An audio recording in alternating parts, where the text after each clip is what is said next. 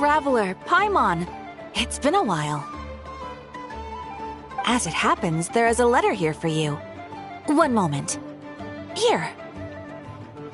A letter? From who? Dear Diary, I'm Kale.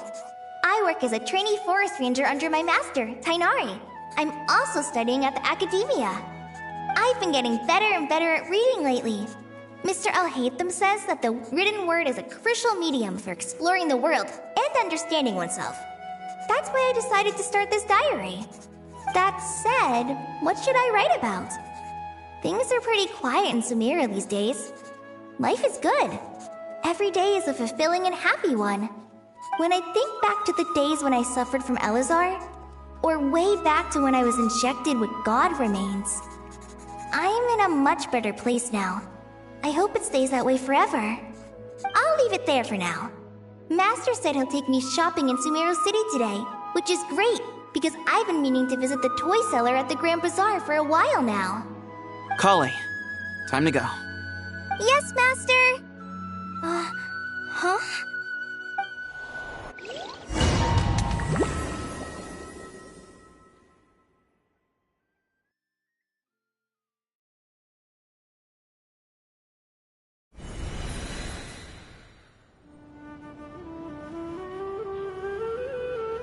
What's wrong, Kale? Is there something on my face? No, sorry. I didn't mean to stare. Did Master Tainari send you to pick me up? Master Tainari? What are you talking about? Tainari is the General Mahamatra. He's probably busy arresting criminals in Sumeru City. I mean, if that's what floats your boat, I can introduce you, but... Wait, Master Tainari is the General Mahamatra? But what about Mr. Sino? Sorry?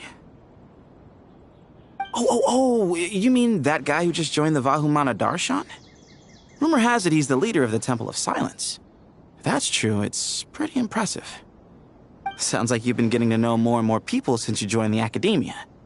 That's great, but don't let your forest ranger duties fall by the wayside, okay? What's going on? Sethos is acting like he's my master, and Master Tainari has taken over Mr. Sino's job. Is this some kind of prank? If so, it's a weird choice of prank. But anyway, Sethos doesn't look like he's joking. What is this all about? Hey, you're zoning out again. I'm gonna buy some tools for the rangers. Why don't you stretch your legs a bit? It's been a while since you last visited the city, right? Wait! He's right. It has been a while since I last visited Sumeru City. Was it always like this? I mean, it feels familiar, yet somehow... something seems different. Is this really Sumeru City?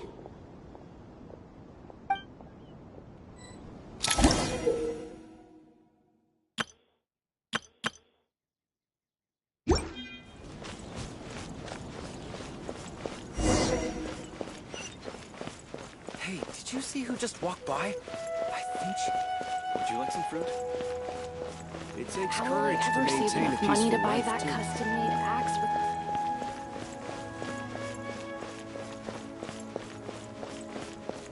I heard that Sage disappears without a trace as soon... Lord Kabe Bay, did you get a chance to review this month's accounts? Any feedback? You mean the version you sent over a few days ago? Yeah, I took a look when I received it. I was thinking that maybe our profit margin is a little excessive. I visited some of our commercial partners last month. Their earnings are very slim. Are you suggesting that we give up some of our profits for them? Well, since we have more than we need, yes. Making money for its own sake is pointless. Don't worry, I've already planned for it, and the numbers look fine. We can adjust the rates starting from next month. Also, about that designer you hired, I've had to revise his proposal 3 times now, but he just doesn't seem to... Let's cut our losses. Pay him his fee and send him on his way. I'd like you to get Layla on this instead. She was Cyrus's student, and she designed the Palace of Alcazarzare. Seems like a much safer choice. Who's sneaking around over there?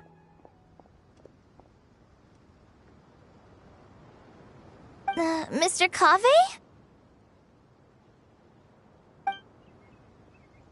Do you recognize this person, sir? Yes, it's all right. We've met. This is Kale, Sethos' trainee. He brought her along the last time I went for drinks with him. What brings you to the city, Kale? Is your master here too? No, this is all wrong! Why is Mr. Cave saying that too? Tainari is my master, not Sethos. This can't be real. I have to ask someone else. There's gotta be someone else out there who still remembers the truth. Hey, wait! Don't run off! How strange. What's gotten into her today?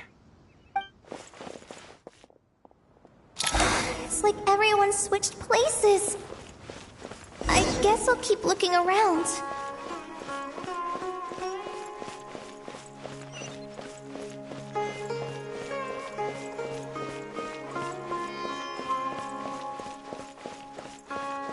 Would you like a cup of coffee? Students are under so much pressure these days. Lots of visitors today, I see. Welcome all. It's been a while. Hey, Rahman. You know that guy who sells face powder on Treasure Street? I haven't seen him around in a while. Any idea what happened to him? Oh, you mean a Hongar? Yeah, he got into a brawl with Shavirme on Treasure Street. He's been banned from setting up shop there for now. Seriously? Oh, well, that's a shame. I was planning to pick out some makeup for you. Oh, don't worry about it. The legendary Flame Mane discussing makeup with the Zubair Theater star dancer. Now there's something you don't see every day. Flame Mane? You know, I'm not actually sure when people started calling me that. Maybe the other Eremites thought I needed a fiercer title to scare people off? To be completely honest, I think the title would fit you better than me, Dia. You think? Can't say I've never imagined myself as a merc. If I ever give up the dancing, maybe I'll head to the desert and give the Eremite life a try. You would? Is that so strange? Oh, not at all. In fact, I've actually had similar thoughts before. If I ever get tired of sleeping out in the wild, I think I might go look for a job at the Zubair Theater. I've adored the dance of Sub-Zeros ever since the first time I saw you perform it. If the chance ever came up, I'd love to try it out on stage for myself. Really? If our manager Sataria heard you say that, she'd hold you to it. Probably grab you by the sleeve and never let you go again. Hey, when that day comes, I'll do your makeup myself. How's that sound? Sure. If the day comes, I'd be honored.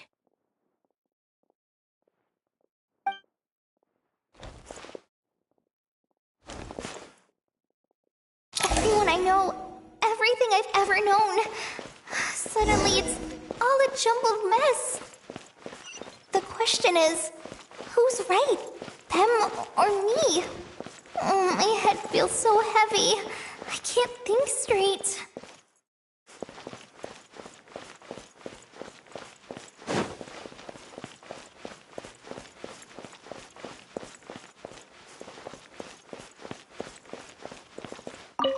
All right, not a single Mora short.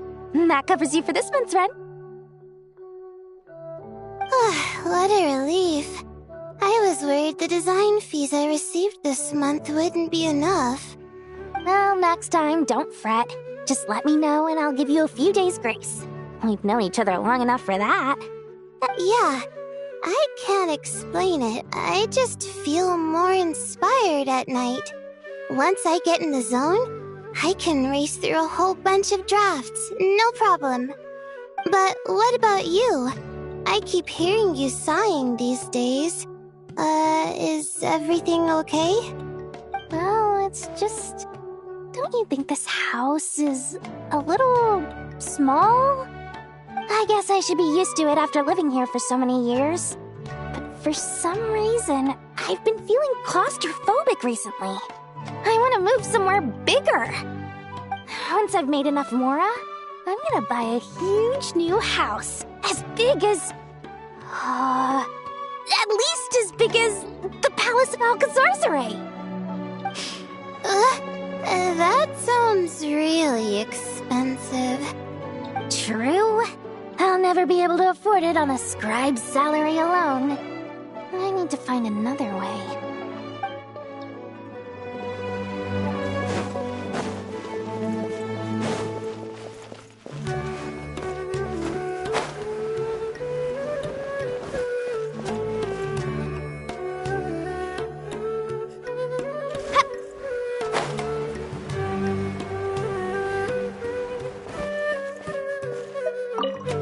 Mr. Sino? What are you thinking about? There's a chapter in King of Invocations where the spirit of someone who died long ago possesses a living man's body. To the outside world, it looks like he's developed a whole new personality. I was just thinking how terrifying that would be for his friends. Imagine waking up one day to find that a friend of yours has suddenly become a different person. Huh? So what got you thinking about that? I don't know, but something feels off. Everything looks fine on the surface, but can human perception really be trusted?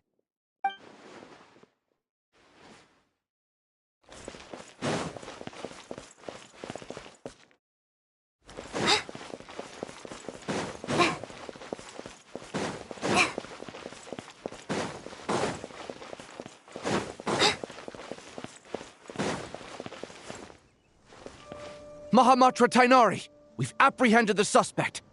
They say that the fool is prone to blind faith, but the wise man is not immune to it either. Suraj, do you have anything to say in your defense? Tainari, you were the one who turned the sages against me. Just a few words of caution from you was all it took to destroy my research. And now you're trying to stop me again? You should know that mechanical life is the future! We must cast aside our useless flesh and... That's enough. I'm not in the mood to listen to your lunacy. Anyone could tell you how amateur your work is. Karina, Ilias, put him somewhere safely out of the way. Yes, sir. Next on the agenda is... Master? What is it? Wait, did Professor Zahahati send you? She's been encouraging me to take on an apprentice. Might be getting a bit ahead of herself there, though. No, Master! It's me! Kale! Listen to me. Something really weird is going on in Sumeru City. It's like everyone's identities have switched around. You're not the General Mahamatra. You're a Forest Watcher. Just yesterday, we agreed to come to Sumeru City today to go shopping together and... All right, there's no rush. Let's back up a little. Your name is Kale, correct? Although this is our first meeting, you do seem strangely familiar somehow. Is there anything I can help you with?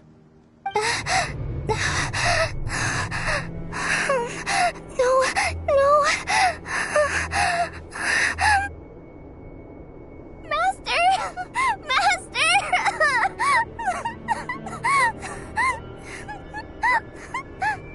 What is it? Huh?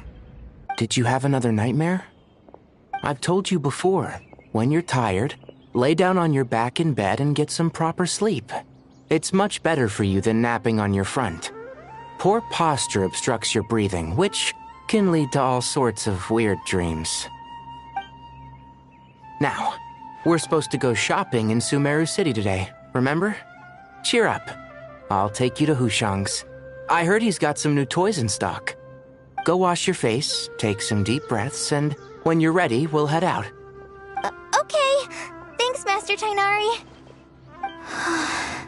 So it was just a dream. And yet, dreams can sometimes be a warning of things that will soon come to pass. Who said that?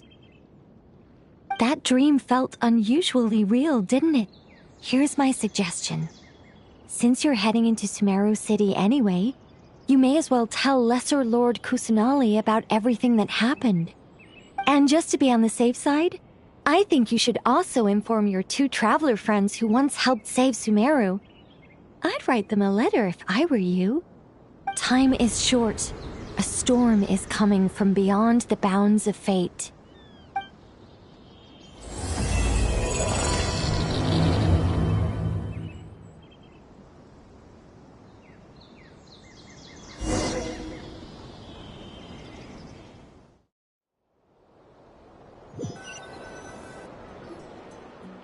What a strange situation.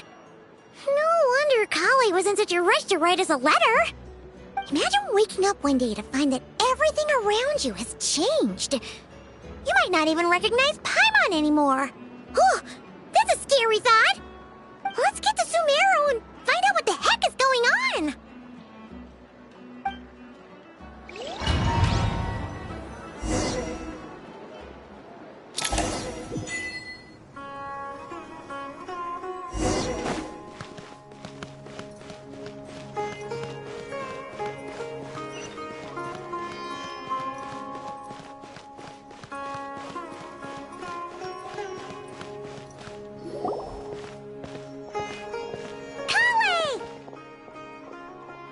Traveler! Paimon! Thank goodness. I'm so glad you made it. Of course. We won't let anything happen to you, Kale. So, what's going on in Sumeru City? Looks like lots of people are moving or something. Yeah, I was just gonna say.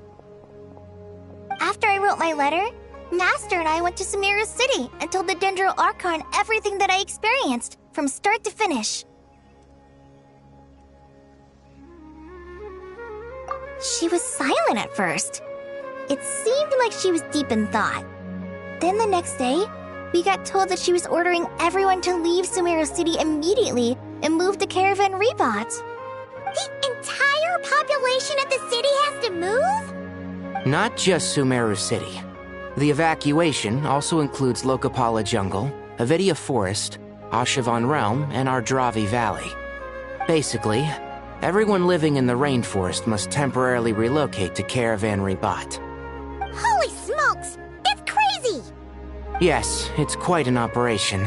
Even if people only bring the bare essentials, the scale is simply enormous. They've requisitioned almost all the Sumpter Beasts in Sumeru for the task, including the entirety of Dori's Sumpter Beast Park.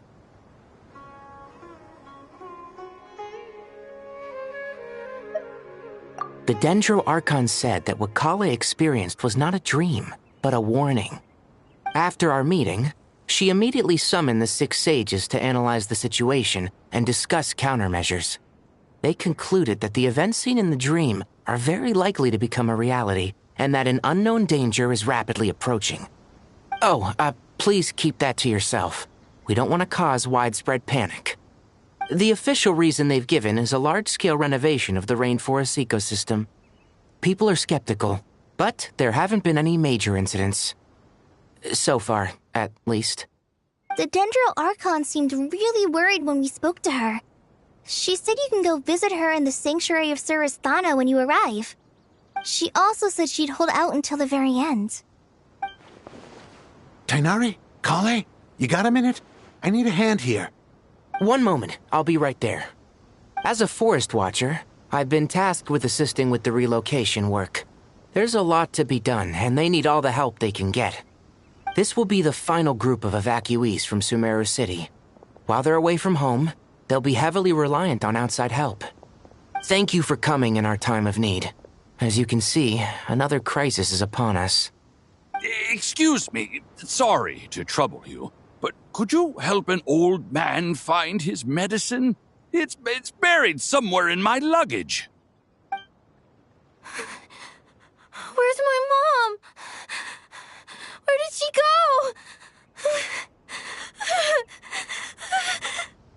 go? Don't worry. It'll be okay. Those items are worth a small fortune. Make sure you store them somewhere safe. You understand? I bet you thought you'd get away with this in the chaos, huh? Guess again. No petty thief gets past me.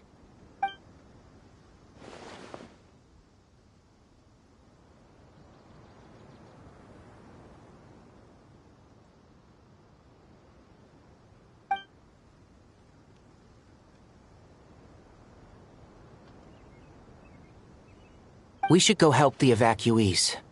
See you around. I'm so glad that you believed me and came all this way to help. It means a lot. Please stay safe. Don't worry. We may not know exactly what's going on yet, but as long as we stick together, we'll find a way through this. Goodbye! Look after yourselves! Will do. See ya!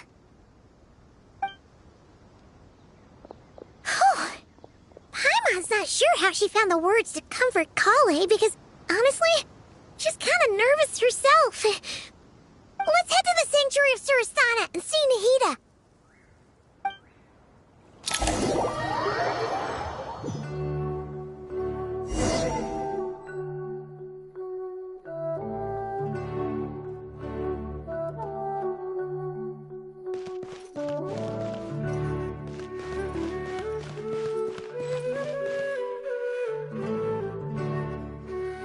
Who goes there?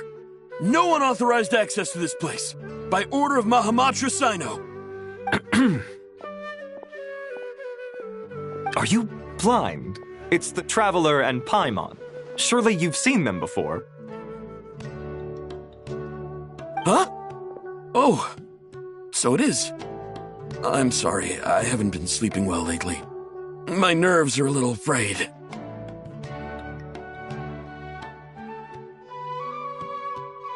The Dendro Archon is in a very vulnerable state at the moment. Mahamatra Sino is concerned that our enemies might choose this moment to strike, so he's ordered us to strengthen our defenses. Just seeing you two again already puts our minds at ease. Please, enter. I'm sure everyone's expecting you.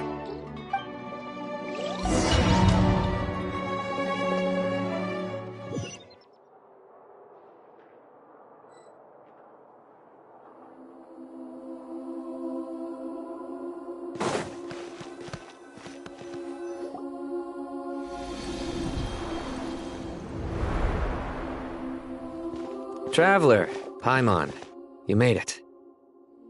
Aha! Perfect timing. Reliable helpers like you are just what we need right now. Oh, it's good to see everyone again. Kale gave us a rough idea of what's going on, but we still have a lot of questions. What kind of danger is Sumeru City in exactly? And how come everyone has to move to Caravan Rebat? At this stage, we can't be certain. We're investigating, but no definitive answers yet. I take it that Kale told you about her strange dream? Yeah. Apparently, everyone in Sumeru City was acting super weird. Even you guys. It was like you'd all switched places. That's right. Kale and Tainari reported the situation to the Dendro Archon. She believes that it wasn't merely a dream, and that whatever it was has something to do with Irminsul. It's a reasonable inference. Only through Irminsul can people's memory and cognition be so significantly modified in such a short time. We don't know why Kale would dream of these things, nor who was trying to warn her. The Dendro Archon decided to connect to Irminsul to investigate more thoroughly.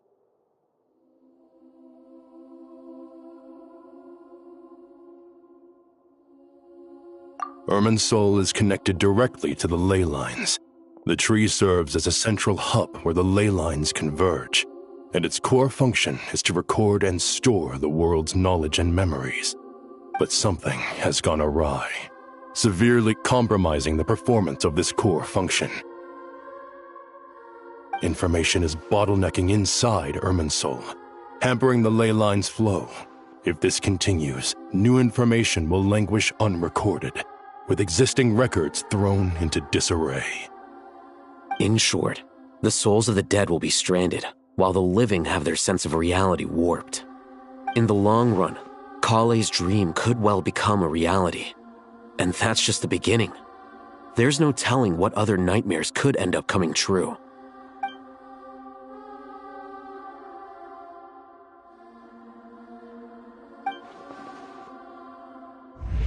I have come this far, to use my death to open the gates of the ley lines to my people.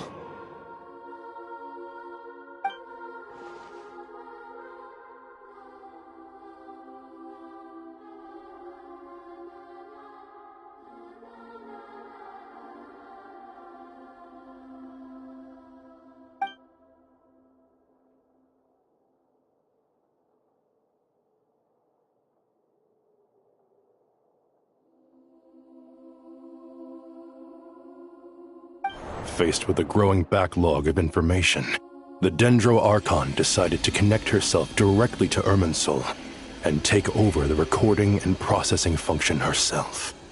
But it is an almost impossible task. Individual brains aren't equipped to deal with the sheer volume of knowledge and memories involved. All that information flooding in at once would instantly fry any human mind. And for a god, even for a god, the suffering must be unimaginable. The Dendro Archon's power originates from Irminsul. Any issue with the tree itself takes a toll on her to begin with. On top of that, she's subjecting herself to the grueling task of processing all that data. It must be torture for her. And despite all of this, she is somehow finding the strength to investigate the Irminsul situation from within and send us her findings. I finished analyzing the latest data. Looks like our working theory was wrong. There's no signs of Irminsul having been attacked from the outside. So it's internal then? Some sort of disease, perhaps? No. I've spent half my life studying the ley lines. If Irminsul malfunctioned this easily, the world would have met its end long ago.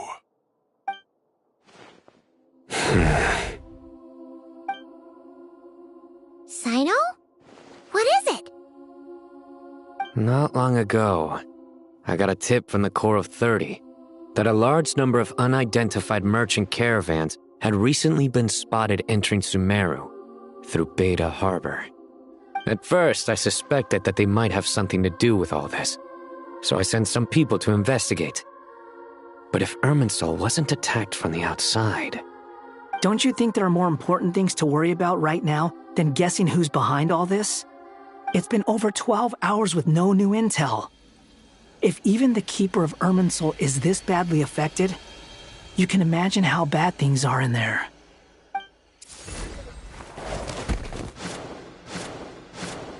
Dendro Archon.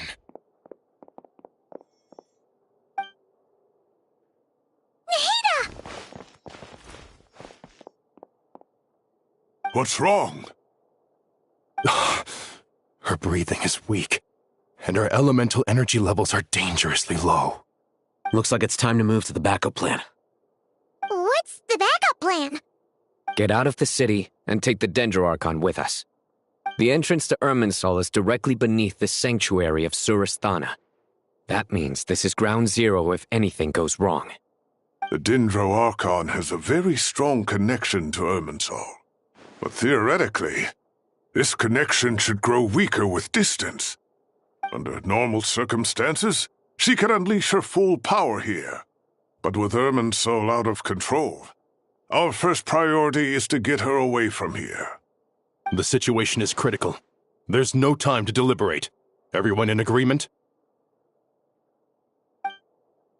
I'll deal with it. I'll also let the Matra and the Core of 30 know to start evacuating.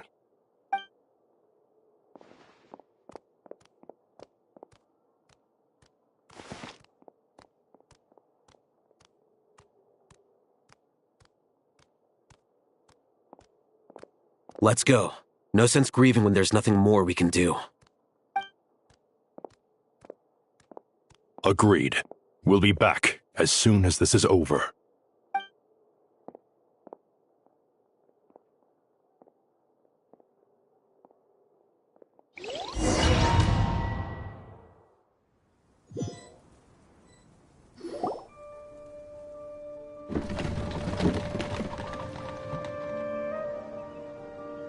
The last group of civilians has been safely evacuated. Dendro Archon's carriage will travel with them. Sino and Hat Guy will protect the convoy. With the Dendro Archon in a coma, we've lost our means of investigating the situation. And with Irminsul still deteriorating, we have no choice but to evacuate Sumeru City. Feels as though we're being pushed along by an invisible hand. Stop moaning, Cyrus. We're the teachers here. We should be showing a little more confidence, don't you think? A wise judgment. Let's move out to Caravan Rebot.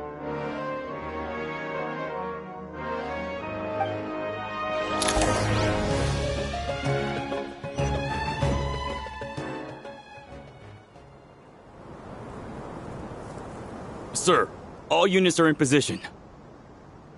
Good. Everything is going to plan. Interfering with Sumeru City is a necessary step, so do not hesitate.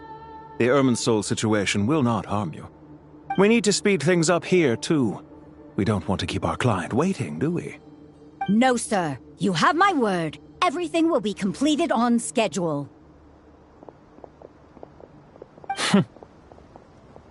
They say that fervent ambition attracts the favor of the gods, and with it, a vision. But we appear to be the exception. So, is our ambition not strong enough? Or does it threaten the very foundations of this world?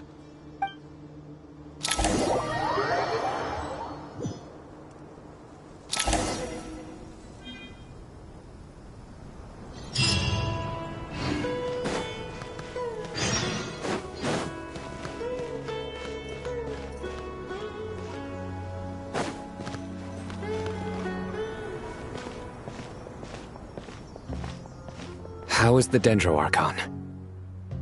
Her breathing is steady. I prepared some therapeutic incense for her, but it hasn't had much effect. Her vitals are still very weak. Based on the information you've provided, I have a working hypothesis. Her condition is partly due to Irminsul's influence, and partly due to a physiological imbalance caused by the rapid depletion of her power. Elemental energy usually flows through the body at a relatively constant rate. The body grows accustomed to this rhythm, so when it's thrown out of balance, physical symptoms will appear. Is this similar to the ley lines? Overloading and withering both directly affect their vitality, potentially causing irreversible damage. Correct. From a biological perspective, if you overexert yourself, you pay the price with your life. The Dendro Archon is not only drained of power, but her life force is at a critically low level. Is there any way to restore her health? I know the ley lines have strong self-healing abilities. As long as any blockages or pollutions are dealt with, they can quickly regain their vitality. But what about people? Well, gods. What's their capacity for self-healing? Before we think about that, there's a bigger predicament to resolve. Restoring the Dendro Archon's power requires us to heal Irminsul first. But that will be extremely difficult without the Dendro Archon's power. Paimon's already getting lost here.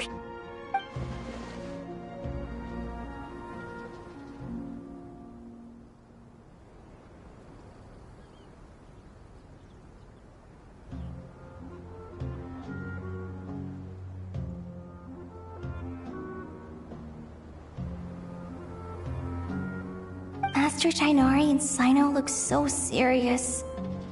I've not heard Master speak in this tone for a long time. Tainari.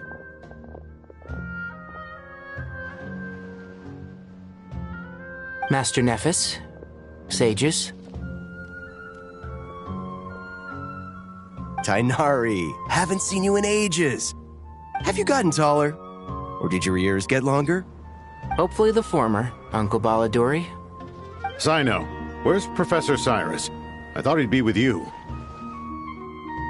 He went out into the wild to investigate the situation. He said that the Irminsul anomaly will likely start to affect the real world soon. He shouldn't be trotting around alone at his age. Which way did he go? I'll look for him later. Would someone mind introducing us? Ah yes, of course. Allow me to do the honors. I'm sure we're all familiar with the Traveler and Paimon. They're the heroes who helped foil Azar's conspiracy and save Sumeru. These gentlemen and I are the 6 current sages of the Academia. Balduri and I are part of the Old Guard, while the other 4 took office after Azar and his clique fell from power. We have Sage Alkindi of the Spantamad Darshan, Sage Farnas of Kasharawar, Rataoist Sage Shakir, and finally Haravatat Sage Rusht. Nice to meet you all!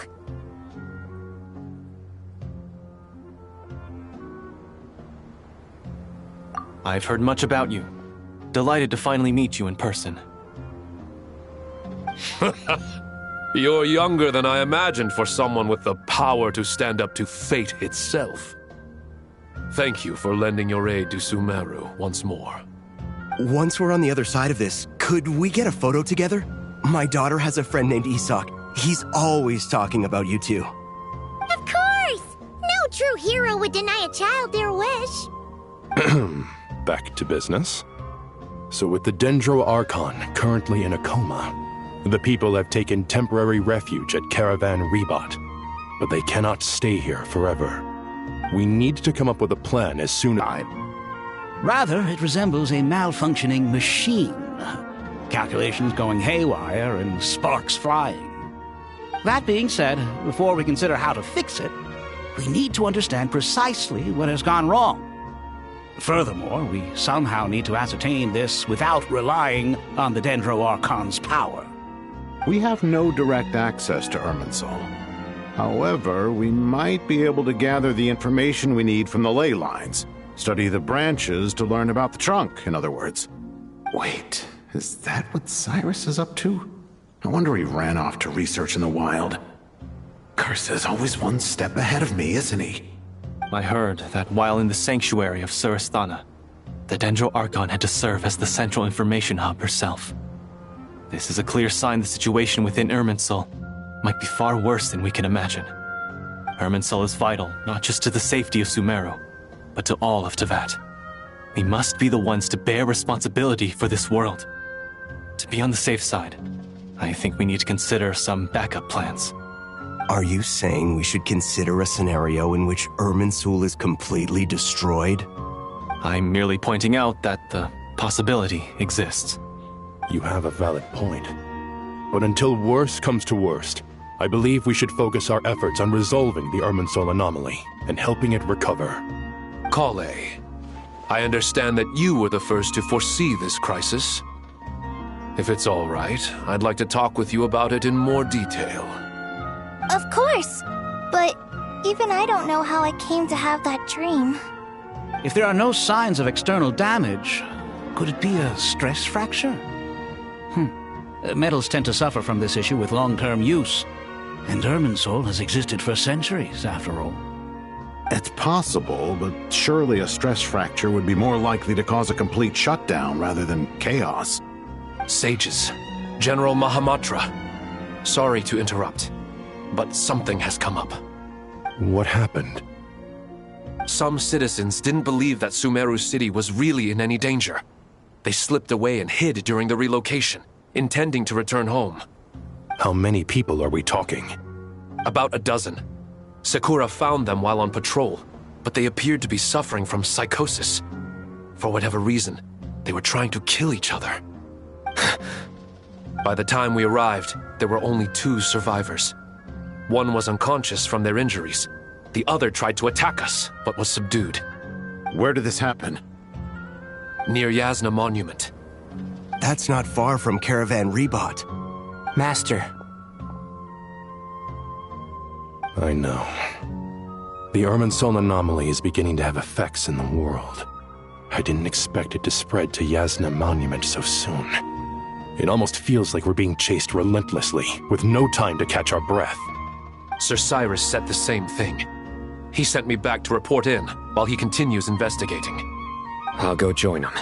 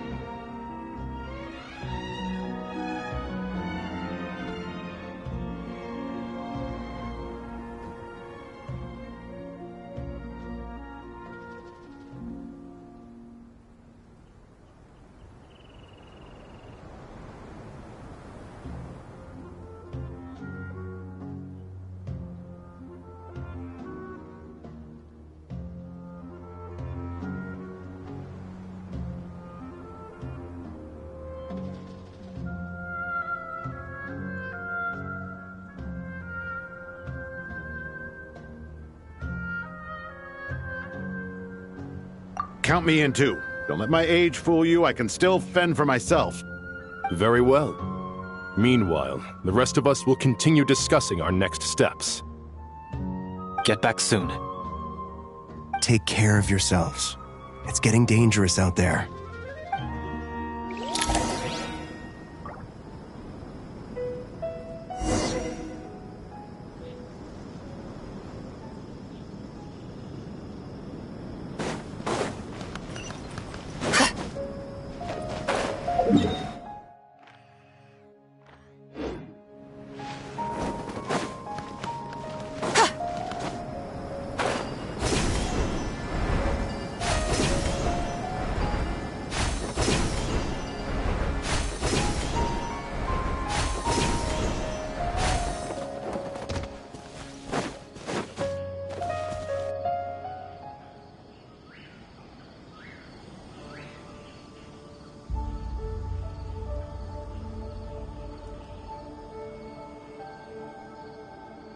Please, don't go any further.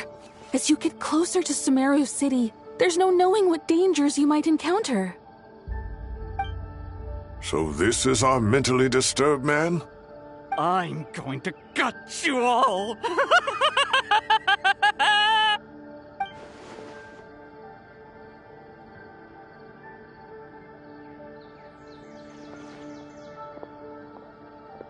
Cyrus, you didn't even bring a single guard? Do you think you're some sort of warrior? It's fine. Come here and look at this. Oh, it's...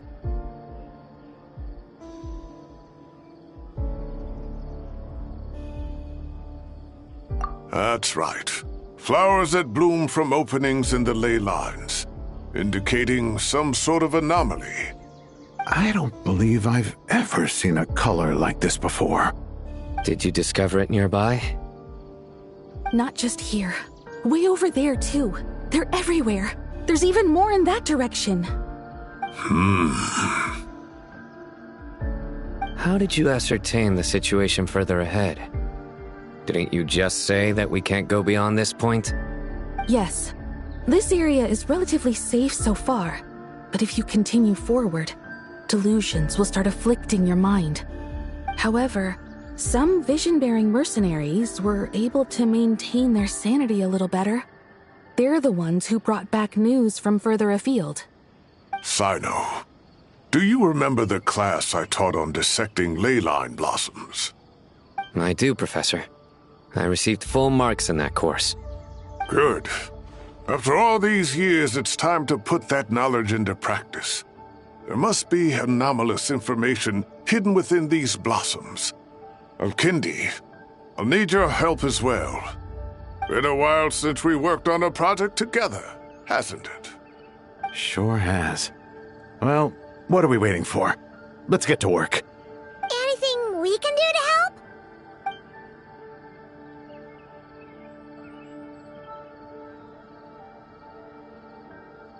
Will you need my help?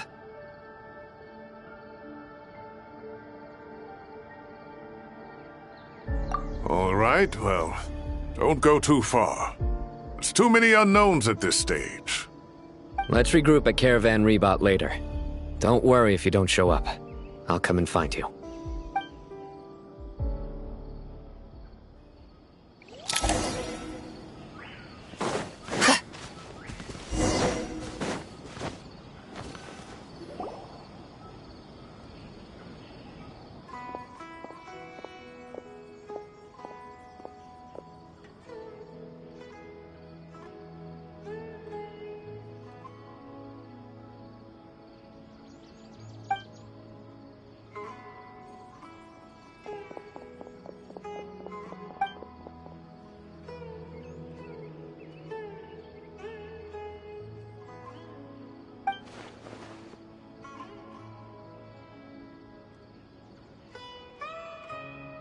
That should be the heart of Oasis. All we need to do is light it with the fire seed, and it'll restore a pep with elemental power.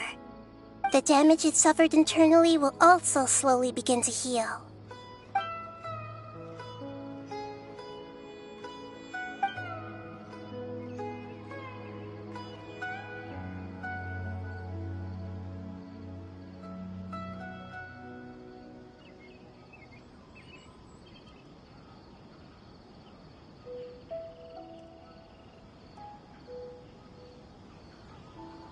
What is it?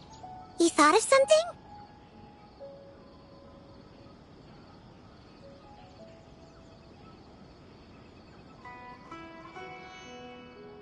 Really? Then let's get back and tell the others!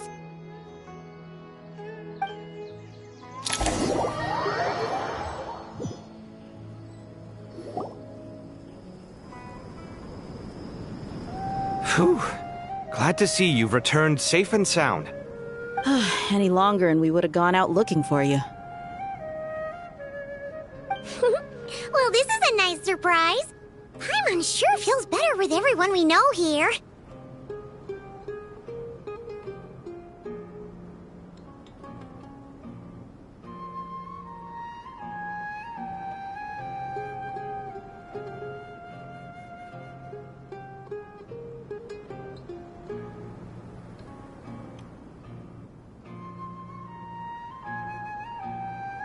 We've made some progress, so let's start by giving you and Paimon a quick update. By dissecting the ley line's blossoms, we've been able to deduce that although Irminsul is experiencing an anomaly, it has not completely rejected access from the outside. The Dendro Archon has the power to connect to Irminsul, but there's also another way. I assume you recall the devices everyone was wearing when you first arrived in Sumeru? Devices? Oh, wait. You mean... The Akasha terminals? That's right. Of course! It's been so long, Paimon almost forgot all about the Akasha. Wasn't it shut down, though? Yes, but although the system isn't currently operational, the technological infrastructure is all still there. And it turns out that a certain someone gets so bored at work that he's actually read through every single one of the instruction manuals. No prizes for guessing who that was. If praising others is that embarrassing for you, you can simply spare yourself the ordeal. As much as it pains me to say anything nice about him, there's no denying his intelligence. He rarely forgets anything he's read. The Akasha is exactly what Sumeru needs at this moment. Between us, we should have all the knowledge and expertise we need to get it up and running again. But if I recall correctly, doesn't the Akasha need a Gnosis to function? That's exactly right. The Akasha relies on the Gnosis as a power source, and in its absence, we'll need to find an alternative. To tackle this problem, it looks like we'll be relocating once again. Mainly to the Temple of Silence. Ring any bells? It's the only major institution in Sumeru dedicated to preserving the knowledge of King Deshret's civilization. You might find the answers you're looking for hiding there. I agree. There's a good chance. Master Nephis and the other sages have discussed it. As the chaos from Irminsul continues to spread, Caravan Rebot won't be a safe haven for much longer. We have to move into the desert next. The scholars and sages will head to the Temple of Silence, while the civilian population seeks refuge in Aru village. The Eremites will keep everyone safe during the journey, and Candace will be there to receive us at the village. This leaves us just one thing to worry about. That Dendro Archon. She's very weak. We can't afford to wait until Irminsul is fixed. There has to be another way to help her. Huh. Well, luckily, the Traveler had a eureka moment while we were out investigating. Really? Wow, nice one, Traveler. Let's hear it. What say our Amorta experts? Theoretically, it's feasible. From what you're saying, although elemental life and elemental energy have their differences, the Dendro Archon has explicitly stated that she can imitate the power of the former. In which case, as long as Apep is willing, she should be able to convert her own power into a form that the Archon can use. It wouldn't be difficult for her at all. The only problem is convincing her to help. Yeah! Even though she wasn't exactly friendly the last time we met, she didn't refuse to talk with us. When she realizes the danger that Nihida is in, surely she won't turn a blind eye to it. Well, hopefully not. Either way, we're not exactly spoiled for choice here. Hey, it's better than having no options at all. I agree. Without Irminsul's aid, the legendary Dendro Dragon Apep may well be the only living thing in Sumeru who can help our Archon recover her power. There's no time to lose. I'll bring this proposal to Master right away. If he and the other sages agree, we'll split into 3 teams. The academics will go to the Temple of Silence to look for a solution to the Akasha problem. The Eremites will escort the civilians safely to Aru village, and the Traveler and Paimon will take the Dendro Archon to see Apep. There's still a long road ahead, and no knowing if we'll make it. But at least we have a direction now. I'll take it over floundering around in confusion. If there are no objections, then let's proceed. But before we adjourn, I would like to leave you all with some parting words. No matter the distance between us, there will always be an invisible force tying us together. May the bonds forged in the past shine bright like stars and open a new path before our feet. Huh. Is that from King of Invocations? No. This one's from King of Invocations, the sequel. What's the difference? The sequel's much cooler, Couldn't agree more. Well, it was very apropos. Once this is all over, I'll give everyone a copy of King of Invocations and the sequel to show my gratitude. Come on, let's get moving.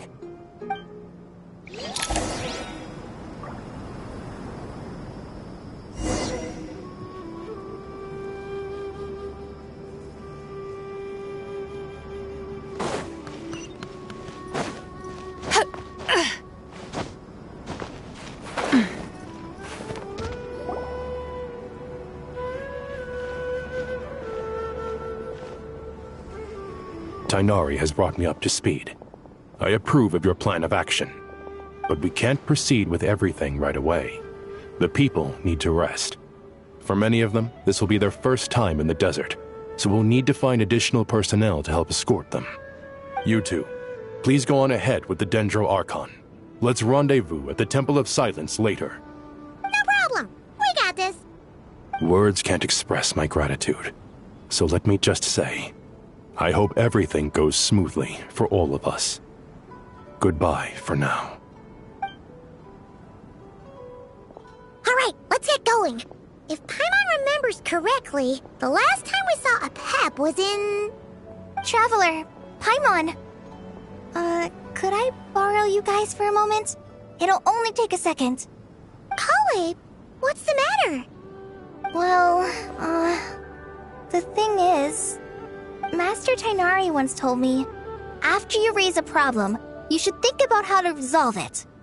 But ever since I had that dream, I feel like I haven't been of any help at all. I tried my best to keep up with the conversation, but there was so much new information, I couldn't take it all in. So, I just wanted to ask, do you have any tips for me there? Paimon knows exactly how you feel. But fear not, everything you need to know is right here in Paimon's notes. Sumeru chapter. It's got tons of info about all the things we've seen and heard on our adventures. Some parts are a little simplified, but hopefully it all makes sense.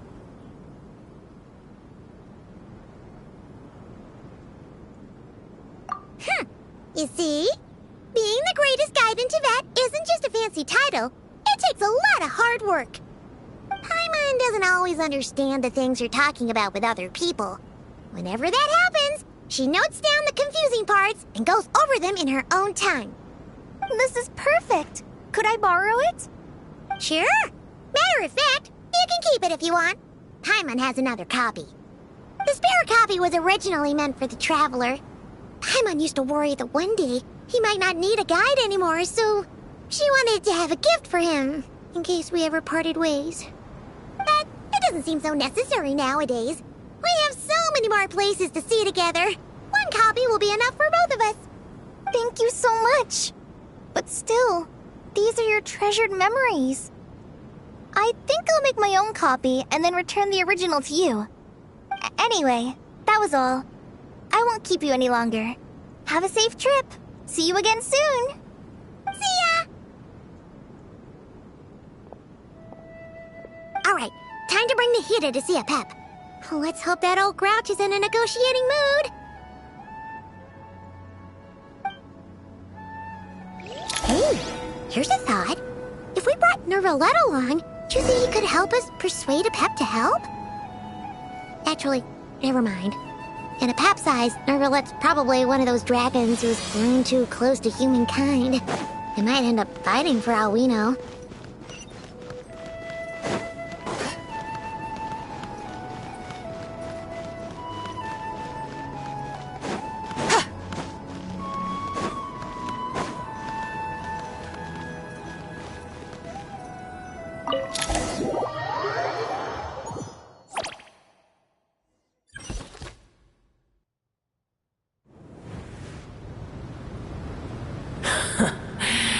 I had a feeling your kind might come calling.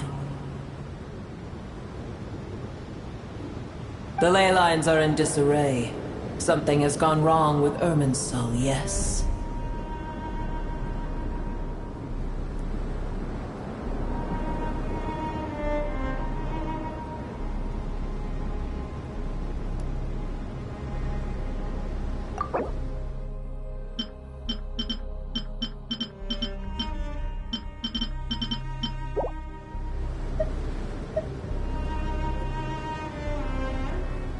Even from a great distance away, I can sense that Sumeru is headed for destruction.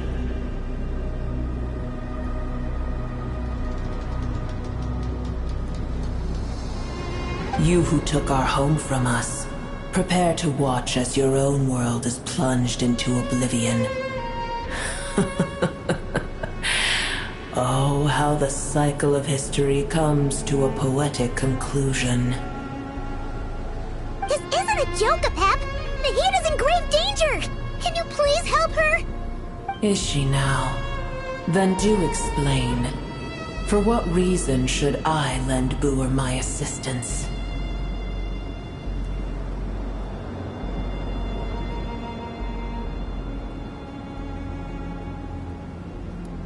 Be not mistaken. The fate of Sumeru is of no concern to me. I am neither the god of this land nor its guardian. I may have given my tacit agreement as your kind built homes here and multiplied for generation upon generation. But that does not mean that I bear any responsibility for Sumeru. Tiny Booer, puny humans. In my eyes, all of you are but intruders who followed in the wake of the heavenly principles. I am not obliged to be your savior.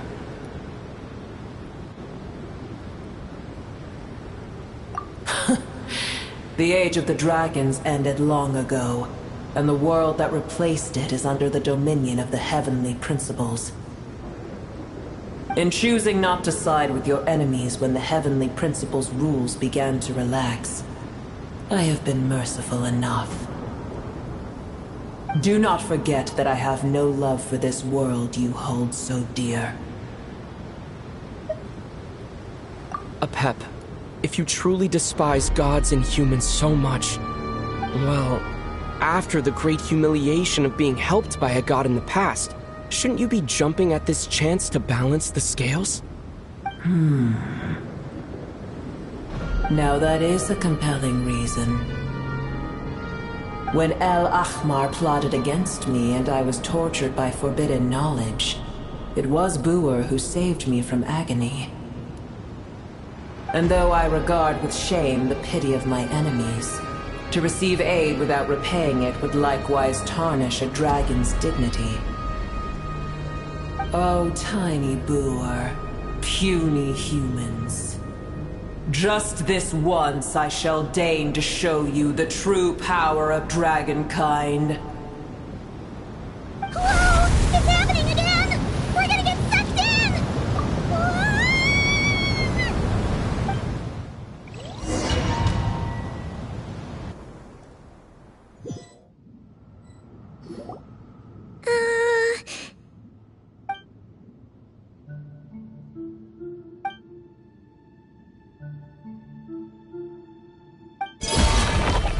It is done. The heart of Oasis is supplying her with life force as we speak. It shall not be long before she recovers. But I should warn you. Booer's existence is closely intertwined with Irminsul. Unless the issues plaguing it are resolved, she will never completely recover her former strength. Oh, thank you. Spare me your words of gratitude. You may also spare me your feigned concern.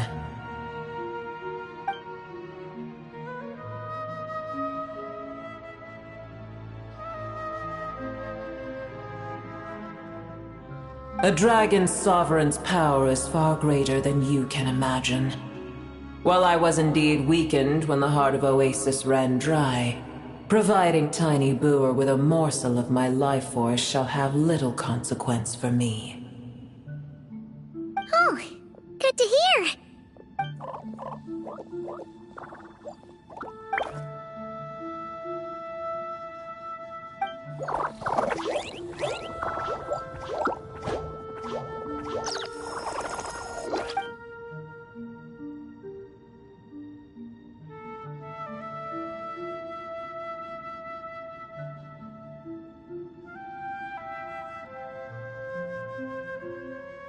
Ever held in high favor, I see.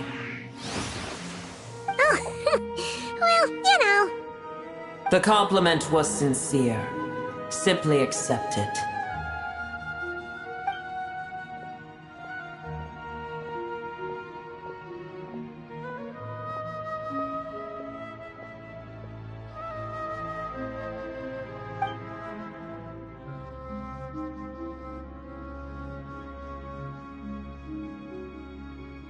I did once.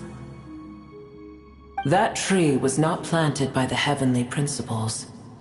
Irminsul existed before they ever arrived in Tevat. What? There was a time when it belonged to Tevat, to dragonkind. Its appearance and function then differed greatly from today. The ley lines flowed with an abundance of a familiar, primitive form of elemental energy. You may know it as the power of the Light Realm. The heavenly principles usurped and refashioned Irminsul, made it serve humanity, and used it to anchor the fate of the world. Yet in the end, humanity has failed to protect it. Heavenly principles, God of gods. It makes me sick. The enmity between your kind and mine can never be bridged.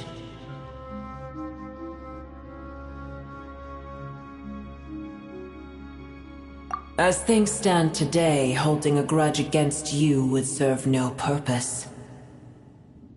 But there will come a day when we reclaim this world for ourselves. The opportunity will arise no matter how long we must wait. I can already sense that far away from here, the Hydro Dragon has wrested his authority from the hands of the usurpers.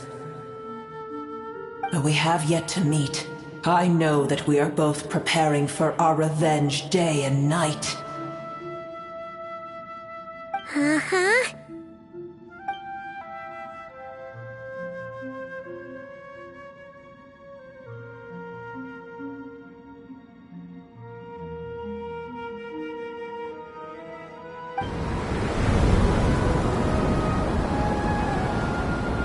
I hear a great disturbance out there. Huh? What is it? Sandstorms come. The Jinn. I see.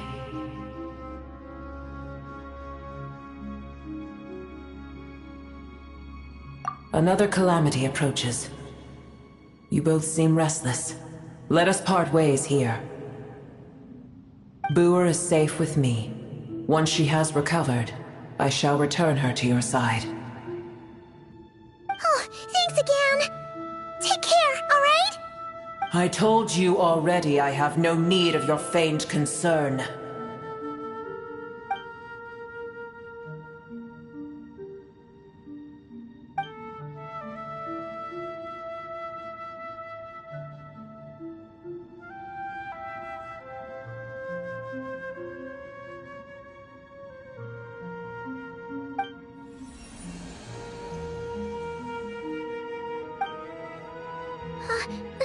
Mahita?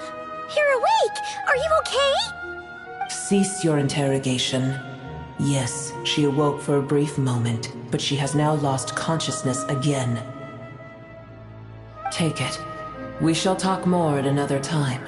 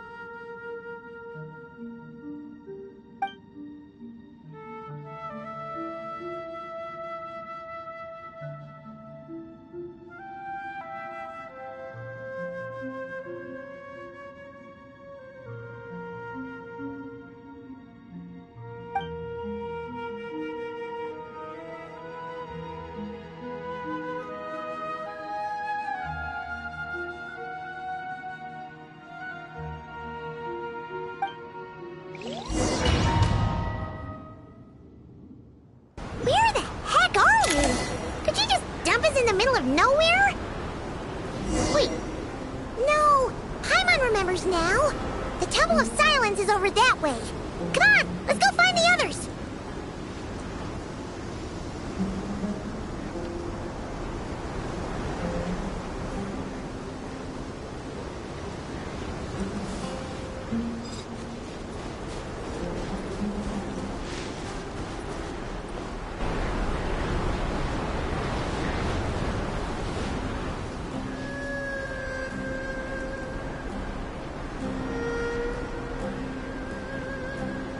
There's no need for everyone to stay here.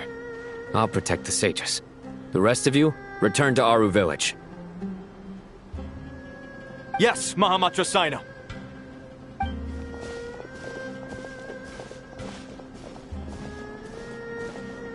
Sino!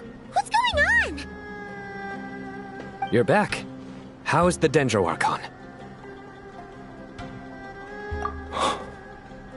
What a relief.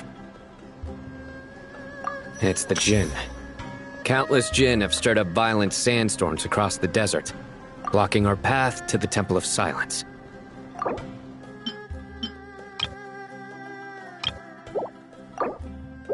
Tainari and Kale have returned to Aru village to help. The Jinn are being highly aggressive, so both the village and the merchant caravans require protection. It's just one thing after another. Where did all of them come from anyway? In all my trips to the desert, I've never seen anything like this before.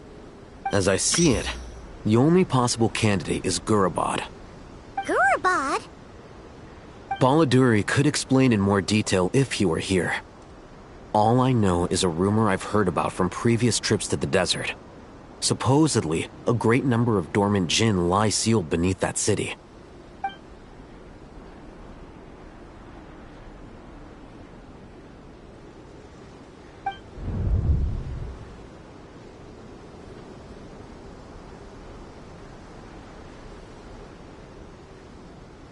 Gurabad is, for me, a fated land. I must therefore return back to this city, where my destiny awaits me still. My master, I am sorry that I couldn't stay by your side for long, and that I could not have more time to get familiar with you. Lilipar.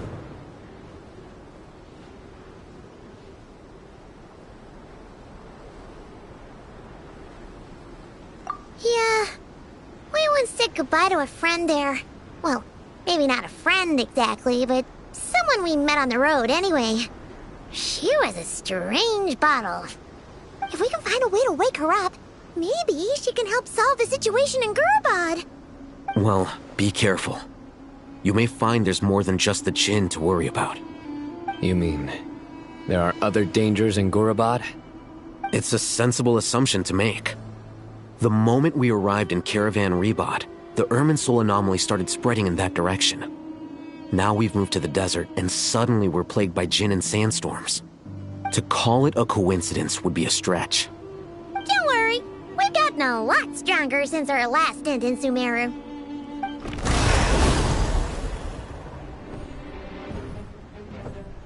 Ah! When did they show up? It appears the monsters native to the desert have been stirred by the Jinn's activity.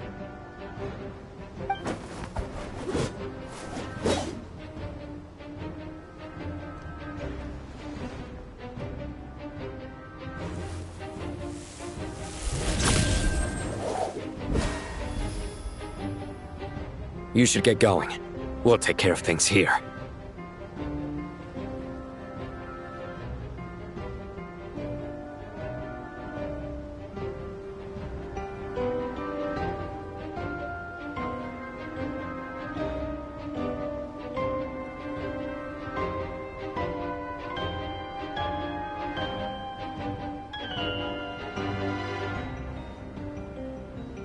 You too.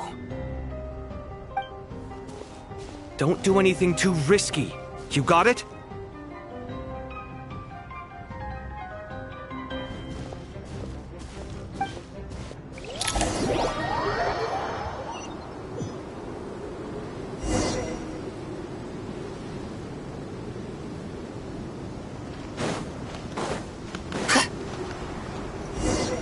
The Jinn are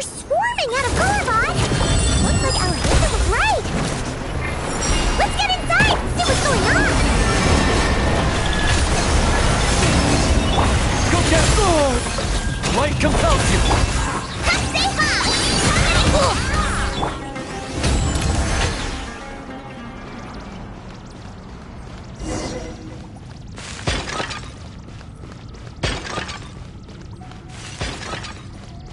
They just keep coming! How many of these things are there? We'll never take them all around! Let's just head further inside for now!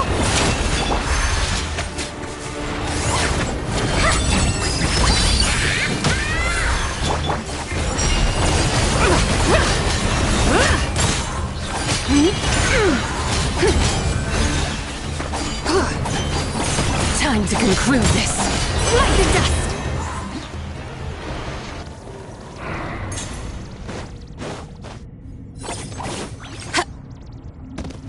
Target spotted! All units at the ready. The Patchouli! They must be using this place as a stronghold! Are they the ones behind all this? Be cleansed! The sky's clear! The glazed moon shines! Fighting Jin with one hand and Patchouli with the other? This is pure chaos!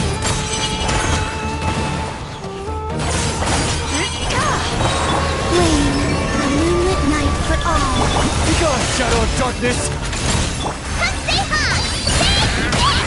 Die like a gemstone!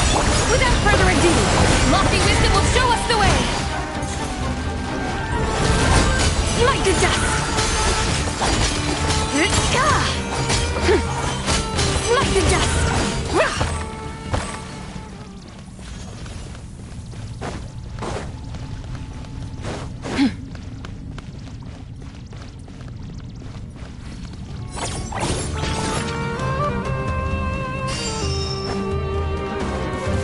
I'm gonna fix your job!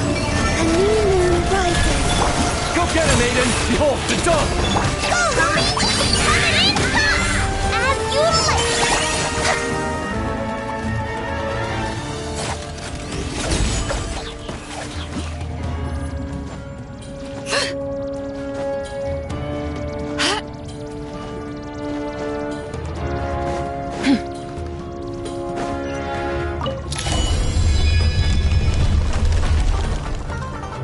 You see that strange machine? Paimon has a sneaking suspicion that that's the thing wrecking Gurabad and setting all those dangerous Jin free!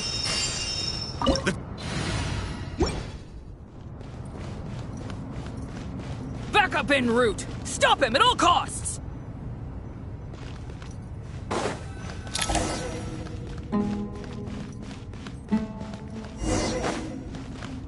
Careful! They're back again! Begone, shadow of darkness! Come say hi! Like it or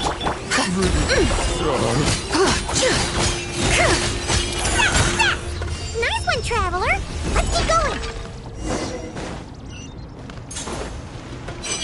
The sky's clear! The glazed moon shines!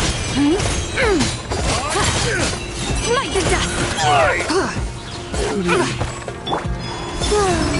Three moons converge. Light compels you! Go, homie! Coming in hot!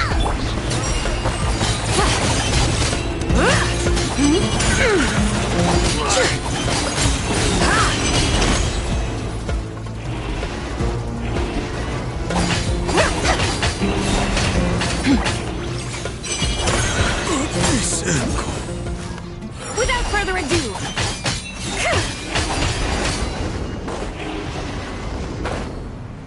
lofty wisdom will show us the way! This hunk of gem's gone kaput! Now we can finally... It seems my subordinates failed to stop you in your tracks. Apologies, sir. There is no need to apologize. You did well to hold your ground against such a powerful adversary for as long as you did. I must commend your courage and perseverance. So, you're in charge here, huh? First the problems with Irminsul, now this mess in Gurabad? Are you the ones responsible for all this? I'm afraid I cannot answer that. I assume you aren't naive enough to expect answers from an enemy. Oh, this guy is so snooty! However you want to spin it, you're clearly involved in this somehow. So you can either start talking, or we'll have to make you talk. Let's get him! Traveler? What's wrong?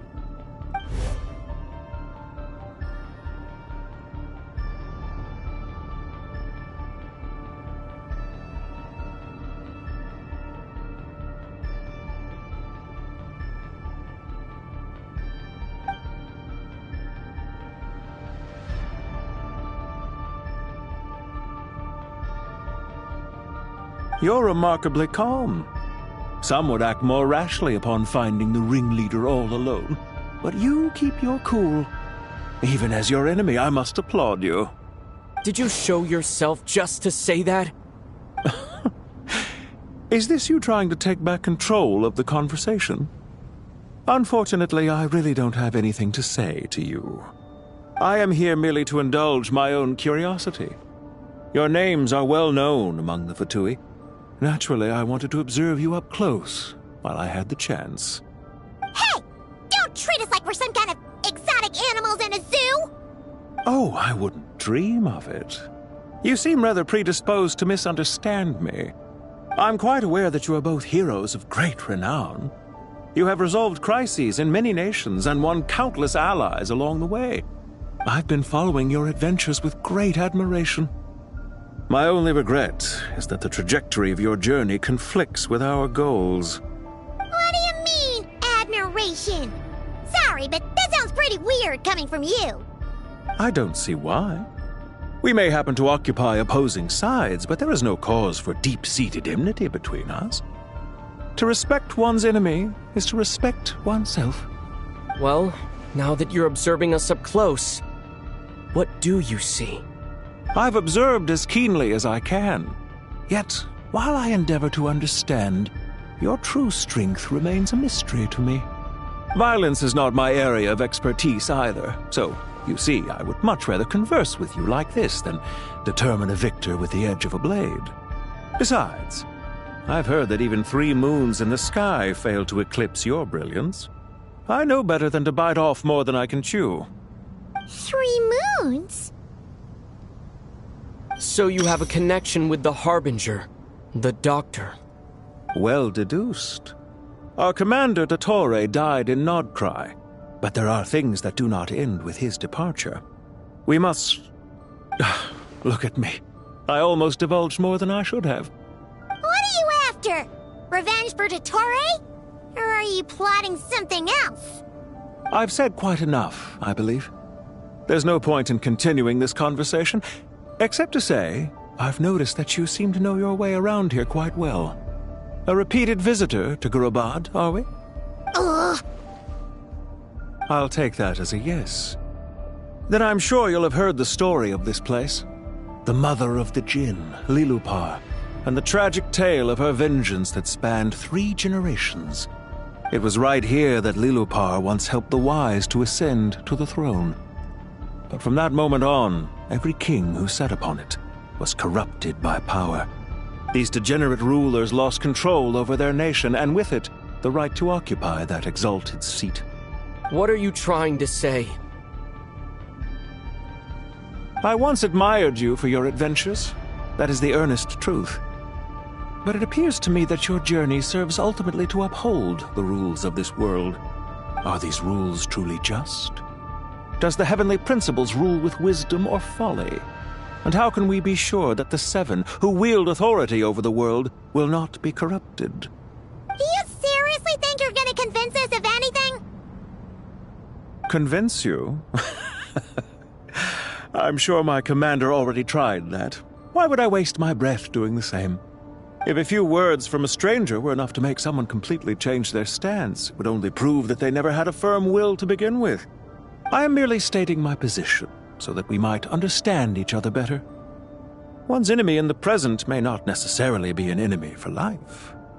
As for what game I'm playing here, I'm simply buying some time. But now I must bid you farewell. It was a wise decision not to attack me immediately. Since you did not fall for my ambush, I will now have to ask those in hiding to reveal themselves. Leave this to us, sir. Very well. I trust you to do what is necessary. Stall him while I execute the next step of the plan. Sumeru City, Irminsul. Hey! Stop right there! Don't you dare leave without explaining yourself! All units, stop them! Protect the commander! Did you hear that? This time. He mentioned Sumeru City and Irminsul! He definitely knows something! We can't let him get away! Get rid of these pesky soldiers! Quick! Rear guard to the front! Don't let them through! Get that thing in position! Hold on! Just a little longer!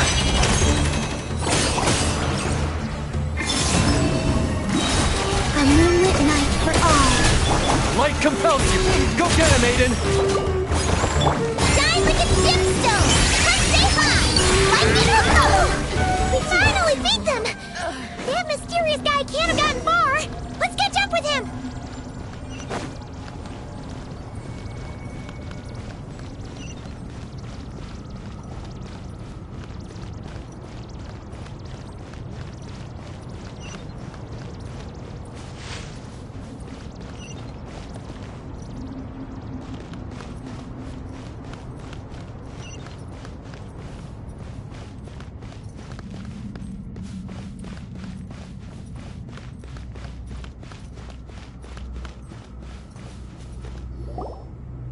Him!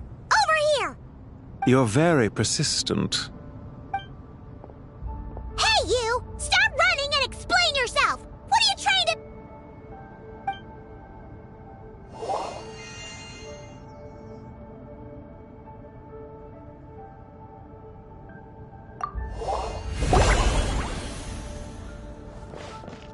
What's this? Relax. A small trap like this won't be enough to hold you. The sandstorms from Gurabad will die down soon enough, but this small window of time was all we needed to launch the next phase of our plan.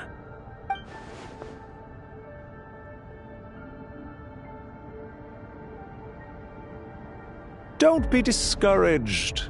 I knew that someone would come here eventually, so I planned ahead. Where to chat with you, which door to exit from, even which mechanism to wait by for you. I thought through every detail. You, meanwhile, know nothing of who I am. So far, you've only heard my voice, and for all you know, it may not even be real. But not to worry. This is only our first meeting. It shan't be our last. Just answer me one last question. Why do you continue to follow Dottore? He has conducted countless cruel experiments, even on his subordinates. Follow isn't quite the right word.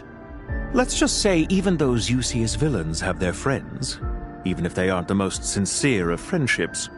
When any set of rules is established, there will be those who benefit and those who lose out.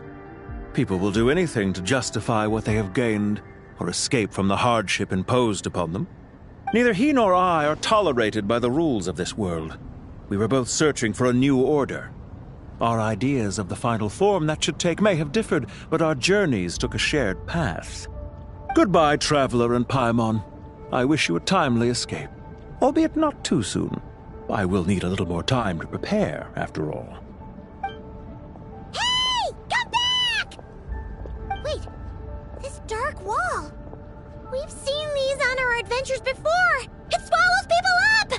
Oh, I'm sorry. She shouldn't have jumped the gun!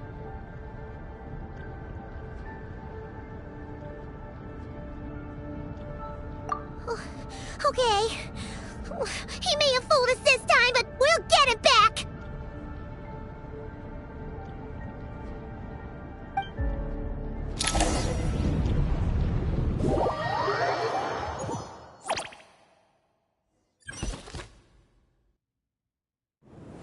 Sino and his team are guarding the north. We'll take this side. There's so many Jin. We can't let them get into Aru Village. Don't fret.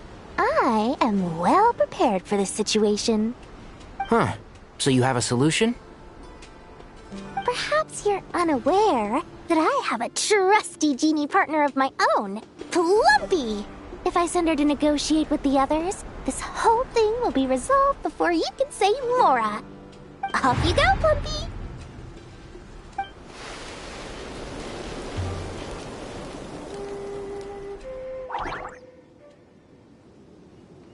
Come on, what's the holdup? 5,000 Mora. 20,000 Mora.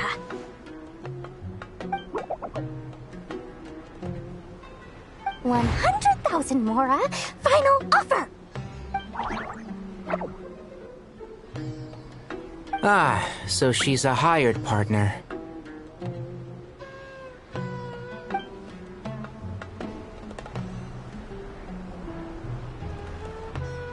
Hired partners are reliable too. Plumpy here is a highly skilled negotiator. You'll see. Just a few words from her and...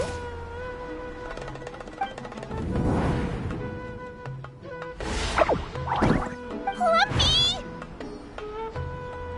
Don't you, Jin, have any respect for the rules? This was supposed to be a negotiation! How dare you treat my messenger like this?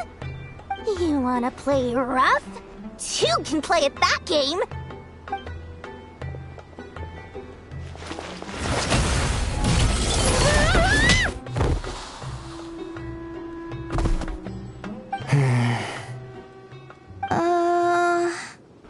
Looks like it's up to us now. Be careful, Kale. Yes, Master.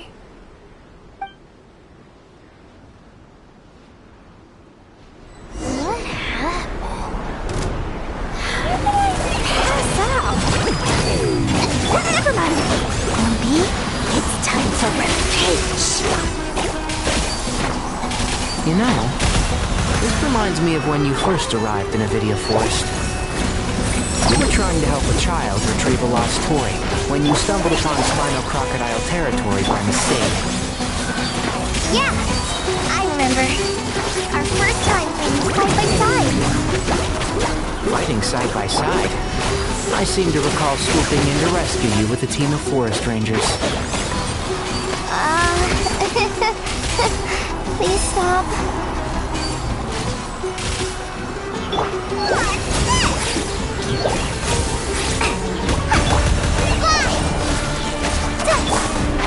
Can't see?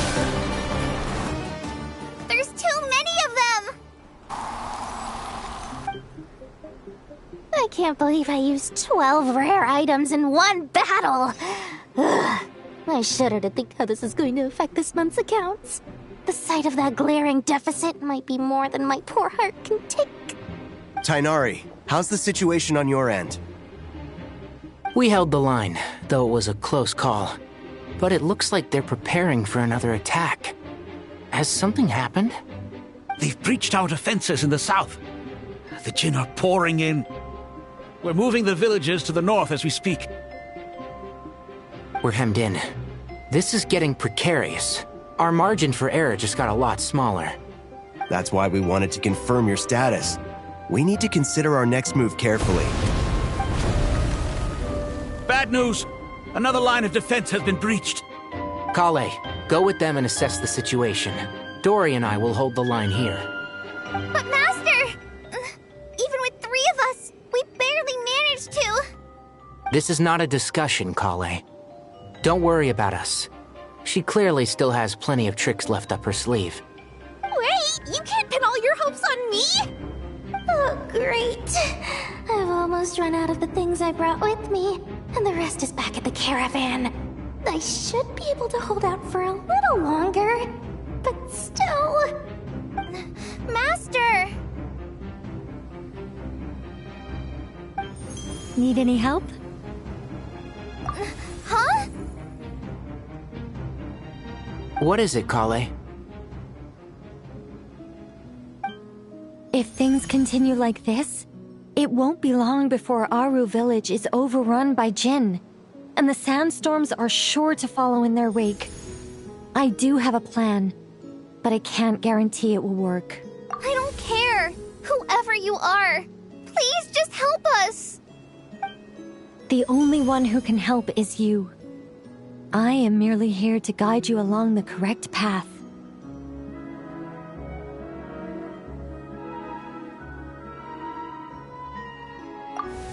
I am a spirit created at the beginning. I am a flickering illusion. I am the shimmering light that flows from the eyes of the Creator.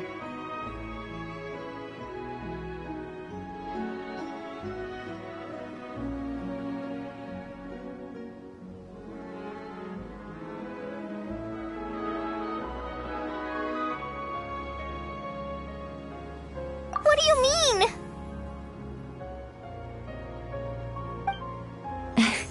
It doesn't matter. You don't need to understand it.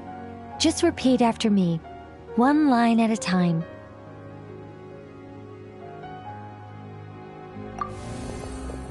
Watch out! Jin incoming! I am a spirit created at the beginning.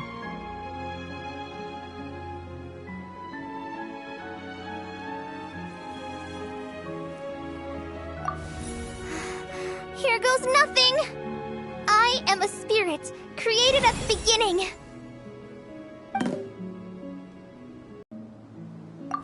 I am a flickering illusion.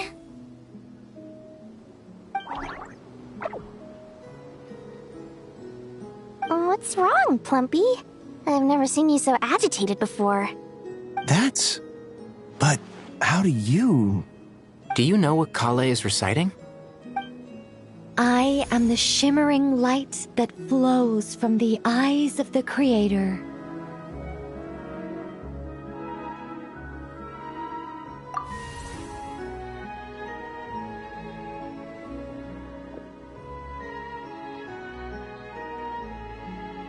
I am the shimmering light that flows from the eyes of the Creator!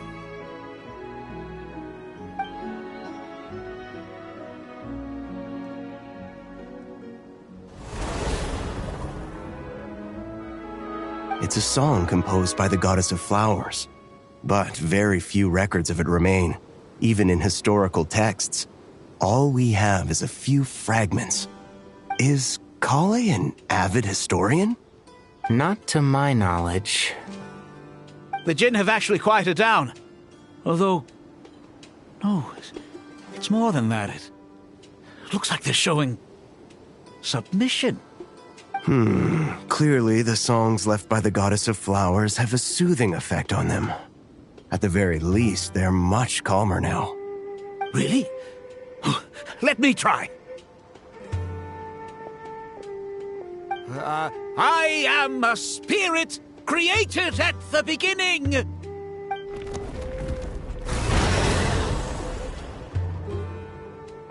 Don't stay away. I'll stop. I'll stop. It seems like the song only works when Kale recites it. But why? Kale.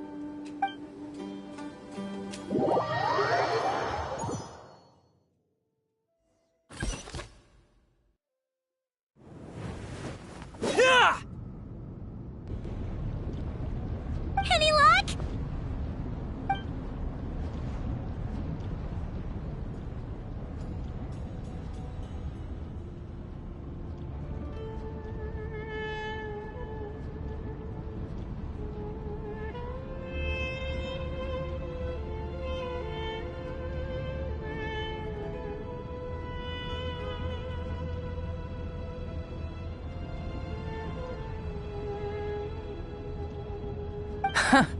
When I heard that loud rumbling in the distance, I thought the shifting sands had bust open the gates to some ancient treasure vault.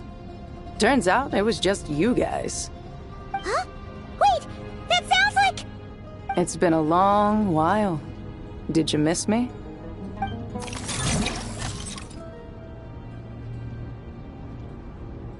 Jet! Ben! Let's save the catching up for later. First, I gotta get you guys out of there. This should be the right mechanism. Ben, can you handle it?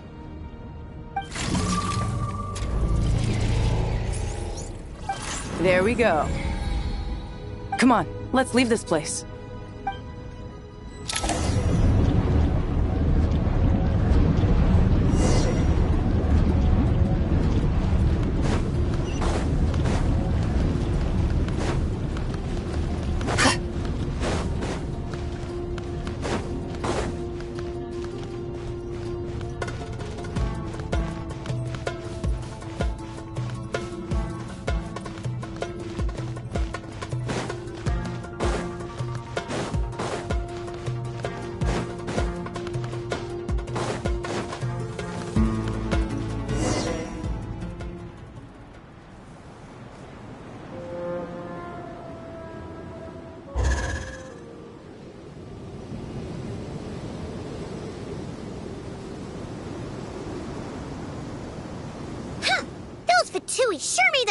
cares? It's like they were never here! The Fatui? They came to the desert again? Yep. No idea what they're planning this time. They were being very coy about it. How have you been, Jet? Well, since we last met, I've started my own band of mercs. We've actually made quite a name for ourselves. Oh, yeah. On a slightly different note, I have some good news. I finally took care of Masaira. Not much to write home about. It was just another day. Found his hideout. Dragged him out of his cozy little bed. He tried to talk me into seeing his point of view, as usual. But I'm way past that by now. There was nothing he could say to save his life.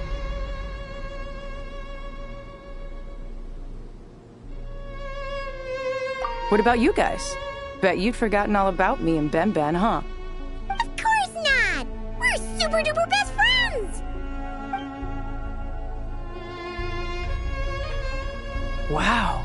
Sounds like I should make time to visit some other nations too. Anyway, what brings you to Gurabad? Oh, right. Paimon almost forgot. We're here to look for Lilupar. Oh, that bottle? Yeah! We need her power to calm the Jinn and stop the sandstorms. Here's hoping we actually manage to find her, after all the trouble we've been through. Surely with everything's been going on in Gurabad, she must have woken up, right? Only one way to find out.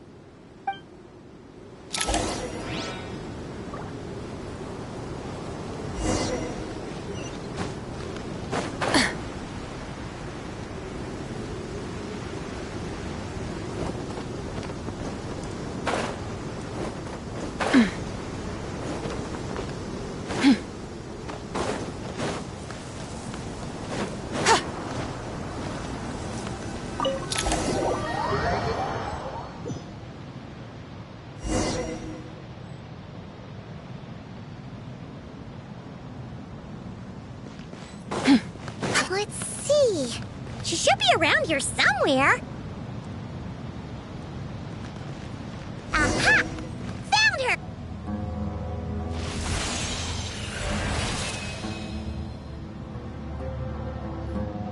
Lilupar! What a long dream that was. It's been a while, my master. Oh, and you're here too, little wildcat. The four of us back together again. Imagine that.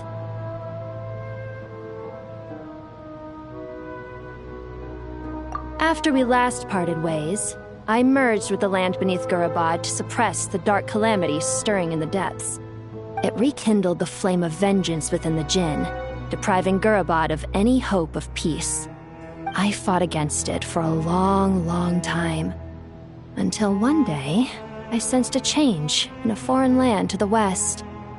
Suddenly, the pitch-black abyss fell silent.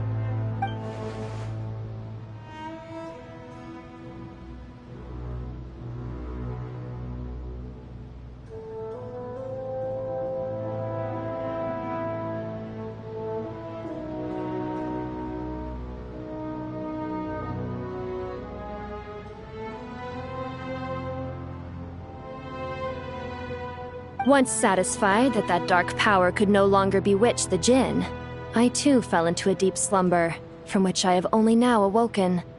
Why have you returned to Gurabad, my master? And why is my sand-swept homeland in disarray once more? Well, basically, Sumeru's in danger and a lot of our friends are affected. Some bad guys messed around with Irminsul and now they've released the Jinn in here. We managed to chase off the culprits, but we have no idea how to seal this place back up and stop the sandstorms. Child's play. I shall quell the Jinn and scatter the storms. Thank you, Lilupar. No need to thank me, my master. I have granted many wishes in my time, and this was the most trivial of them all.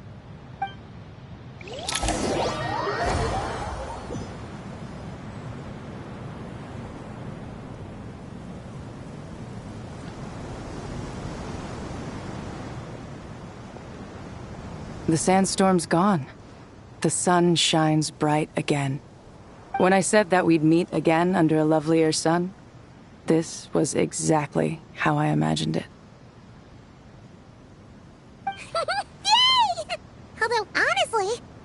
would love to hang out with you more, even if the weather sucked.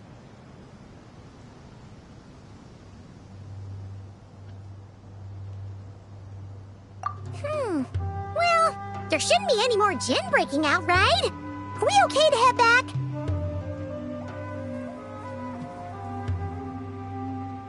Sounds good. You can introduce us to your other friends. Another adventure begins. Lovely.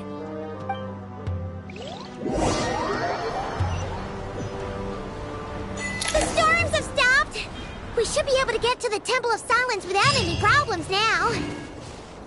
Time to regroup!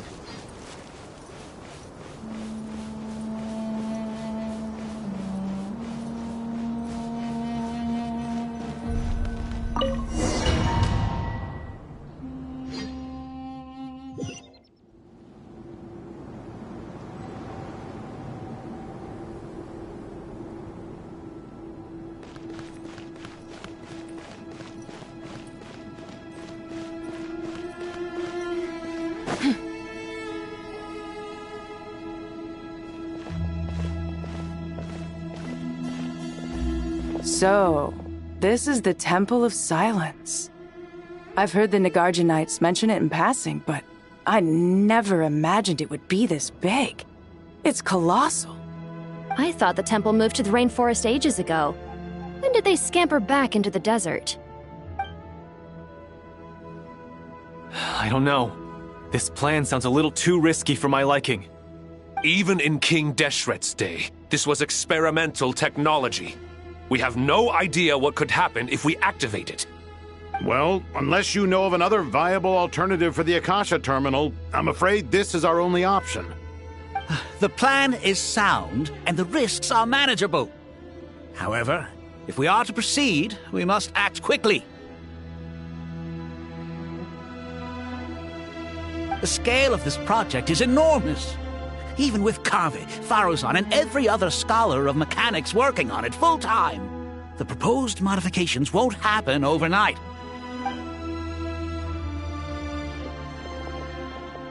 You're back. Everything all right? And who are they? Friends of yours? Pretty much everyone in the Temple of Silence is. This guy's Kaveh, and the one next to him is Alhaitham. Hello, I'm Jet, and this is Lilupar. Oh, a famous name from the history books. Pleased to meet you. A friend of a friend is a friend of mine, as they say. Who's they? Huh? Do people not say that? Not in the desert. Friends you can trust, but friends of friends? Gotta keep an eye on them. Still, I do trust the Traveler's judgment. I'm sure you're good people. The sandstorms have calmed down. I take it the Gurabad problem is resolved? What did you find?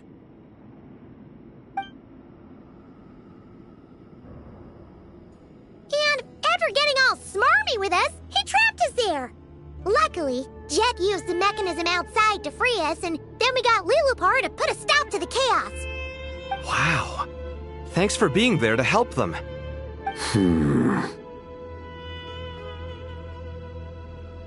So, this mystery man openly admitted that he was merely a Harbinger's subordinate. Yeah? Is there something weird about that?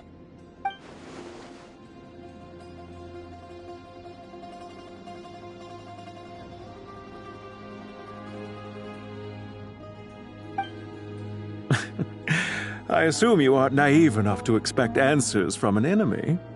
Well deduced. Our commander, Dottore, died in Nordkrai.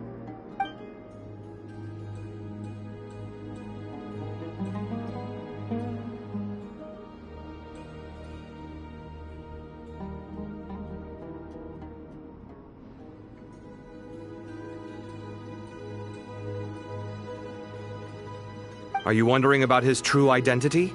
Or do you think there's a big conspiracy behind all this? I wouldn't go as far as to call it a conspiracy. Just the simple fact that having someone to shift the blame on tends to prove useful should trouble come knocking later. The most important thing for now is to solve the immediate problem. Perhaps that man knew you wouldn't have the resources to investigate his background and so didn't put much effort into disguising himself. This is all getting a little cryptic for me. I'll let you guys talk while I take a walk with Lilupar. Jet? Aren't you with the Blazing Beasts? What a coincidence. Didn't expect to run into you here. We're mercs. You can run into us anywhere. Who's this with you? So, did you find the solution you were looking for in the Temple of Silence? You bet we did. This place is incredible. It has everything. So far, we've discussed a plan and verified its feasibility. Building a new system from scratch is out of the question.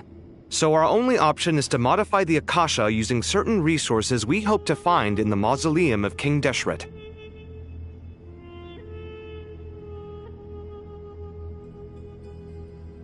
According to certain sources in the Temple of Silence, there is a core device in King Deshret's mausoleum known as Aru. Little is known about this device in academic circles, which suggests it was hidden quite effectively. If these sources prove correct, the energy contained within Aru may be sufficient to power our Akasha renovation plan. However, this raises difficult questions regarding technological integration. The sages are still debating it. Yeah, but I'm sure they'll reach a compromise once they've argued it out. The people of the rainforest are always cautious when it comes to desert technology. But times of crisis like this leave us with little choice. Wait, Paimon has a question. Is this the same Aru we've heard of before? It's sealed off, right? Some sort of prison where the Goat King, Ibis King, and Crocodile King are locked up. Well remembered. Yes, that's exactly right. According to our records, Aru was the most brilliant creation King Deshret ever conceived of. Built by divine and mortal artisans working together. It was a miraculous accomplishment, and it lies hidden deep within the king's mausoleum to this day. That being said, what Aru actually does and why it was built, those are deep secrets we are not privy to. Until recently, I wouldn't have been optimistic that the place even exists. The only reason I'm inclined to believe it now is because we heard it from the Ibis King Thoth himself at his temple. The tale of how the 3 retainers of Al-Akhmar were imprisoned in Aru. Paimon totally gets that. When Paimon first heard about it, she thought it sounded pretty unbelievable too. Do you guys still remember that? The Ibis King told us they were trapped in Aru and that they had to answer 3 questions to get out. I think I remember. What causes our rise and fall? What obliterates love and hate? And what determines truth and falsehood? Those were the 3 questions, right? Yeah. If only Nefer were here. She's dealt with the Ibis King before, so she might know more. Oh, Nefer's a friend we met in Notcry. Notcry? Funny. She showed up here earlier. Huh? Yeah. Had another lady with her too. Both said they knew you. They contacted the sages, claiming they might be able to offer some assistance. Really? They came here to help out? Yes, really. It was just before you got back. One of them said she's made Notcry her home. If she's the person you were talking about, then... Looks like betting on Aru was the right choice. See? They're right over there. Nicole! Nefer! Why, hello! We're here to help.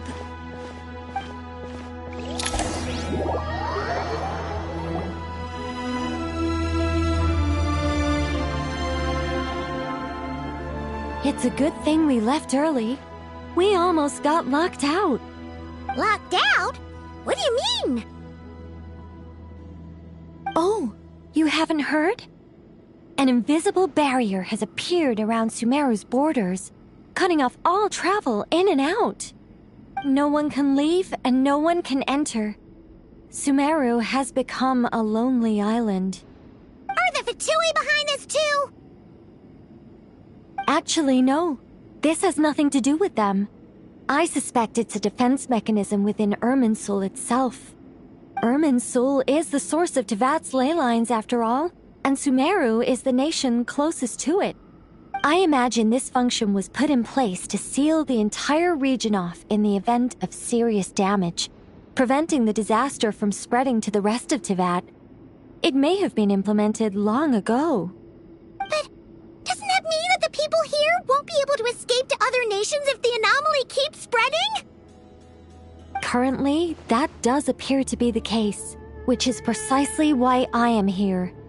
This is a critical moment for the world, and Sumeru is the eye of the storm.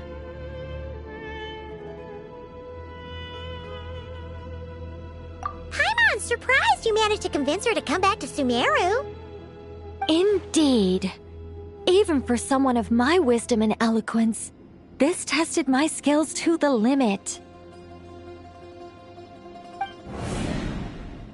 And why should it concern me that Sumeru's in trouble? Surely you don't think I still have feelings for that place?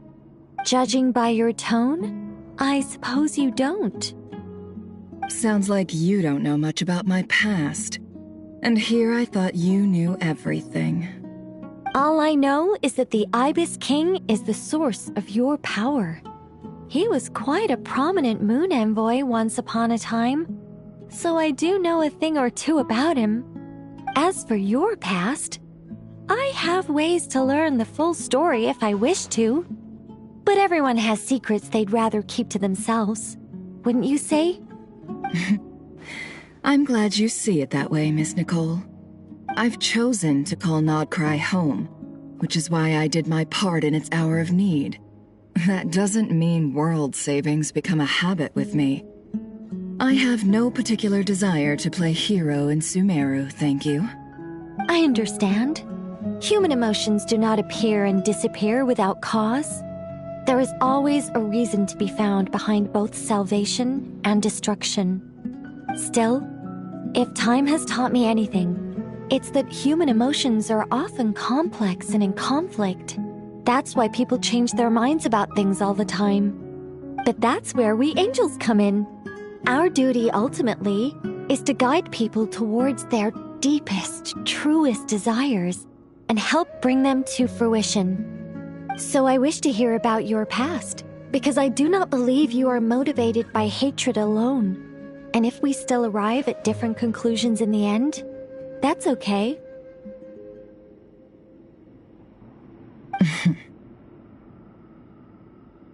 I refuse. Wait, what?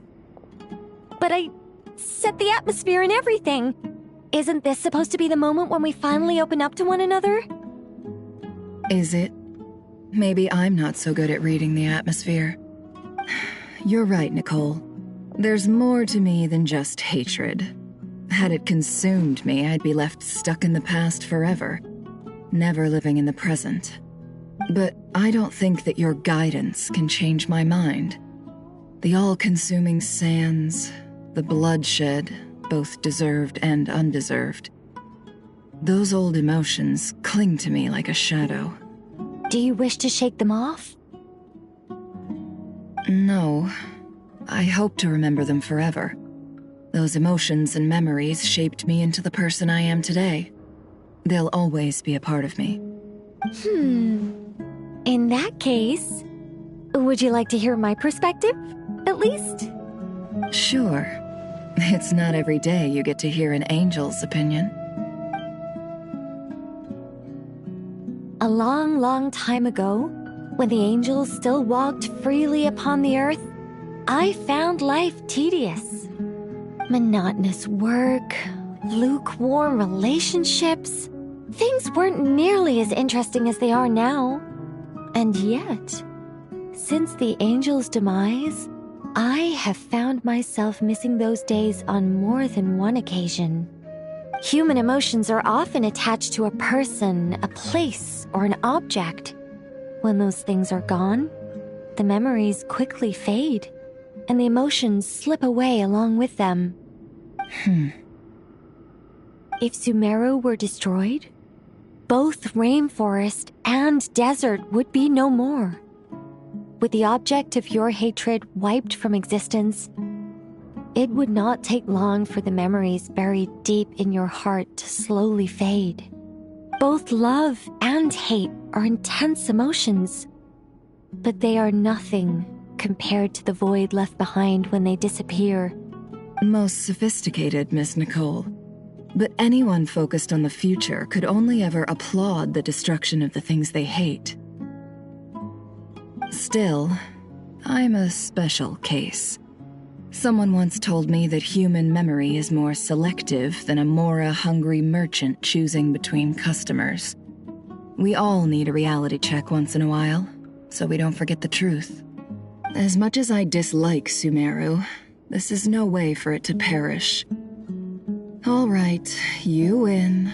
I'll help you out a little, but I won't work for free.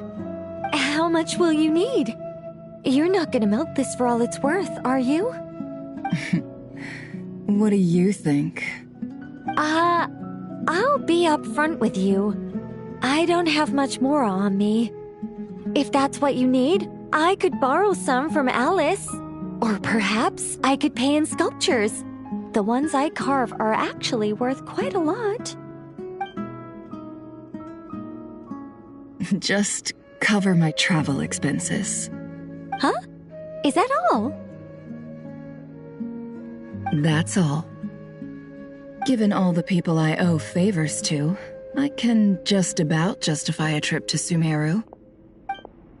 Yehoda! Here, boss! What do you need? I'm going back to Sumeru for a while. While I'm away, you'll be in charge of the curatorium. Me? I'm in charge? Whoa! Don't worry, boss. You can count on me! And that was how the ingenious Angel Nicole brought you the perfect person for the job in your hour of need. Hip hip hooray! That was far more detailed than necessary. Not lacking in embellishment either. I never thought I'd return. Especially not the desert. But life doesn't always go as planned, I suppose. What's Candace up to? I don't think I've seen her yet. She's still taking care of things in our village. Should be joining us before too long.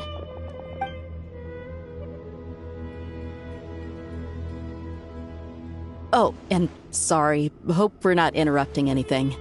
We have some good news, though. We're planning to go to the mausoleum of King Deshret to look for the legendary Aru, then use it to try and restore the Akasha system. According to records in the Temple of Silence, the mausoleum houses something called Aru's Chute, which can be used to establish connection with Aru. We still have some time before we leave, so there's no rush.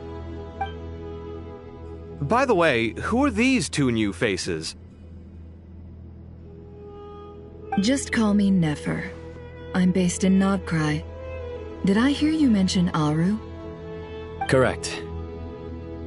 Well, I happen to have a connection with one of the 3 retainers imprisoned inside, the Ibis King. I'm here to get things done, so if you don't mind, I think I should come with you. That sounds perfect. Miss Nefer, are you from the desert by any chance? Why do you ask? I don't know. There's a familiar air about you. Plus, you mentioned Candace. Sorry, I don't mean to pry. It was just a random thought. I'm Dia, an eremite mercenary. My work usually keeps me out in the desert. I'm on good terms with Dory, and she's mentioned you all before. It's nice to finally put faces to the names. However, my associate here is probably less well acquainted with you. Why don't you all introduce yourselves? Actually, I'm a little better acquainted than you might think.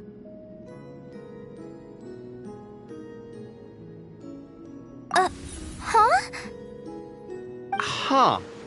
Are my eyes playing tricks on me? It looked like you spoke without moving your mouth. Ventriloquism. I have heard tell of it before. What is it, Kale? It's you! You're the voice who's been speaking in my head, aren't you? You encouraged me to report my dreams to the Dendro Archon, and got me to recite that magic prayer. Mm-hmm. I have many titles, but let's go with the most pertinent one. I am Nicole Rain, an angel who has lived since ancient times. An angel? Sounds like a big deal, but, what exactly is an angel? Oh, Well, we're a rather long-living race of beings. Not gods, technically, but we can still tell you a lot of stories from ancient history. Yep, and she's also an amazing sculptor.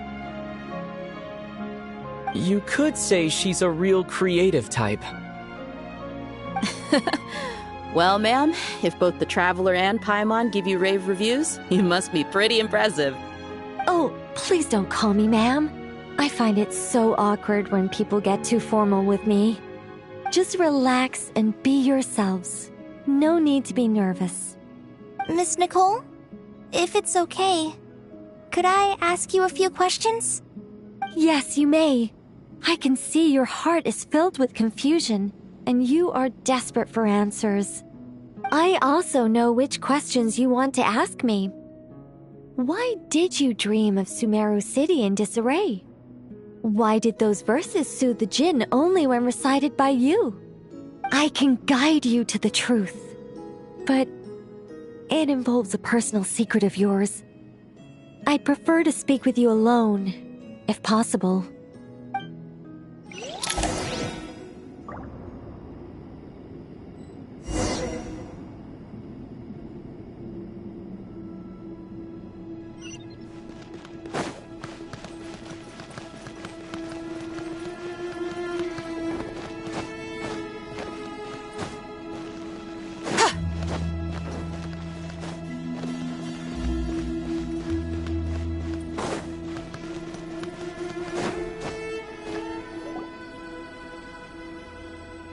I thought we were going to speak alone.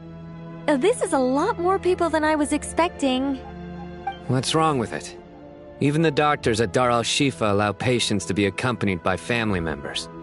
Well, if Kale doesn't mind her secret being revealed, I have no problem with it. Thanks for being so considerate, Miss Nicole. I don't know what secret you mean, but whatever it is, there's no need for me to hide it from my closest friends. Closest friends? It's so nice to hear that.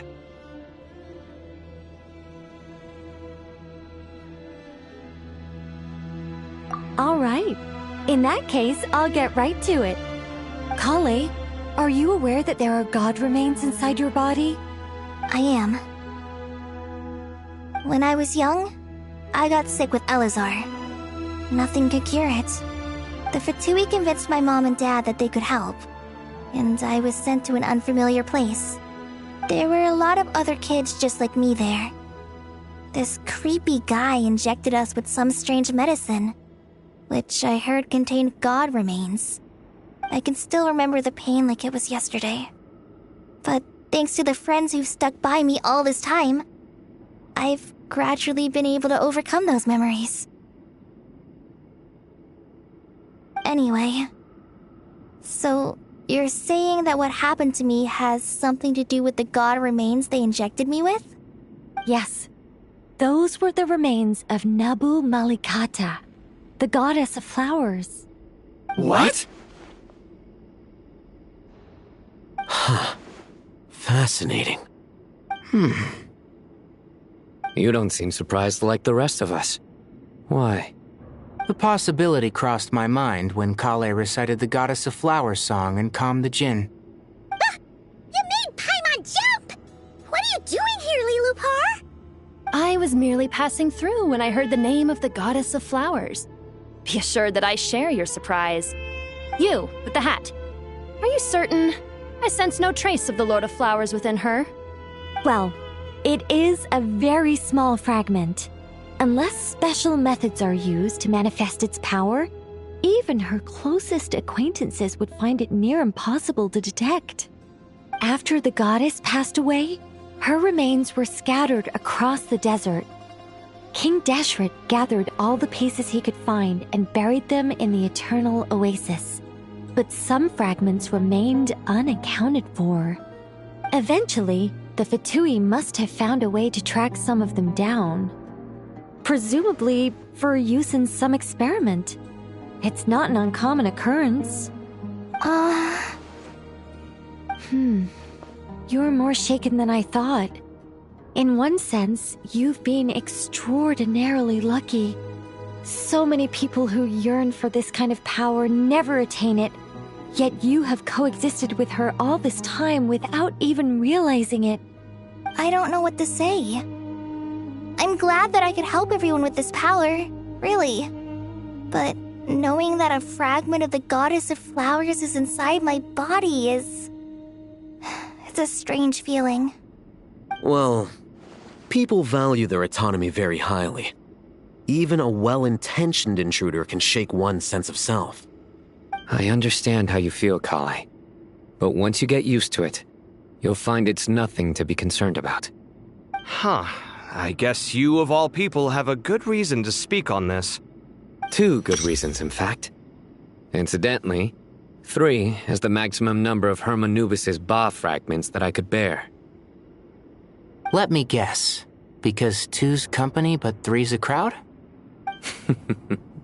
Thanks for helping to explain the joke, Tainari. Not my intention. Goddess preserve me. I should take my leave. This boy in his wolf's head hat speaks much too differently from the Hermanubis I remember.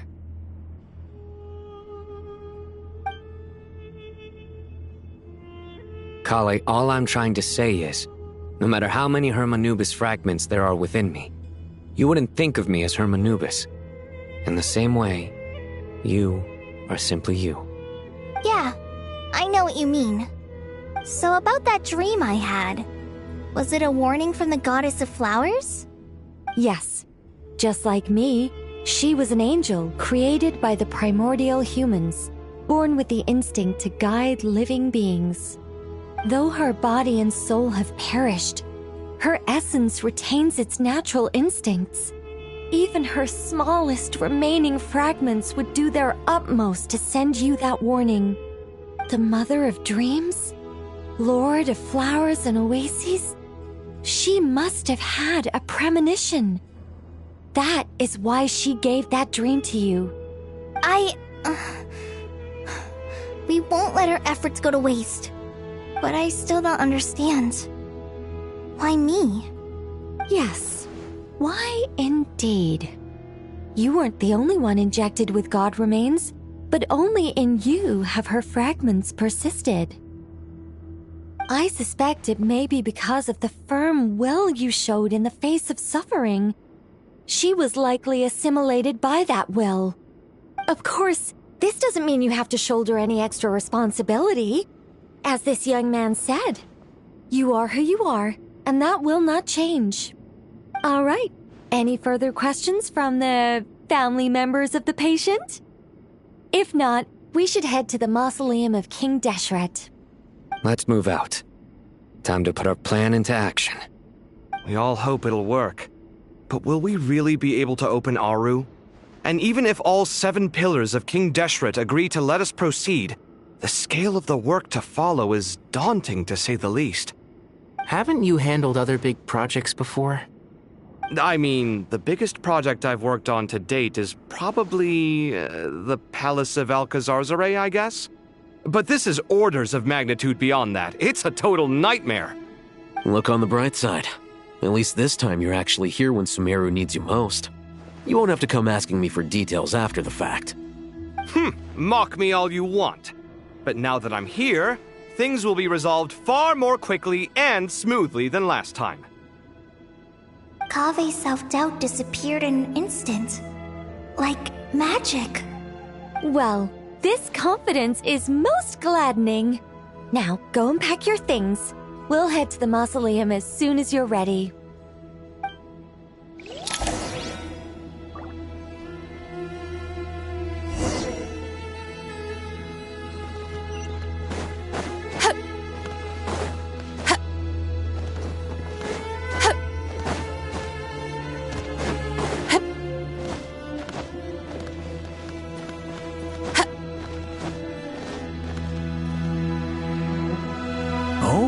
Miss Nicole, I heard you're a very talented sculptor. Is that true? Oh, I don't know. I wouldn't want to blow my own trumpet. Honestly, even though Kasharawar is best known for its focus on mechanics, plenty of Kasharawar scholars are quite serious about sculpting as a hobby. So if they rate your work, that's enough for us. We just have to take a look. Who's we? Myself and a few other scholars. Kashif, Daneshvar, come take a look. Oh, well, if you insist, I suppose there's no harm in showing you.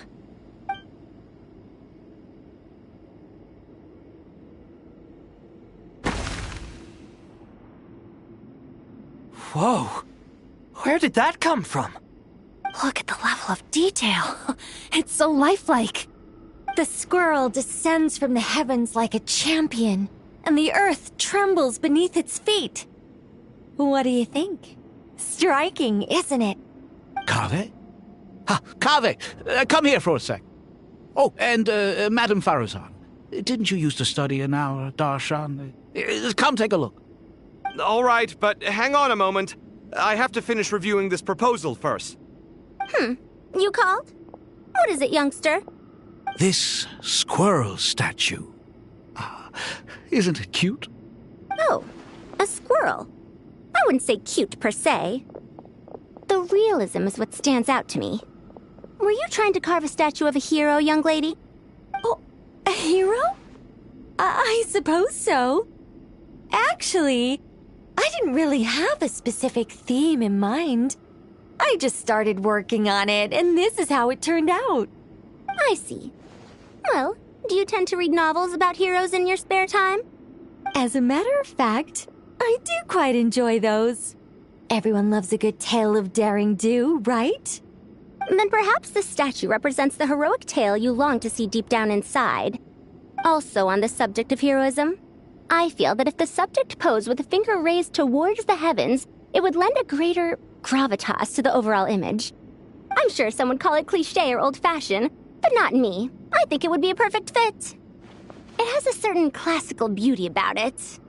Kaveh! Sorry, Madame Faruzan, I'm a little busy right now. Don't wait up for me. What a pity. That young man has excellent aesthetic tastes. I was hoping to ask him for his opinion. What a genius idea! Why didn't I think of that? Classical beauty is a great direction to explore. That's it. Once I get back, I'm going to sculpt a heroic squirrel pointing its finger towards the sky. Precisely. A declaration of victory. You understand my vision. Then place the two statues face to face. Yes! That's exactly what I was thinking. It'll be a masterpiece, Miss... I'm sorry, I didn't catch your name. Just call me Nicole. Madame Faruzan? Was it? What? Oh, no. That wouldn't be right. Why ever not? Madam is a state of mind cultivated from within. Anyone may call me Madam if they so desire. My dear Miss Nicole, once we make it through these trying times, should we have the pleasure of meeting again, I shall look forward to seeing your new work. In this day of age, it's rare to find people with an appreciation for classical aesthetics. Meeting you was truly a pleasant surprise. Honestly, I feel the same way. It's been a long time since I met anyone interested in this style of statue. Clearly, they don't call you Madam for nothing. Also, I have to say, you're a very good judge of character. Because when I think about it, I really am someone who likes stories about heroes. That must be why I've quietly kept watch over generation after generation of them. Sorry, keeping watch over heroes? What exactly do you do for a living? Oh, never mind that. Let's not tell Madame Faruzan about Miss Nicole's true identity for now. Good idea. Let's limit the conversation to aesthetics.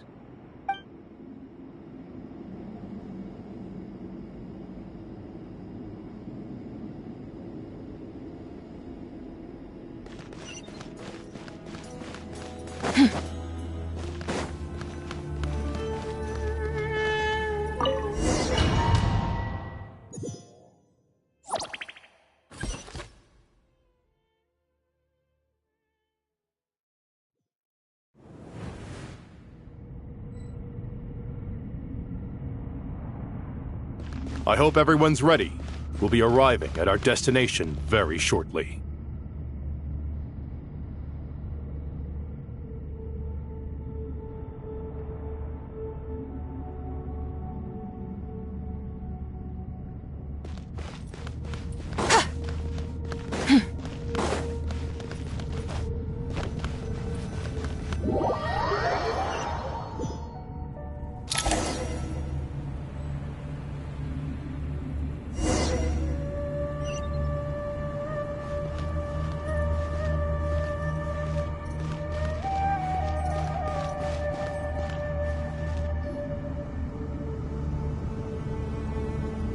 Why, we've not seen so many visitors ever, really. What is this place now, a tourist attraction? Ah, closer inspection reveals many familiar faces. To what do we dusty old fellows owe the honor? Surely you're not just here to chat. You surmise correctly. We are here to carry out a rather enormous project. Ho, enormous, you say? How large, then? Larger than the gaping void in our lives? Why, you've even put a smile on Goatee and Crocco's faces. All this activity is making for quite the special day.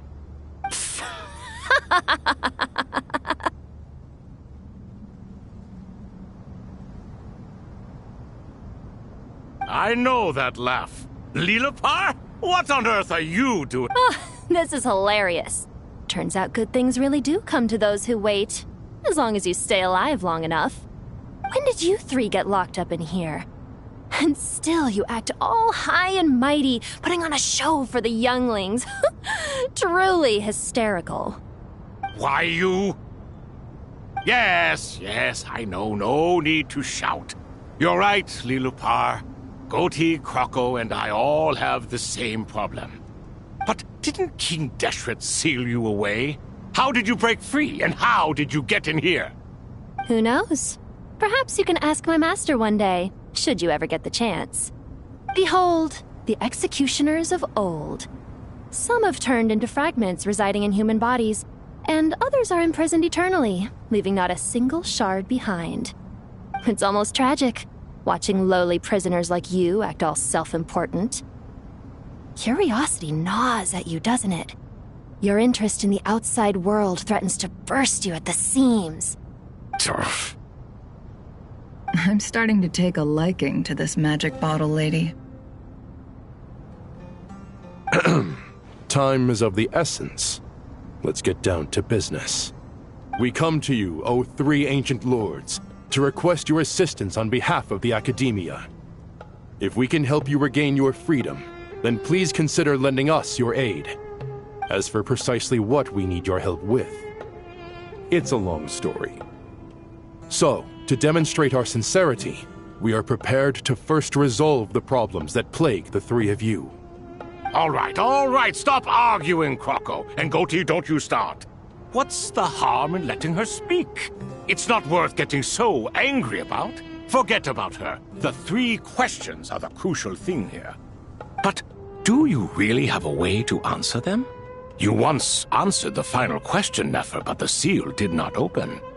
Unless, with the passage of time, you have found a new answer? You could say so. When you first asked me what determines truth and falsehood, my answer was a liar's soul. Liars are the best at seeing through the falsehoods of the world. But if you want them to tell you the truth, you have to reach their soul. I think that makes sense. I found it quite compelling myself, and I told Nefer so. Unfortunately, it brought us no closer to liberation. Well, that's simply because it was my answer, not the one King Deshret was looking for. Can you guess which answer Al-Ahmar wanted then? Time. And that's not only the answer to the final question, it's the answer to all three of them. All things wax and wane with the passage of time. Love and hate eventually fade into nothing. Current affairs are always fraught with conflict and controversy. Only time can distinguish between right and wrong. You once described King Deshret as a proud man. I'd say that the prouder someone is, the more inclined they are to believe that only time is qualified to be their judge. Time. Well. Indeed. Perhaps in building Aru, our king was in fact attempting to reverse time, to bring love and hate, right and wrong, the rise and fall of all things back to their point of origin.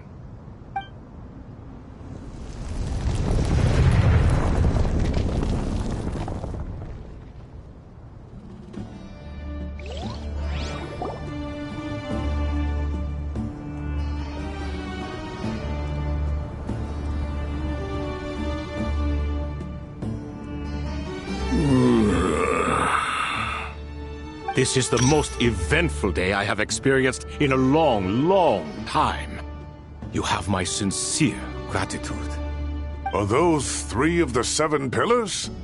Turns out the statues were quite faithful to the source. You 3 seem to be in good spirits. Prison can help a person grow and learn to cherish what they have. Nevertheless, after everything you've done for me, I sincerely hope you never have to experience it for yourself. Hello, Nefer. It's good to see you, Thoth the Ibis King. Nice. Definitely puts my mind at ease, seeing you 2 getting along so well. Should we maybe introduce ourselves, or... Sure. I'm Sethos, the current leader of the Temple of Silence. This is General Mahamatra Sino, and this is the former Spantamot sage, Cyrus. But I'm guessing none of that means a whole lot to you.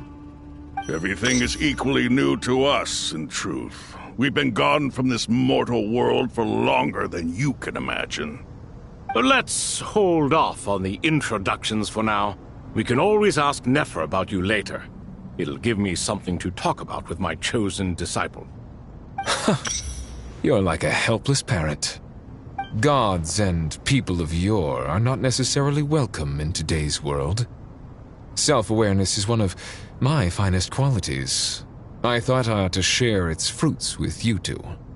Is that so? Well, I think we'll take it in stride, just as we did with the 3 questions. Let's not forget, it was my persistence that won you both your freedom. Fair point. I have to applaud your persistence. And I must praise you for your wisdom. Now, state your wishes, young ones. I'm sorry? Why, your tremendous accomplishments deserve a reward, do they not? You must let us do something for you in return. General Mahamatra, what do you think? I won't beat around the bush. Sumeru is facing a crisis the likes of which have never been seen before, and we need your help. Every calamity throughout the ages has been connected to us in one way or another, whether we were its cause or consequence. Whatever is wrong with Irminsul, it severely affected the Dendro Archon. She fell into a coma, and is currently receiving treatment from the Dendro Dragon. The Dendro Dragon? I'm sorry, the Dendro Dragon is helping to heal the Dendro Archon? Not a pep, surely. Not vicious, cruel a pep who possesses no virtues aside from her basic instincts. Ah, good heavens. Oh, I shudder to think what could have caused Lesser Lord Kusanali to suffer such a plight. Still, why would the Dendro Dragon lend you her aid? She has always held nothing but contempt for the Archons. I suppose she and Kusanali must have some history. You can help us make history too. A smooth talker. Well said, lad. Currently, no one can connect to Irminsul. We hope that by opening up Aru and making some modifications to it, we can use its technology to our advantage. Unfortunately, Aru is an imperfect creation. King Deshret never managed to realize his full vision before his death. Much remains to be done if it is to be pitted against Irminsul itself. Besides, I hear your reasons, but to give Aru up over such would be... The archaeological records clearly indicate that although Aru's construction took a long time, it was not beyond human means to achieve. Modern technology should solve the efficiency issues. We have no choice but to go all in on this. This is by no means a threat. But the only reason we helped you escape from Aru was to gain the necessary leverage to negotiate with you. You asked us to state our wishes, and we have. Each one of us here needs your help, as do all the thousands of people living in Sumeru. They need you, and they need Aru. What do we think, my fellow old fogies? Shall we lend our support or not? Since you ask so nicely, naturally. Naturally what? Are you for or against? I simply mean we shall do what comes naturally. You claim that you wish to open Aru. Know you then that the golden slumber created by King Deshret is preserved within? We do. We understand the risks involved. In all likelihood, the mortal world will never again be able to replicate King Deshret's work. Never will there be another chance to come so close to creating a utopia. Knowing this, are you sure of your decision? We are sure. Before people can dream, they must first live. If your minds are made up, very well. We shall summon our erstwhile colleagues to discuss this further. Saint Shezepank, Saint Bennu, once you surrendered to silence and were buried with King Deshret. But now, we invoke the right to awaken you with our voices.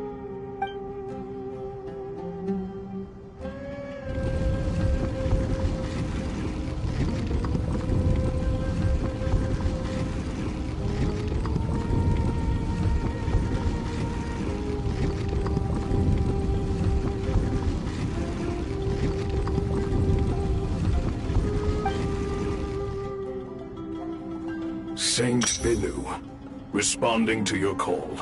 3 kings detected. Initiating autonomous will. Saint Shezepank, responding to your call. 3 kings detected. Initiating autonomous will. Ah, Lord Herreshoff. What a long time it has been. I trust you are keeping well.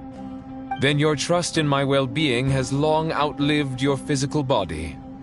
You have always opened with that same phrase, in life, death, and now even beyond. Al-Akhmar is long gone. What is the reason for this meeting? You're awake? Good. We are voting on whether to give the people of present-day Sumeru access to Aru and permit them to perform technological renovations.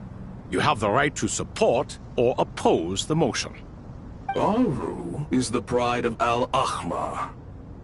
Opening Aru requires the unanimous consent of the 7 pillars.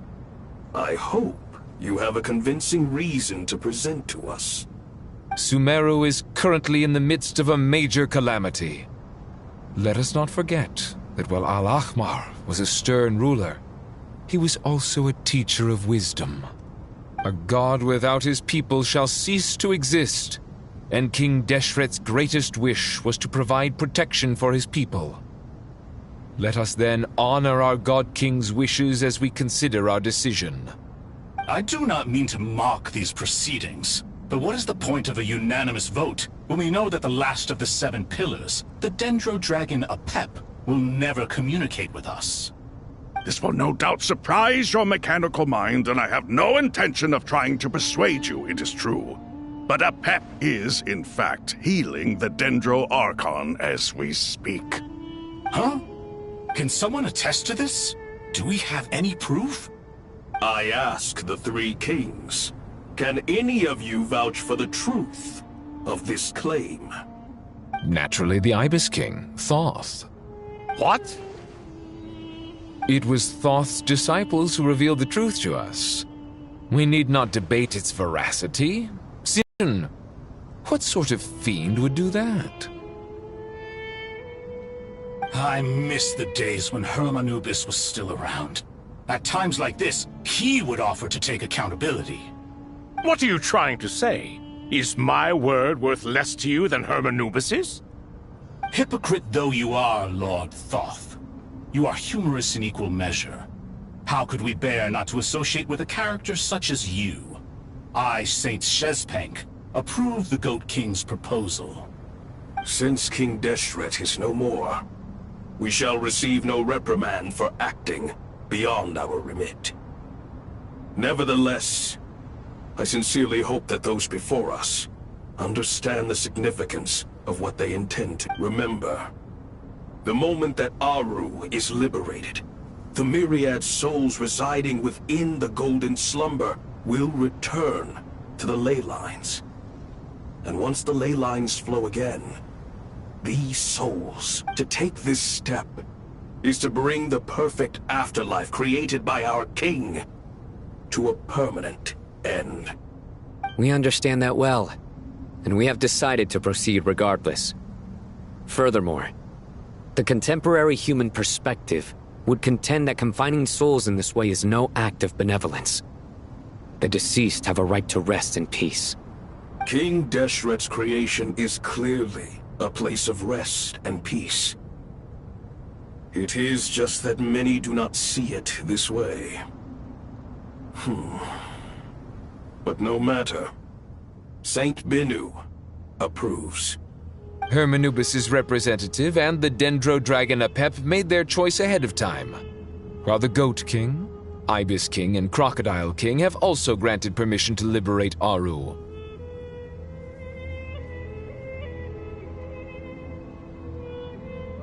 By the grace of His Majesty, guided by his wisdom and will, let the gates of Aru be reopened.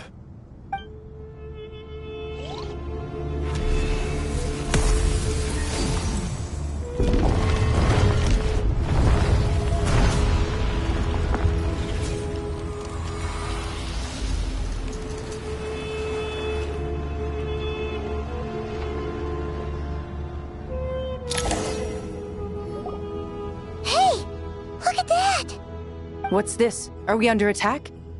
No. Wait, it's...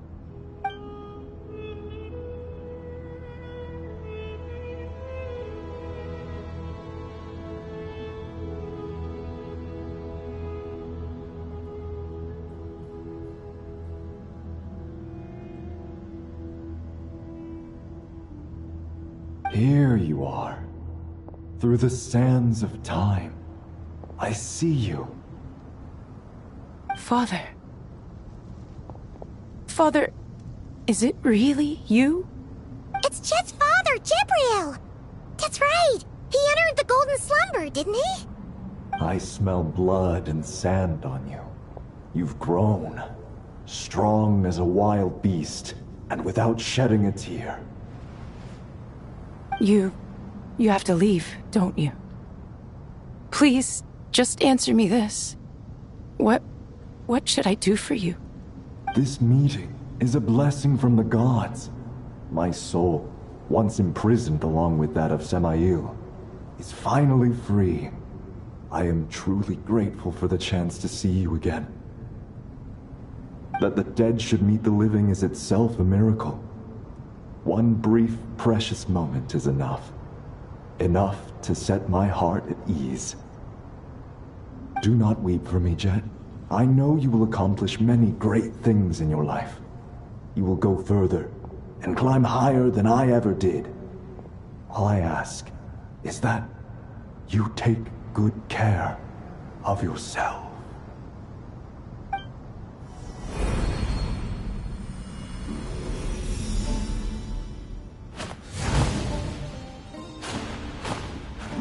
Father!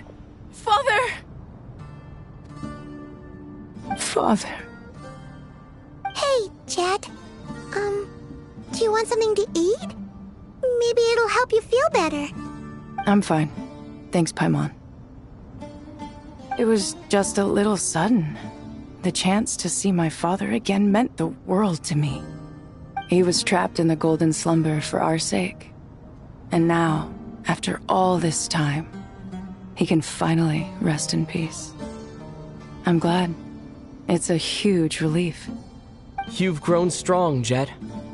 More than enough to fend for yourself. Yeah. I'll leave the past in my memory where it belongs. My family, the good times and the bad. Goodbye, Father.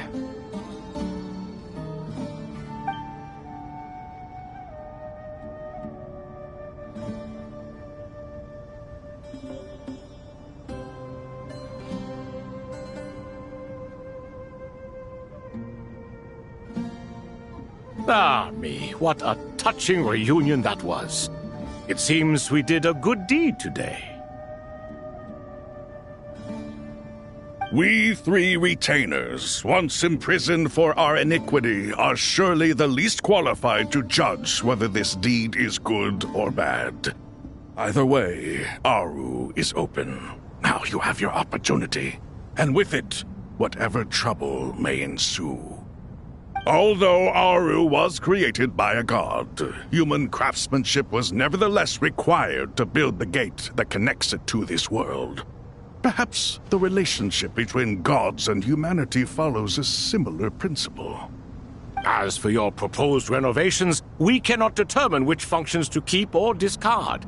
Proceed as you see fit, but please entrust the task to your most accomplished scholars, or Bennu will be most displeased. It matters not. The Ibis King shall be accountable if any problems arise. Ibis, you chose to take on disciples, and so it follows that you must accept the risks of associating with humans. If I'd known you'd be like this, I would have locked all of you away in Aru, never to leave again for all eternity. All of us? What does this have to do with me? Vilify me no further. Scholars, since you have liberated Aru, allow me to present you with a gift. Using Aru's power, we shall install a defense mechanism at our king's mausoleum. You must be guarded even against Irminsul itself. This shall afford you some convenience. Unseen and unheard. From this moment forth, none may by sight or hearing perceive anything said or done within the mausoleum. Amazing. And all this is achieved just with the power of Aru? With technology from the heavens, the possibilities are endless. Just because King Deshret did not use it for this purpose does not mean that it cannot be done. So, marvel away. This is the reward you have earned. All right. Well, that resolves the issue of confidentiality. What about the technical side?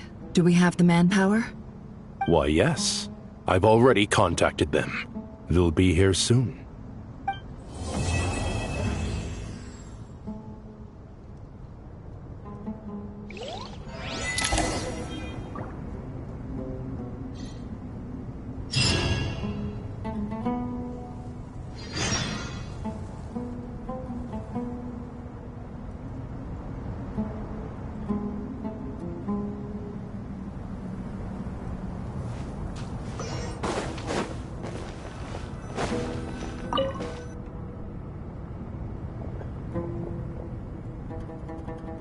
You must be the ones tasked by the Academia with renovating Aru? That's right. Good afternoon.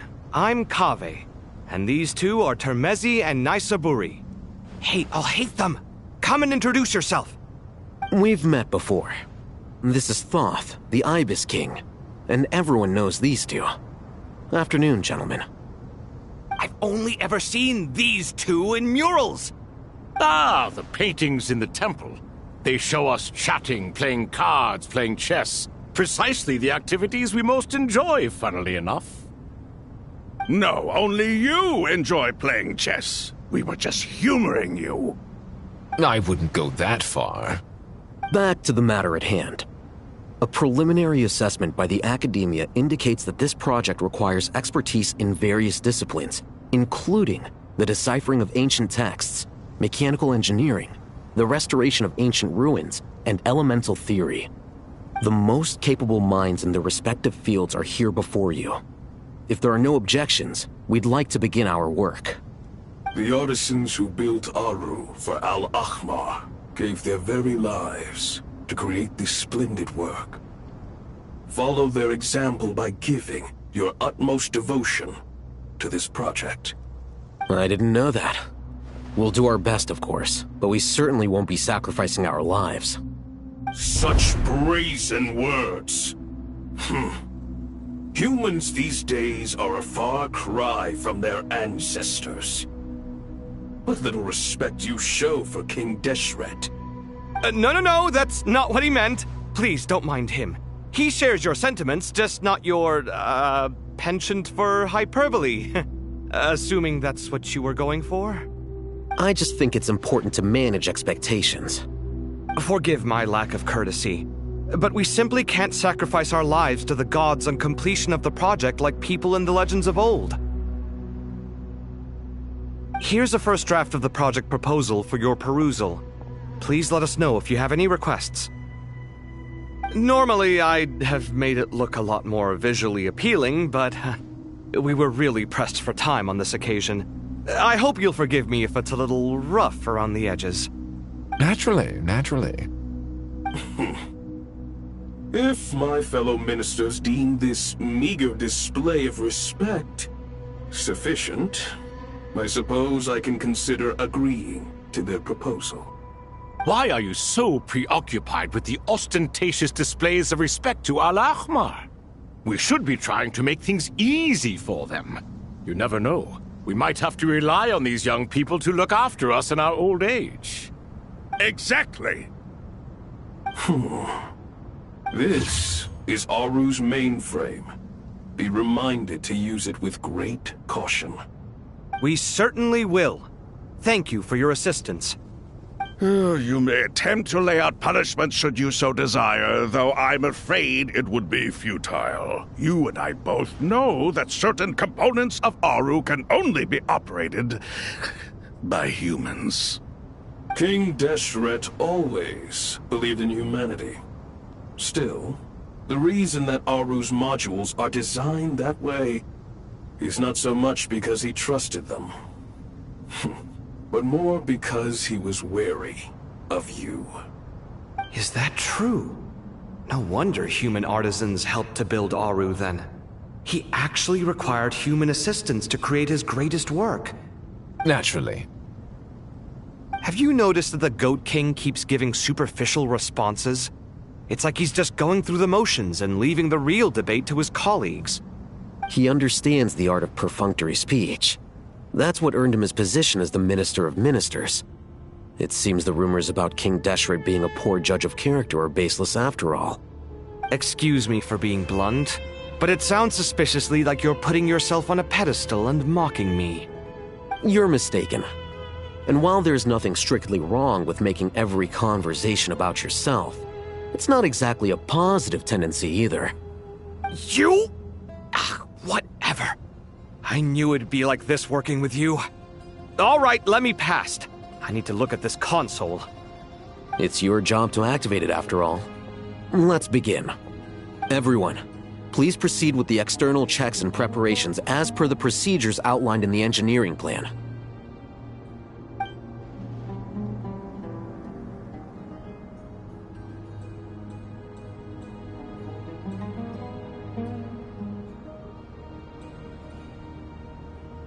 Hello there, youngsters.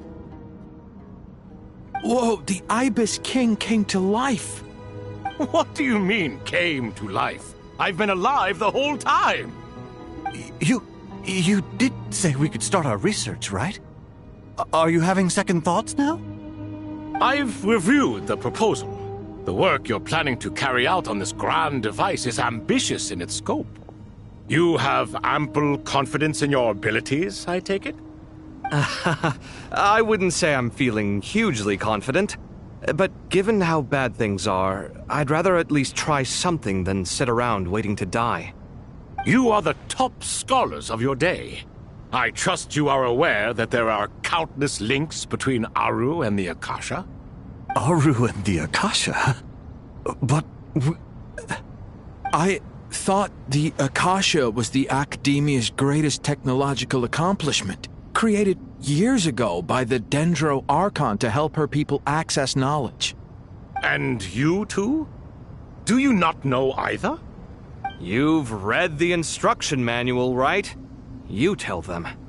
An instruction manual? The Akasha has an instruction manual?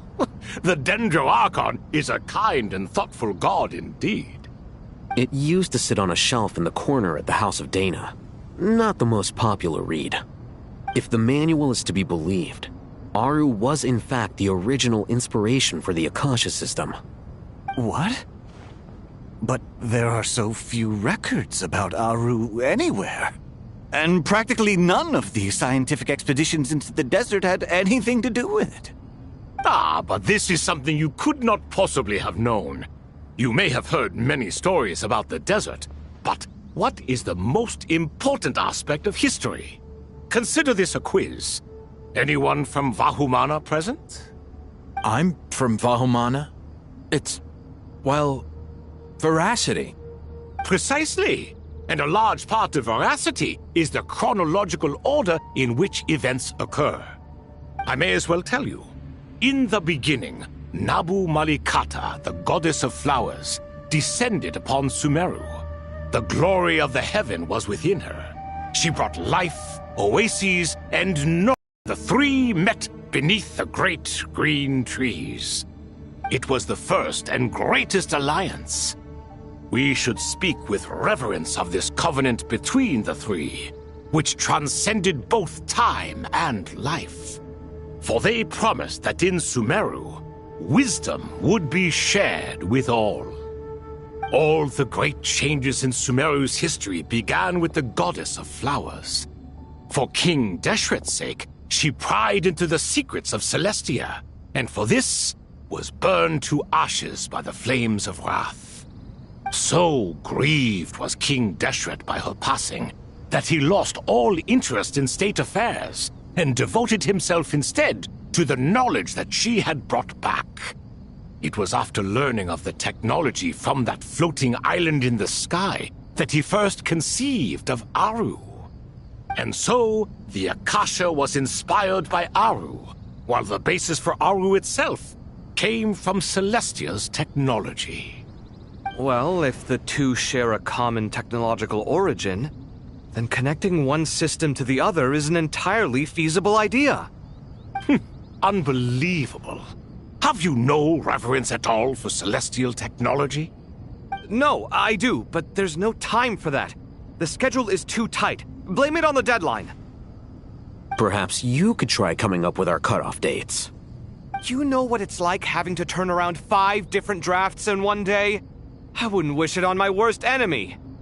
Yeah, also, Sir Ibis, King, you don't plan on getting directly involved at all, do you? Yes, well, you strike us more as having come to give a popular science lecture. Or, wait, does this count as more of a first-hand witness statement? Neither. Anyway, this sounds like far too much work for me. Still, if Aru is so powerful, why didn't King Deshret use it for more ambitious ends? Because it was never fully completed. King Deshret had grand plans, but he perished before they could come to fruition. In the beginning, his wish was to create something that could rival the very world itself. The Lord of Flowers sacrificed everything for that ambition. What he desired, she bestowed, and thus was knowledge brought into the world. Her courage and sacrifice had to be honored with the most splendid of monuments, or King Deshret would surely have deemed it a grave injustice. And that monument, built from knowledge and technology, etched with a sacrificial and courageous love, even in its unfinished form, it deserves to be treasured. At that time, King Deshret said the following to the Lord of Dendro. Since we share an eternal covenant, I shall never be your enemy. Hence, the fruit of wisdom from the heavens is not to be devoured. Remember, it is not that I lack the power to become the enemy of wisdom. Yet you and she have taught me much and shown me kindness. For this, I cherish you both. In the end, Aru was only used to store a portion of the souls. It was but a primitive form of the masterwork the king had envisaged. His final hope for Aru was to return to the past, when she yet lived. So the point you're making is, King Deshret was both powerful and ambitious, and he only ceased his imperious ways out of affection for the goddess of flowers and the Dendro Archon. You could see this as an act of mercy, but you could also see it as the sentiments that lay between these three gods placing constraints on him. This was, after all, the foundation of the alliance between them. This explains why Aru was both a prison and a monument, and why the answer to the three questions was time. You have to be careful who you get involved with, or you invite all manner of misfortune. This is as true for gods as it is for humans. Love is the same. It is both a prison and a monument. All right, let us pause the story here for now. Seeing as you've been so diligent, I'll offer a little help. Who's in charge again? Is it you two? Ah, yes, me and him. Now then, close your eyes. Wisdom hides in the space between the tangible and the intangible. It is to convey the incommunicable through the simplest of mediums. By the power of King Deshret, I shall grant you a glimpse into the unseen secrets that lie at the threshold of existence.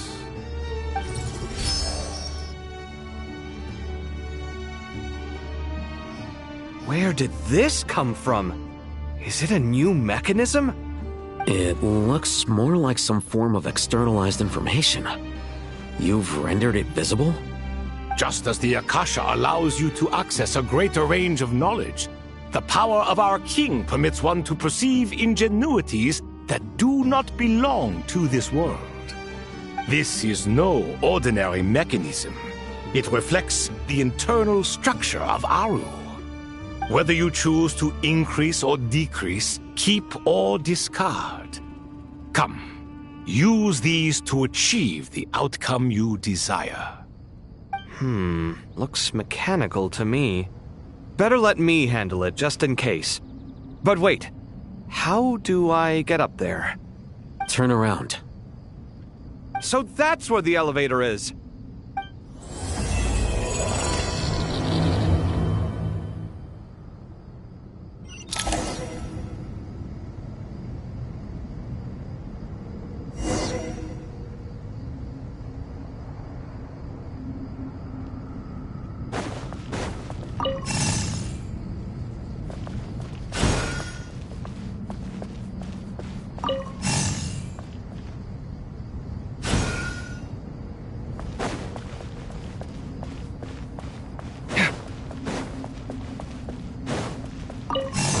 Come at me!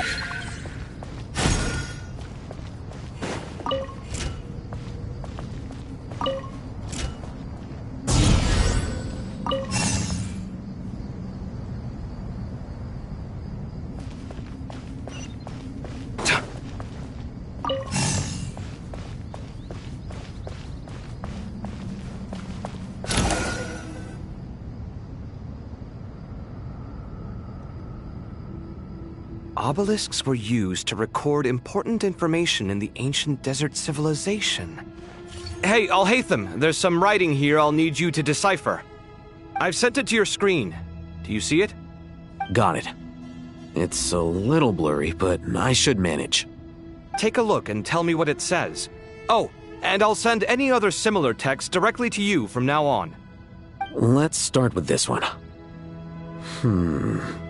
It's a variant of an older script. Herein lie verses written for the Yellow Sands. Looks like cultural information from the age of King Deshret. If so, I suggest you delete it. Words thrown together merely for fun. I had no idea Aru kept a record of this. Well, as long as you're certain that this is strictly private information, that's fine. It is unimportant. All right, well, I guess I'll start now.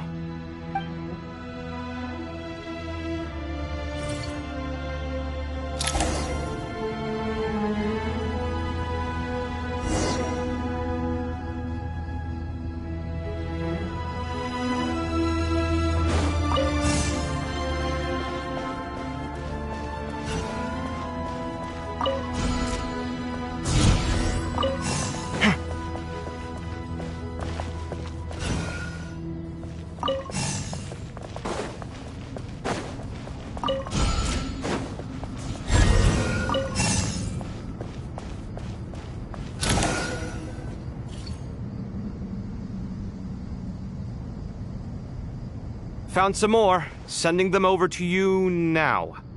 These are all reports about the Gurubad conflict. Can we delete them?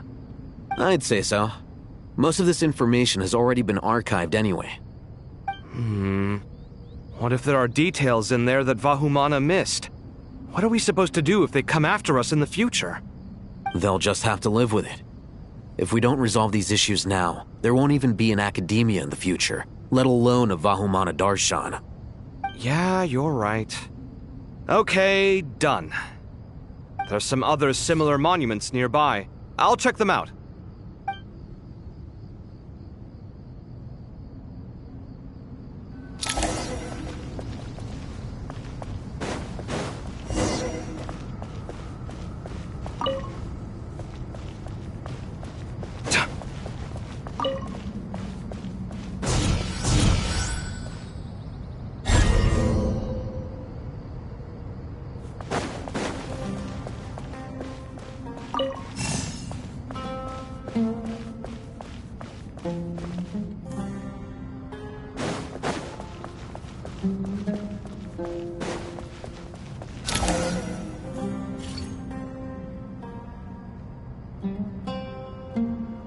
Another monument. Hold on.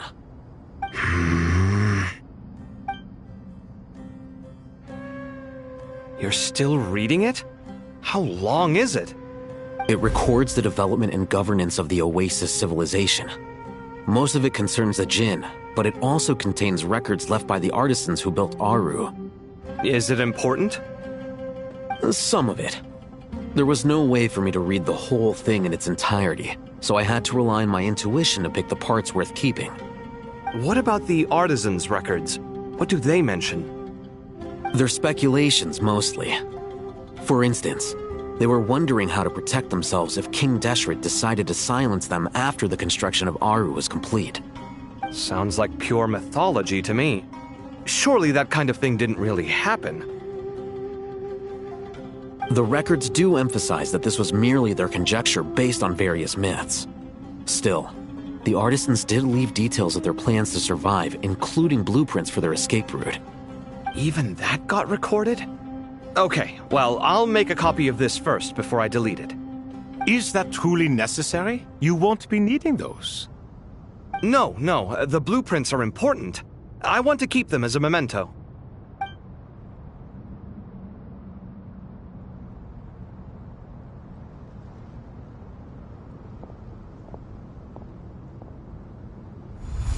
I think that should just about do it. It meets the requirements of the contingency plans, so we should be good. I gotta say, it's the strangest feeling, this cross between reality and the intangible. It's like drifting between life and death, or in and out of a dream, using my own hands to manipulate illusions that are forever out of reach. Chasing dreams in the most literal sense. Definitely a novel experience. What happens if my spirit just floats away? That won't happen. Anyway, I wouldn't celebrate just yet if I were you. There's likely to be a phase 2 of this project. All right. I'd better keep my wits about me then.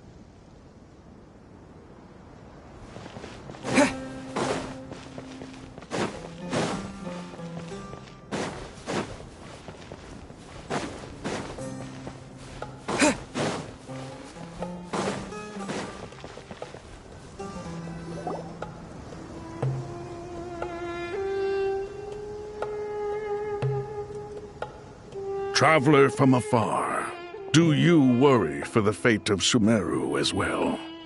Whoa! It's Sobek the Crocodile King! Greetings, Crocodile King.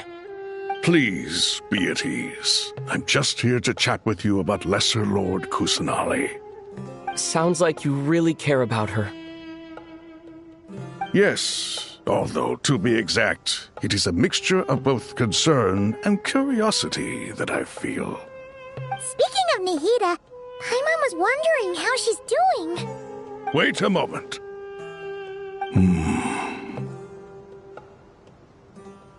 What is it? I tried calling out to Apep, but there was no response. This can only mean that she is focusing all her energy on taking care of Lesser Lord Kusanali. All the gods who served King Deshret seemed super surprised to hear that Apep agreed to help Nahida.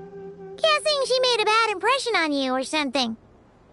Are you aware of the history between her and our king?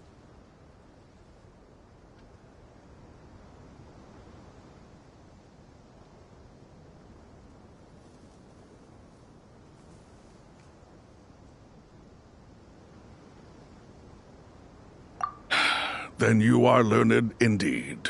I'm glad to know that Sumeru has the support of someone like you. At the end of his life, King Deshret tricked the Dendro Dragon into swallowing him whole, leaving her to bear the torment of his sins. The Dendro Dragon despised King Deshret, yet he outwitted her. Rather than bringing disaster to the land, he chose to deceive her and thereby ensure his annihilation. An act that surely displays his love for humanity. The Dendro Dragon stands for the glory of a bygone era. She hated Al-Ahmar and what he represented. All the gods, all the power they wielded. And so, her willingness to help the Dendro Archon through this crisis comes as a great surprise indeed. It makes one wonder whether, perhaps, the Dendro Archon assisted her in the past. Yep, Nahida did her a huge favor.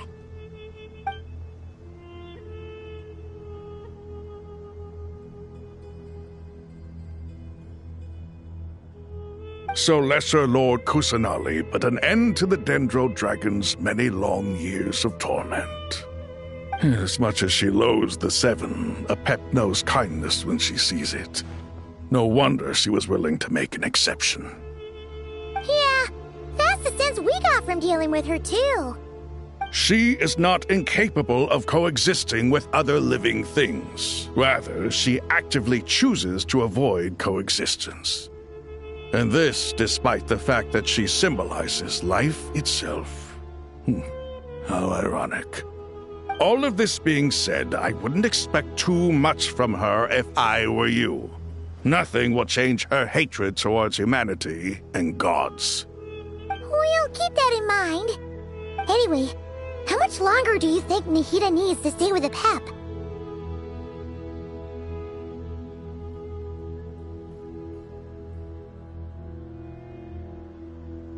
For all we know, the Fatui might still be in the desert.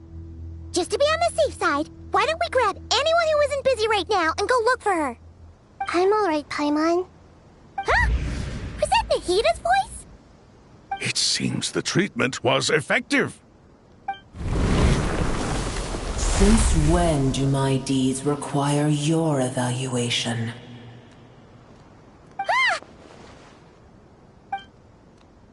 Here will do just fine. I had no intention of taking you any further. One ought not expect greater generosity than they have earned. You always hide your kindness away like an oasis within a sandstorm. Only those who make it through the swirling winds can know just how beautiful that oasis is, and how much hope it brings. You dare appraise my being? No, I'm expressing my gratitude. I want to thank you for sharing your precious life force with me.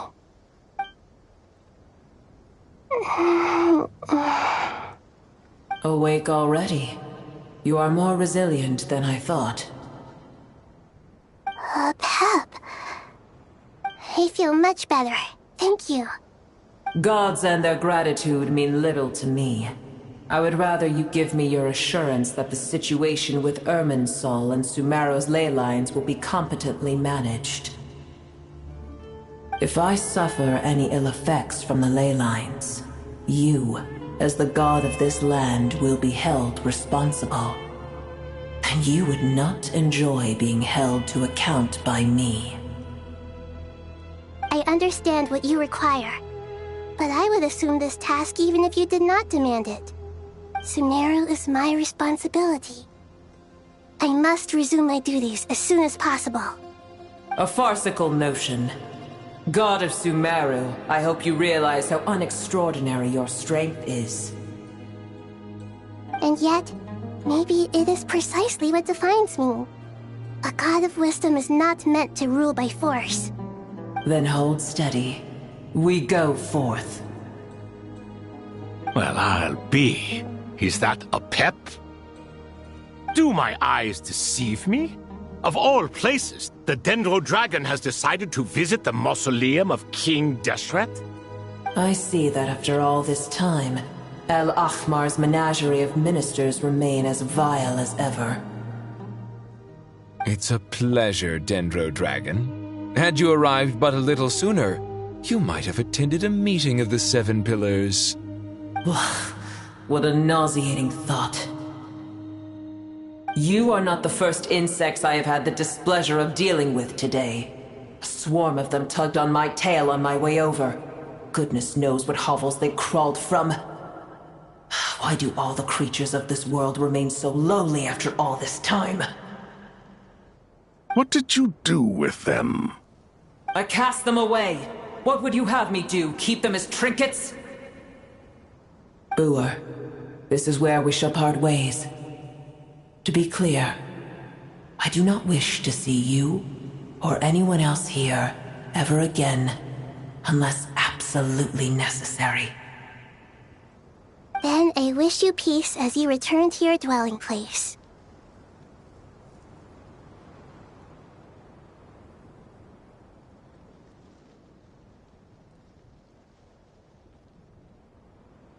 It matters not to me. Simply refrain from bothering me again.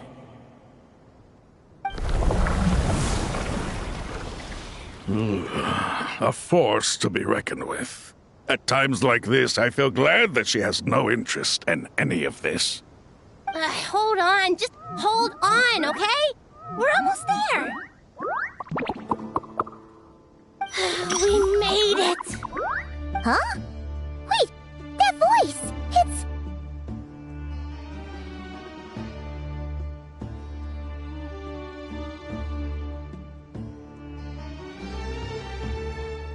Uh-oh, I'm gonna fall.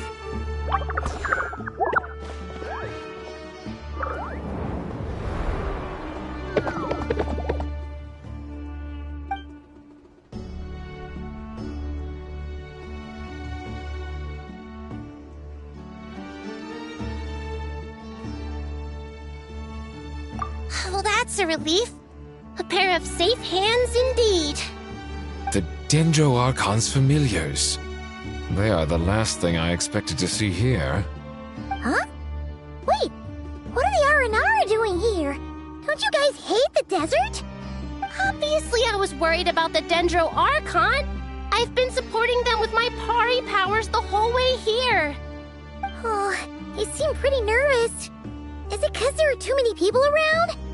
Not just people. It's all these non-human beings, too. It's hard on them. I can't believe you made such a long and dangerous journey just for my sake. I appreciate your support so much. Thank you all. I'll have to ask everyone to wait while I help our new arrival settle in. Once I'm done, I'll gather everyone to discuss our next steps. Traveler, Paimon, shall we find a place for our friends to stay? Awesome! Let's go! Well, first I have some questions.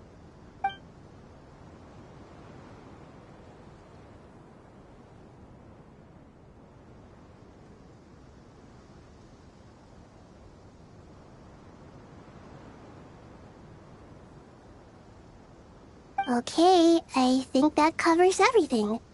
Thank you. We can get going now.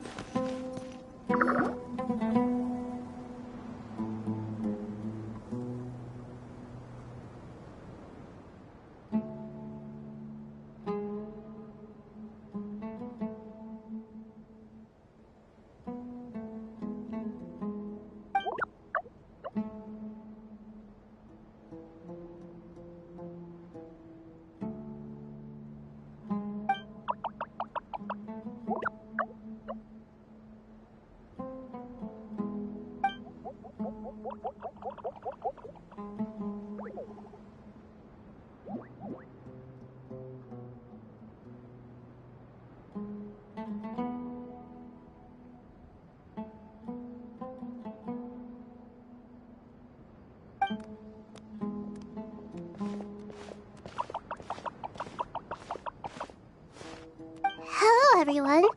It's only us.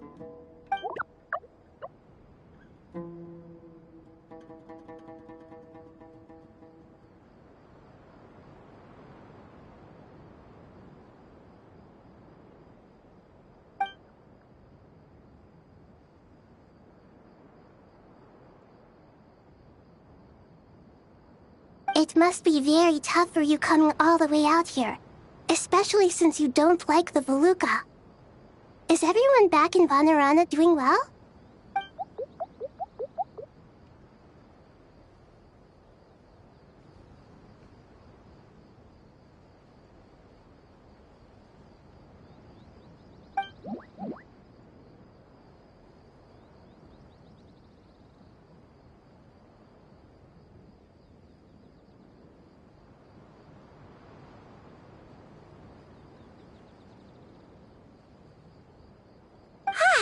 Everyone's here.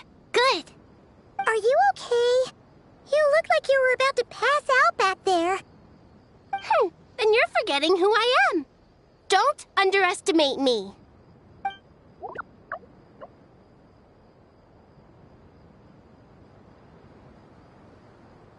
Red Fla- Oh, excuse me! Are you comparing me to Paimon?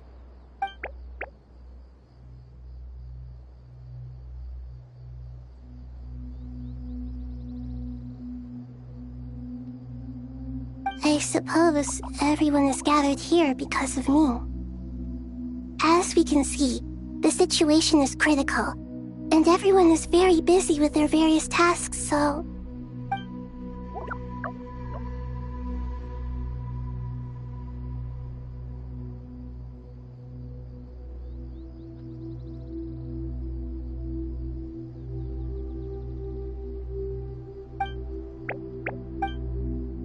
I can't thank you enough. Right now, we're focused on restructuring Aru, processing excess information, and helping restore everyone's confidence. I'm sure you'll find it all very straightforward. I can help too! Just let me know where I'm needed.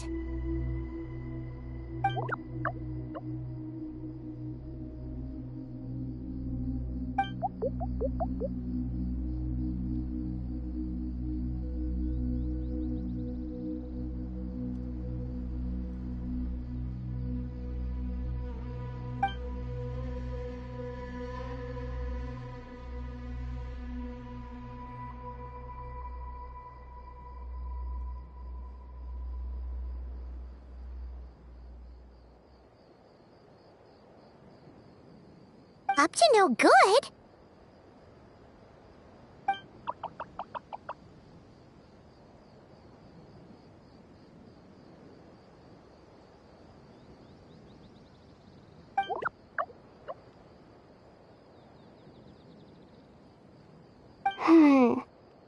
That definitely sounds suspicious. Traveler, Paimon, I have other work to attend to here that needs to take priority. Could I trouble you to investigate the situation Arabalika spoke of? No problem. Leave it to us. Thank you. I'm counting on you.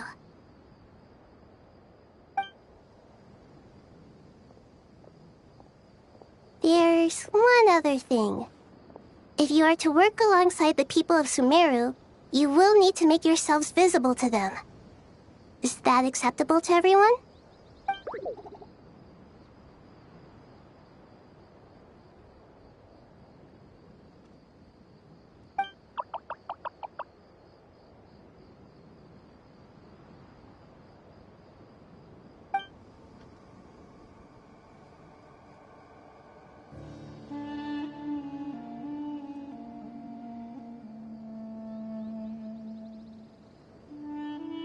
There's nothing to fear. No one here will hurt you. But if you do feel afraid, don't worry. Just call my name and I'll be there.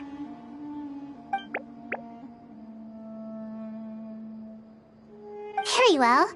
Now, I shall bestow a small blessing upon you all. Whenever people see you and interact with you, from the moment their gaze meets yours, they will experience the most beautiful of dreams.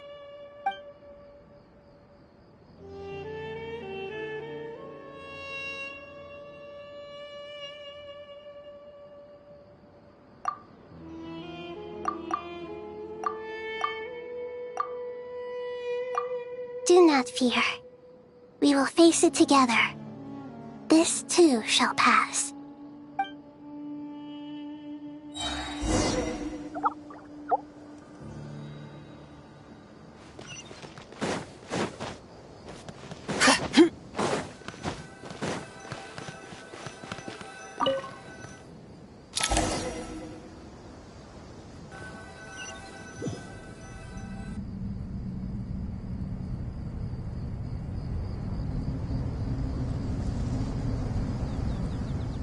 Everyone's here.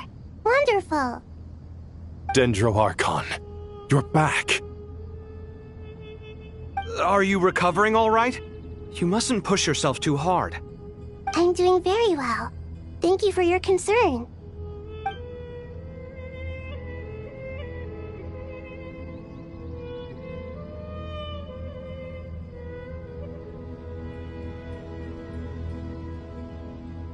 I see.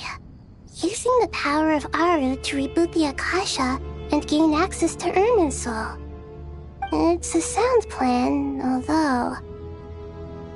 I regret to be the bearer of bad news, but with the state that Irminsul is currently in, it's impossible to access via traditional means. Even the Akasha won't change that. Alas, we had feared this may be the case. What about non-traditional means? Non-traditional means? Are you saying... Desperate times call for new measures.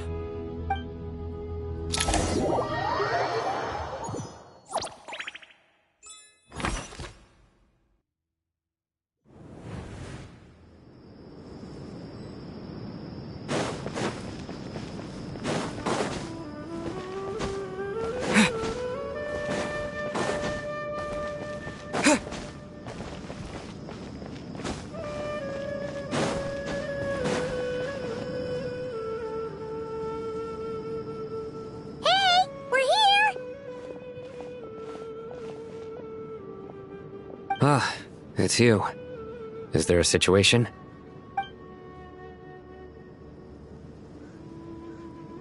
The Aranara have good intuition when it comes to people.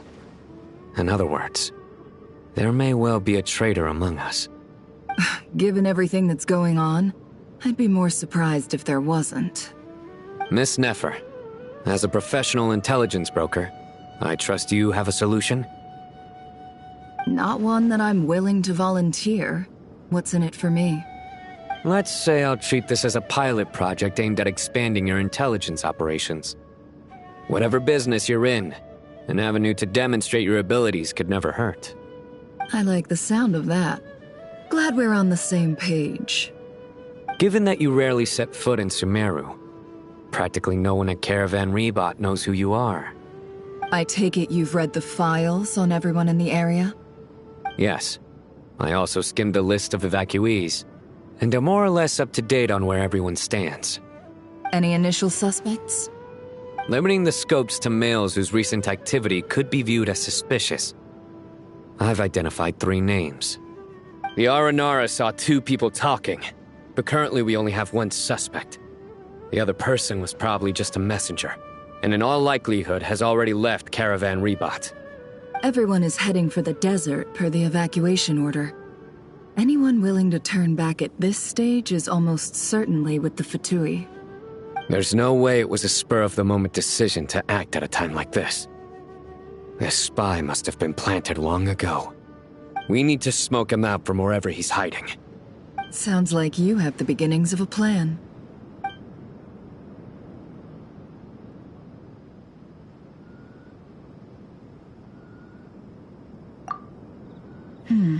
I see. Your suspicions are well-founded. I'd be watching him too if I were you. So far, we still lack solid evidence that he's been bribed. He hasn't made any recent purchases that would indicate he came into some cash. Then let's get closer to him to confirm before we make our move. I can handle it. I'm not based in Sumeru, so barely anyone at Caravan. And you're certain you've never encountered this person in Nodcry? I'm certain. Besides, it's extremely rare for me to have had any direct contact with Sumeru mercenaries besides Jet. There's no way he could have seen my face before. Sino, stay out of sight and wait for my signal. If he raises any red flags, I'll bring him toward the main road. Understood. I'll take it from there. Excellent.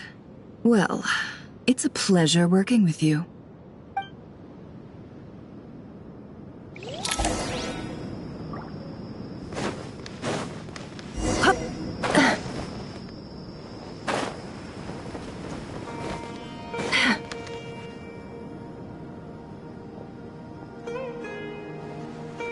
Darker skin, scars, frequents the desert and has ample combat experience. Nothing unusual about how he dresses or acts. What's that he's looking at? A coin. Interesting. Could that be how his contact paid him? Conveniently discreet for someone trying to hide any unexplained income. And yet it could be highly valuable. Sorry to bother you. Has everyone here already left? I don't suppose you happen to see a lady wearing a hat? Ma'am? What are you doing in Caravan Rebot all by yourself? The main group evacuated some time ago. Didn't you pass them on the road? My friend and I lost some of our cargo along the way. I didn't want to miss out on potential business, so I told her to go on ahead and meet the client while I retraced our steps. I didn't think it would be so late by the time I found it. And then there was a terrible sandstorm. I guess I must have taken a wrong turn, because I didn't see any large groups on my way here. Forgive me for asking, but just to be on the safe side, could you describe this friend of yours? Sure. She has blonde hair, and she was wearing a hat and a white dress. You'd definitely know if you'd seen her. Yes, I think that does ring a bell. My apologies. During this exceptional time, the Corps of 30 are under orders to be extra cautious when dealing with unknown people, whoever they might be. I understand. Well, sir, is there anything else you need to know? If not, I'd better try and catch up with them. Hey, wait! They left a good while ago now. You'll never catch up with them on your own. Why don't I give you a ride? I'm here to collect the last few people anyway. We have plenty of carts, so one more won't be a problem. That would be amazing. Traveling with a group will be much safer. I'll have to pay you for your trouble. Hey, let's not worry about the money for now. Wait here a moment. Once I'm done packing up, I'll take you to join the rest of the group. All right, thanks. Let me know if you need a hand carrying anything. No need for that. I'm strong enough for both of us. Okay. Well, I wish there was some way I could repay you. Guess it's my lucky day, running into someone who knows what they're doing here. You might have just saved my life, you know? You're not wrong there. I mean, what kind of cargo is so important that it's worth risking your life to get back? I hope for your sake that it's priceless. Actually, I suppose I can tell you, since you've been such a big help. But be sure to keep it to yourself, or we could both be in big trouble. Oh, really? Sounds mysterious. We're in the antiques business. You understand? Some of our goods aren't acquired through the most legitimate means. We have to be very discreet when we're selling them. That's why I had to go looking for the missing cargo alone. Ah, no wonder. Well, ma'am, in that case, it turns out that maybe there is something you could do for me. I'm all ears. But to be clear, our commission isn't cheap. Think carefully before you ask. We don't want to ruin our relationship before we even hit the road. I'm sure that won't be a problem. My issue is, I have something that's a little difficult to sell on as well. Take a look at this.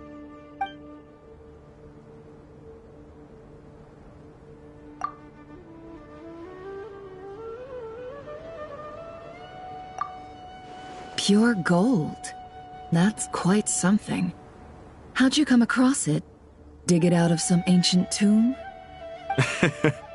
If you look hard enough, there are many treasures to be found in the mausoleum of King Deshret. It has no distinct Snezhnayan markings. That'll be why he's going with that story. And he clearly doesn't want to arouse suspicion, so he's on the lookout for an opportunity to make a quiet trade. Surely you have an existing business partner. Won't they take it off your hands? I hope I won't be attracting the wrath of my competitors by helping you sell this. The shop I used to work with is having cash flow issues at the moment after losing some money. I'm under enough pressure as it is without having to deal with them. On the off chance anything went wrong, I'd never get my money back. I understand. Gold is the last thing that traders with cash flow problems want to see. Well, in that case, I think we can work something out. As it happens, I'm just about done packing. Shall we make a move? Sure. Let's walk and talk. This evacuation was a huge operation. They needed a few people to stay behind and tie up loose ends. And I ended up being one of them. You're lucky you ran into us in time. I certainly am. I don't know how this happened. One thing led to another, and look how it ended up.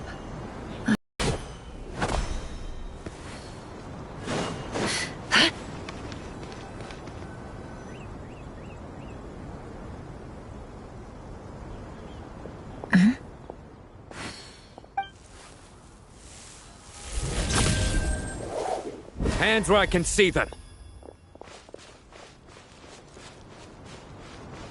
General Mahamatra! No, wait! What are you doing?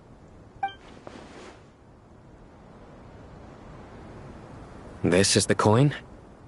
Good. Sadly, you won't have the chance to spend it. Nicely done. Looks like Sumeru's Matra are a well-oiled machine nowadays. Unmarked gold coins are quite difficult to trace.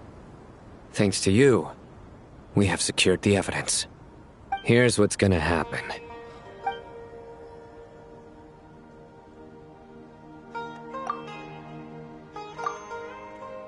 Southeast from here, leeward side of the hill. That's where he's meeting his contact. Great work. Candace tells me your interrogation skills are highly effective. Hers are quickly catching up. She's improved a lot in recent years. Looks like it's over to you for the next step. Because I'm quickest on my feet? Because you know how to trail a target. Plus, it'll be easier to monitor their activity from the air. Fine. I'll be quick. One more thing.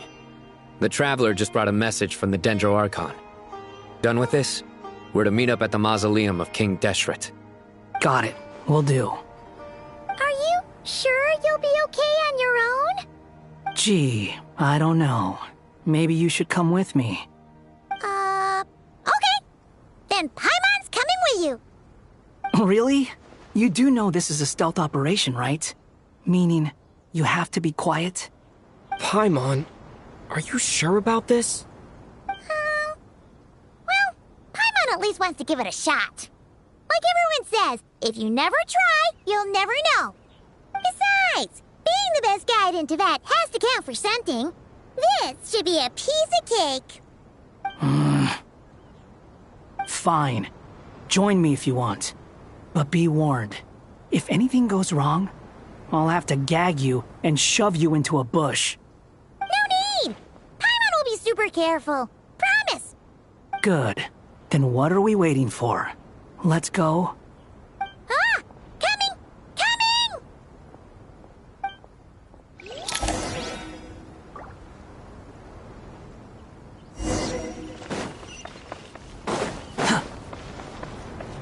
Squall Fury!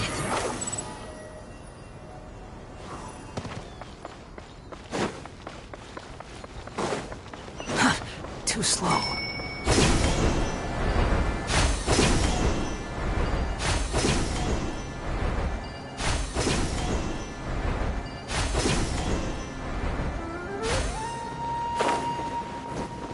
Behold! Search forth!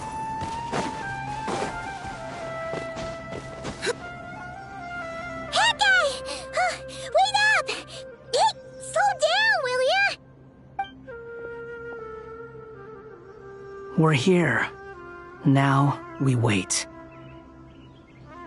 Okay, yeah, cool. Cool. What's on your mind, Paimon? Huh? Oh, nothing? I thought all you cared about besides being a guide was food and sleep. Why the sudden urge to go on a dangerous mission? What's that supposed to mean? Paimon's been on plenty of dangerous missions before. But never on your own. You hardly ever leave the Traveler's side. Just saying, I'm kind of at loose ends right now. So if you did want to share, I suppose I'd have to listen. If not, suit yourself. Makes no difference to me. That guy? Do you think Paimon is useless? What? Where's that coming from? When we were in Notcry, Paimon suddenly realized something. Even though Paimon's with the Traveler every single day, whenever we face real danger, she can't do anything to help. Paimon doesn't get like this very often. She just got really scared when the Traveler got kidnapped that time. What if he never came back? What would Paimon do then? And the more Paimon thought about it, the more useless she felt. But Paimon doesn't want to be a burden. Paimon wants to be a friend who's actually useful. Does that make any sense? You know, that feeling of just being completely useless and... Oh. Paimon probably sounds so ridiculous right now. You asked the right person. Boy, do I know that feeling. Oh, that guy. I'm not gonna try and encourage you. What I will say is this. When you start doubting yourself, you have two choices. Give up or change.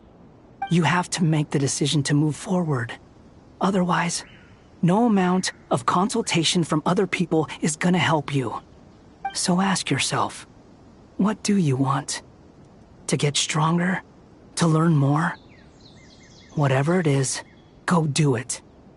You won't have any regrets if you can at least say that you tried. Oh, all right. Something's not right. Shouldn't they be here by now? Paimon, is it just me? Or is it a little too quiet around here? Should Paimon take a look? We'll give it another hour. If nothing happens, we head back. Okay.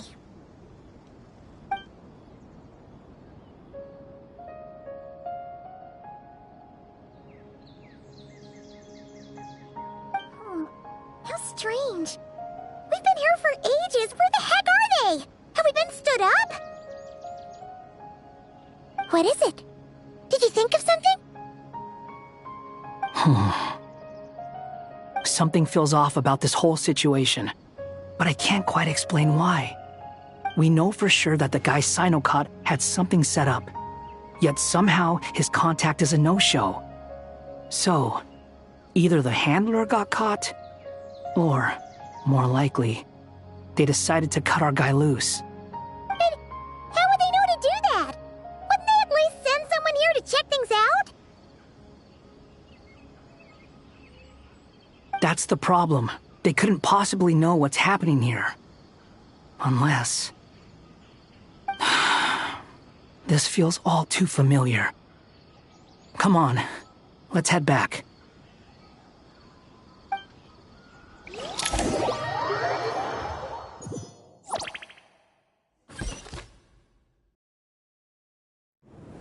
Even though this isn't a formal meeting, I'd still like to start by saying how grateful I am to each and every one of you. Thank you all for coming here and standing by our side. Shesipang and Bennu are currently assisting the scholars with the maintenance of Aru. Please forgive their absence. As for Hermanubis, may he rest in peace. We remember him with great fondness. There have been times when I imagined what it might be like to meet you all. Now that it's really happening, I feel quite emotional. Time has taken many things away, but that which remains is all the more resilient. I must say, there is one thing that rather surprises me. You appear to be in good spirits, Lesser Lord Kusanali. But even so, I can sense that the life force given to you by the Dendral Dragon has far from fully resolved the problem of your vitality. Oh no! So even a Pep's power didn't work? Don't worry, Paimon. It worked very well indeed. The issue is how closely I am tied to Irminsul. Until the problem with it is resolved, there is no way I can fully recover. Sumeru has undergone tremendous changes during your absence. When gods pass away, inevitably, people's faith in them grows weaker. You must have sensed it already. Your power is not what it once was. Regrettably, this is true. I too have grown weaker due to the effects of Irminsul. Right now, we're all in quite a sorry state. Then what do you suggest? We take all the help we can get. Sumeru is our shared home. You and I, gods and humans alike. We must unite all our strength in this moment. Though Al-Ahmar is no longer with us, the alliance between the three gods remains in force. Regardless, as subjects of our king, we have a responsibility to support Sumeru through this catastrophe. Not to mention that it was the people of Sumeru who released us from this prison of Aru. Times have changed, and the people of today possess greater wisdom than those of the past. You really know how to give a rousing speech, Goti. Now then, let us learn more about your plan. The brightest minds of the Sumeru Academia are busy opening and renovating Aru. They claim it has something to do with Irminsul? Correct. Irminsul has existed in Teyvat since the very beginning.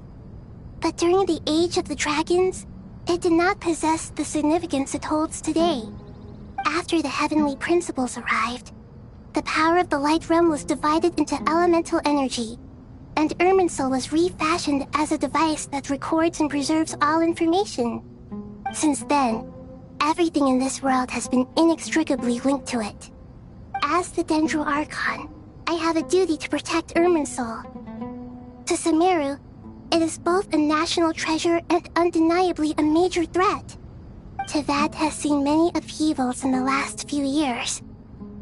The most recent of these was a major crisis in Notcry, which forced Sumeru to be even more vigilant than usual.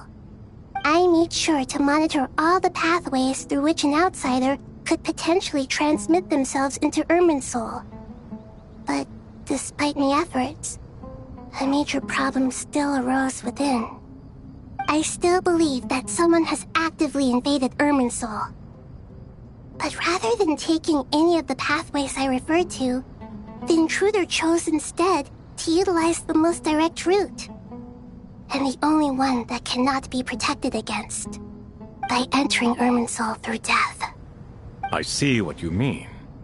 You cannot simply stop all deceased souls from returning to the ley lines because of a potential invasion that could occur at any time. That's right. As important as it is to guard against external threats, I couldn't allow myself to stop the souls of the departed from finding peace. Please, understand how difficult this predicament was for the Dendro Archon. Defense has never been an easy task. After Irminsul was invaded, my authority was quickly restricted. Soon after that, the tree began denying access to any connections. I'm sure you feel responsible, but you are not to blame. No one can predict every possible disaster. There will always be trials and tribulations for the world to endure. But the people of Sumeru should not have to endure this. We must find a way to break through the lockdown and connect to Irminsul. And this is why you need Aru. Yes. The only thing in Sumeru capable of rivaling Irminsul in terms of overall function and performance is Al-Akhmar's legacy, Aru. All I managed to do before falling into a coma was make some minor adjustments to Irminsul. Using Aru is a last resort, and a move that comes with enormous risks. The Scholar's initial plan was to borrow Aru's power to reboot the Akasha, then use the Akasha to connect to Irminsul and investigate. Unfortunately, Irminsul has suffered far greater damage than they first thought, rendering that plan futile. To rise to the challenge, we had to resort to more extreme and far costlier means. This has led to a number of new contingency plans. To reclaim Irminsul, our brightest scholars have made further modifications to Aru with multiple goals in mind. I thank you all for giving them your blessing in this endeavor. Human wisdom has clearly improved over the millennia. You have not only our support, but that of the Jinn, the Aranara, and the Pari. Together, we will do everything in our power to save Irminsul. By the way, when you spoke earlier of an intruder, it almost sounded as if you knew who you were dealing with and what they were capable of. Well, since you ask...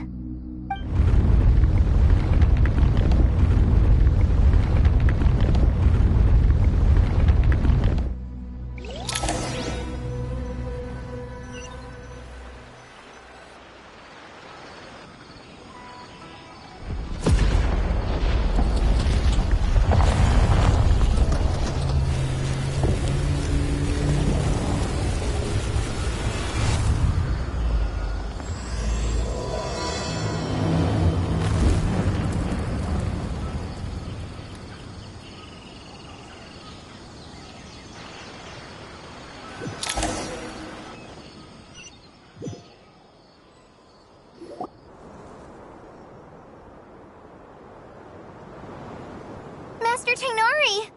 What is that? Is this... Irminsul? How did this happen? What's going on inside? Luckily, we managed to evacuate everyone.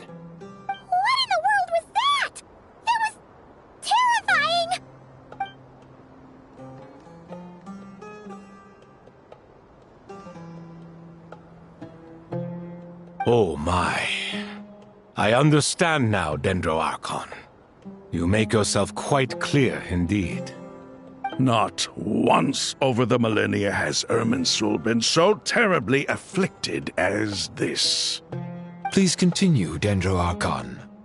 Irminsul's root system is what comprises the ley lines. In the past, it has always been hidden away, going unseen by the general populace. But now, an evil intruder is making it reveal itself. It has become a tree of unbridled greed. A clear sign that a deranged experiment has advanced to a new stage. Blasphemy. From where I stand, an experiment in the name of blasphemy sounds rather improper. But, if we are to honor Dottores' will, this is what we must do. The birth of this tree proves to me beyond doubt that this incident is connected to him. But to explain the situation in full, there is someone I need to tell you about.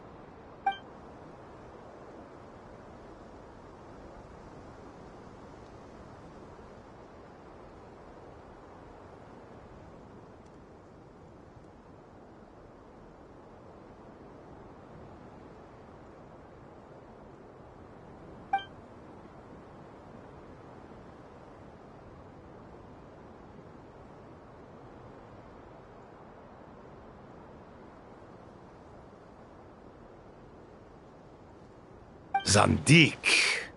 So it was him. I saw him in the desert once. A man of supreme arrogance. So this is where it has taken him. But didn't Dottore die and not cry? How is he still able to do all this? He must still have loyal followers amongst the Fatui. Even so, I'm still unclear as to how he has been able to wield such a profound influence over Irminsul. I can confirm that Fatui forces have arrived in Sumeru City. Furthermore, Irminsul seems to be undergoing some kind of mutation. Evil branches are beginning to grow. Things that do not belong to this world are slowly but surely materializing. Sorry, I couldn't think of any other word to describe it. They don't seem to be fully formed physical entities yet, after all. But they are gradually becoming real. A baleful tree climbing up into the heavens. Speaking of Dottore, I have some information on that front as well.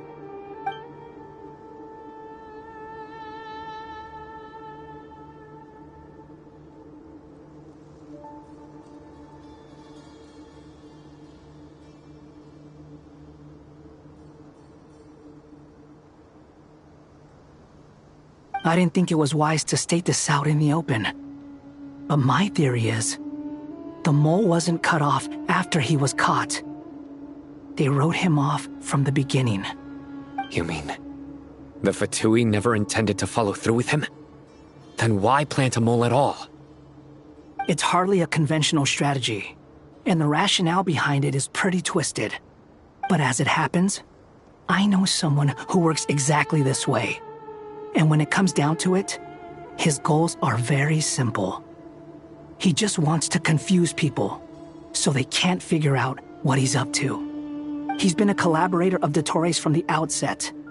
That fact alone confirms that Dottore is involved with this somehow.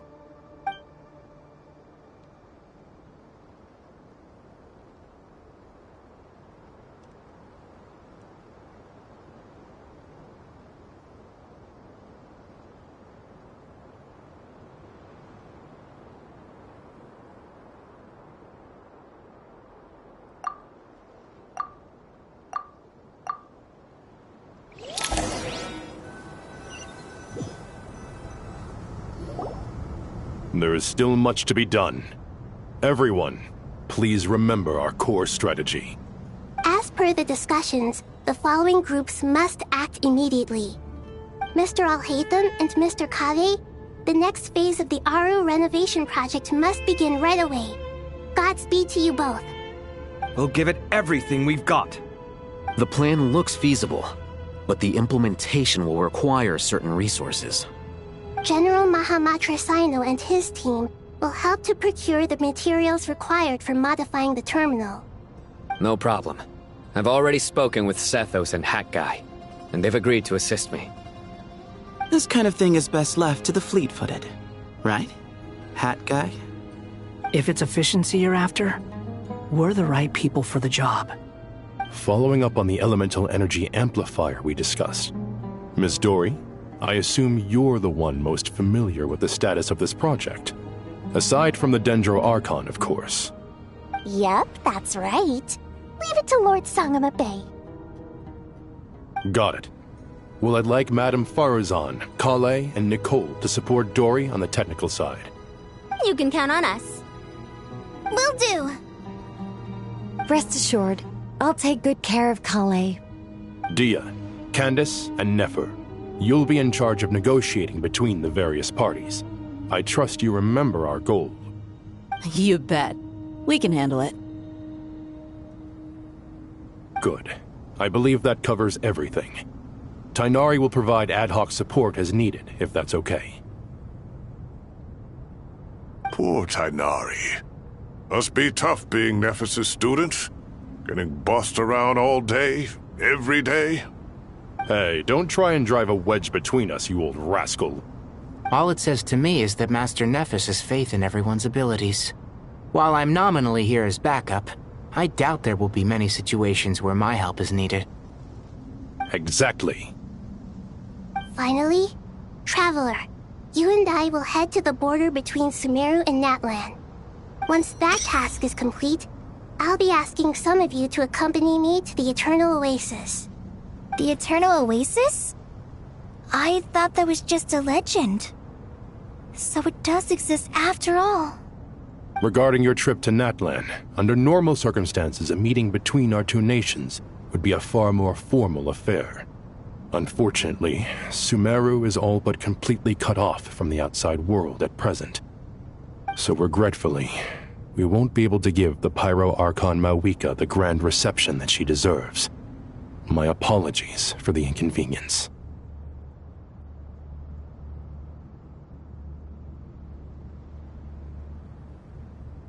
No point putting too much pressure on yourselves. That goes for everyone. Right. Especially you, Dendro Archon. I'm sure you're still feeling quite weak. Don't worry about me. The Dendro Dragon's life force will sustain me. Plus, we'll be there every step of the way. Nahida will be just fine. Yes. I believe in myself. And I believe in every one of you. Well, time to get going.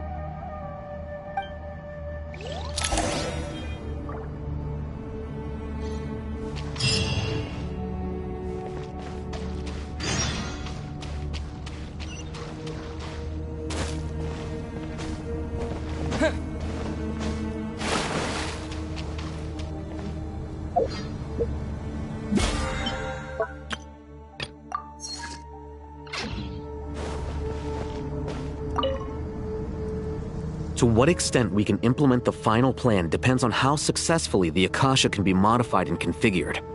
And to make sure the configuration works, Aru will also need some further optimization. Yeah, no surprises there.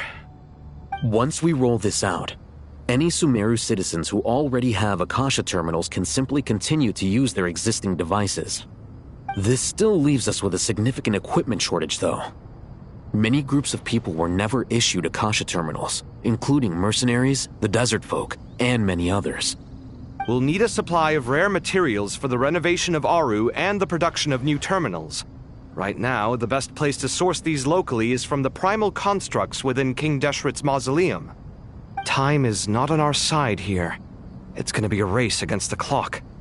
The Aru merge and renovation project will have to be carried out by you two. Everything's riding on this, so failure is not an option. Best of luck to you both. As discussed, General Mahamatra Sino and Mr. Hat Guy will source the required materials. Mr. Sethos is quite familiar with the layout of King Deshret's mausoleum. With him accompanying them, things should go quite smoothly. I have every confidence. In the meantime, we may as well take a breather. Makes sense. There's not much we can do until the materials arrive. Get information and stay close. What is this, boot camp? Knock it off. It's just Sino being Sino. You know what he's like. Everyone clear on our mission objective. Look at the excess primal constructs, dismantle them, and extract the required materials. And King Deshret's 7 pillars agreed to this? If they're just sitting there doing nothing, we might as well put them to use. Thoth's words, not mine.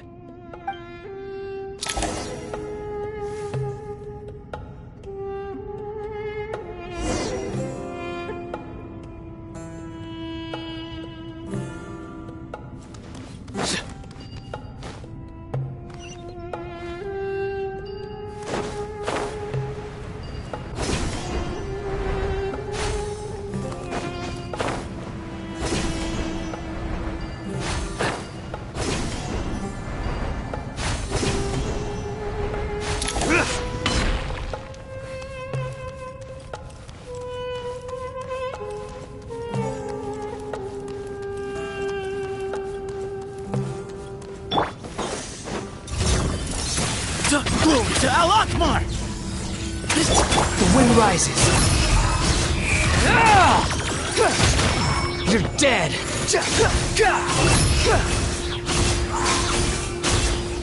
Unsightly insects. Futile! Through me, justice is served.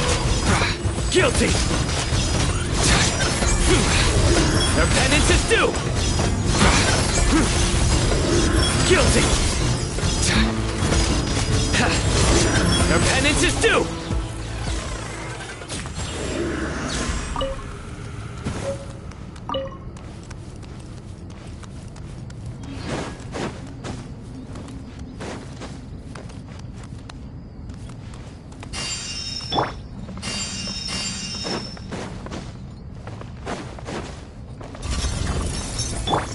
Way ahead here! Nowhere to run!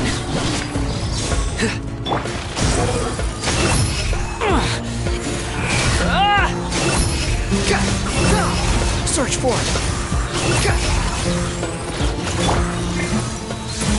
Sage's wisdom.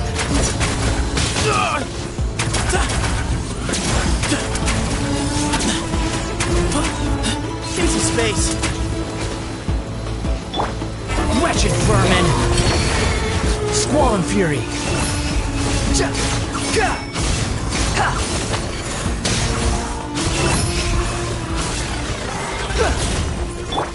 Judgment is upon them.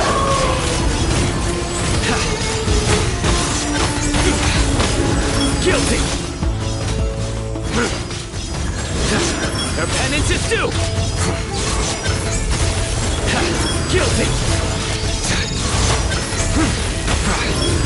These devices should still be usable even though they're broken down.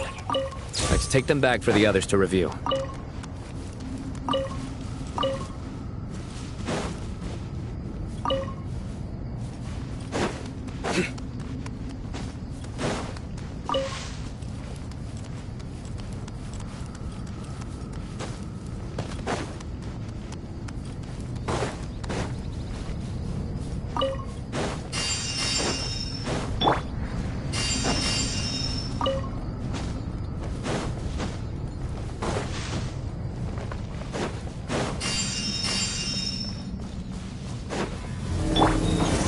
Way ahead! Move or be moved!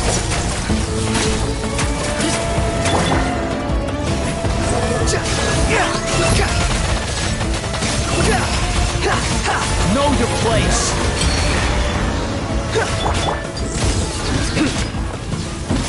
Through me, justice is served!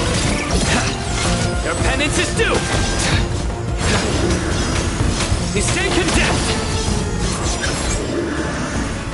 Their penance is due!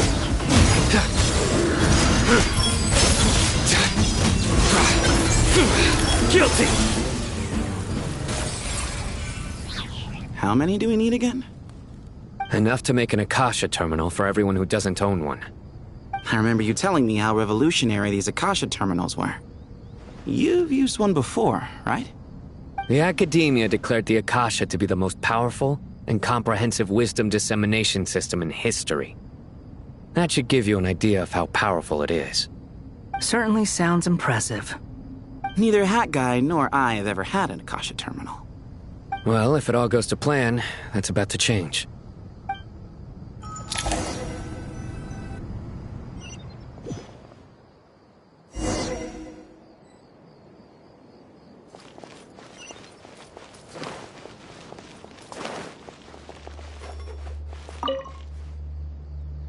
Oh, goody! Thank you so much for handling the delivery. What a long way it was. You've really outdone yourselves.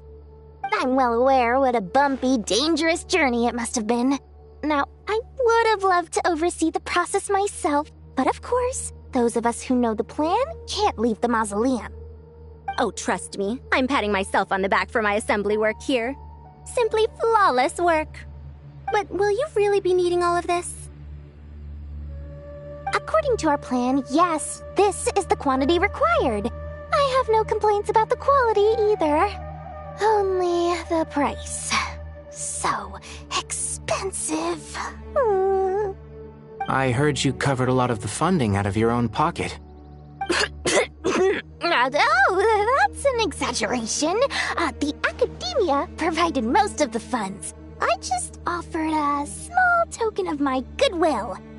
Of course, the real tragedy is how little profit I'm making on this. You know, it's a serious crisis when you can't even make money out of it. It's really quite a beautiful design.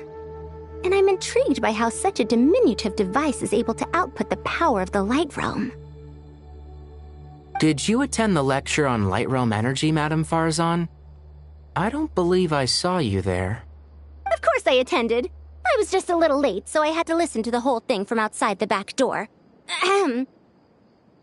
Anyway, I have a perfectly good understanding of Light Realm, elemental and abyssal energy, as well as the relationship between the three. Good to know. Master told me in private that the conversion process between Light Realm energy and elemental energy involves highly classified knowledge that shouldn't be disseminated too widely. But even so, the scholars still shared said information. Well, you can't enforce a rule that everyone breaks. Is that the idea? At first, the Dendro Archon was reluctant to explain it in great depth for safety reasons. Later, she came to terms with it and simply informed my master that we would all have to face the question of survival together. To protect someone from such dangers means keeping them in the dark. But for someone to know and embody the wisdom within, they must understand its very essence. It's an information hazard. We're exposed to danger just by knowing the facts. And just like bait, it lures us in by offering us the solution to our problems. But if you're not careful, you'll end up pursuing it down a dark path. A tricky problem. But today, this big problem has been broken down into many smaller, more trivial ones. What do you mean? I get it. For instance, you and I share secret knowledge, while she and I take on the risks of life, death, and fate. Something like that? Hey, what? That is not what I call a trivial problem. Well, as they often say in Vahumana, an event that is monumental to the individual is negligible in the grand scheme of history. Generally, the fate of the individual is an insignificant affair. Being from Amorta, where the subject of our research tends to be a lot more personal, I have to disagree. It's hard to dismiss the individual as insignificant. In other words, the big problem of survival has been broken down into many small, interconnected factors, and each one of us represents one of those factors. When the same secret is shared with a group of people, the same fate binds them together. Most people would find this unimaginable, but to us scholars, this is the path that has always beckoned to us. Sharing knowledge is a good way to fight against fate. I will always believe in that. All right, I think that's everything. Thanks a lot. But don't go anywhere just yet. I'll still be needing you to calibrate the equipment.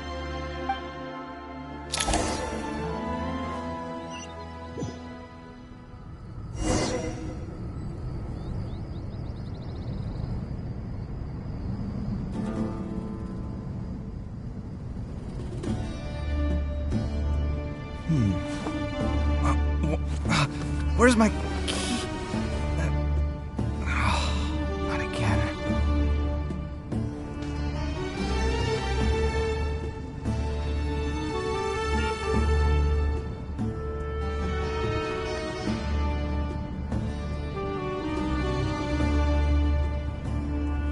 It's good to get out and stretch your legs once in a while.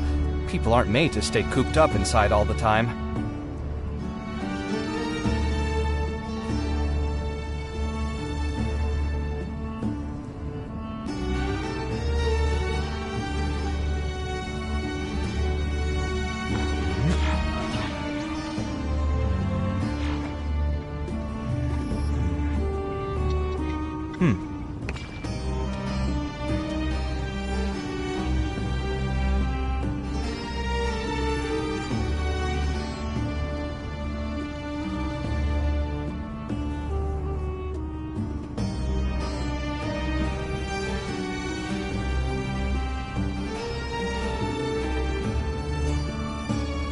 The ability to appreciate beauty is an important virtue.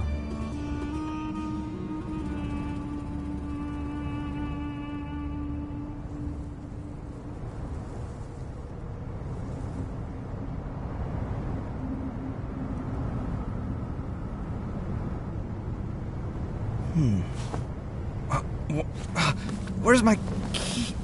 Not again.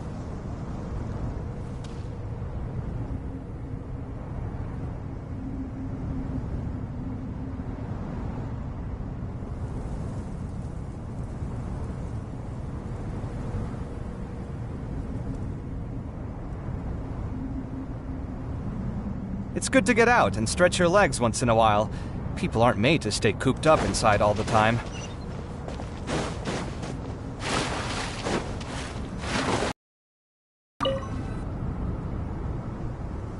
Okay, the materials are ready. We can proceed with the next phase. Alhaitham, how are you getting along? Most of the information in Aru is written in ancient desert scripts. Some of this is written in a tribal language, while other parts seem to be a variant of an Oasis script, based on the glyph forms. Oh. Not lost to history, I hope. Some are. All we can do is infer the meaning based on the rules of related languages. Although, this section actually fills in some of the missing historical record. I'm transcribing it so we can bring it back to the academia. After Aru started up, 2 more lines of text appeared here. Can you read them? Humans may not read what is written by the gods, except by not reading. Victory should not be easy to attain, for it symbolizes divine wisdom. Knowledge must not waver, for it has external borders. Is this a clue to solving a puzzle? Or is it being symbolic? You can't read it unless you don't read it. Victory is wisdom. Knowledge is confined by borders. Wait, I think I've got it. It's a metaphor, isn't it? It's talking about... a chessboard.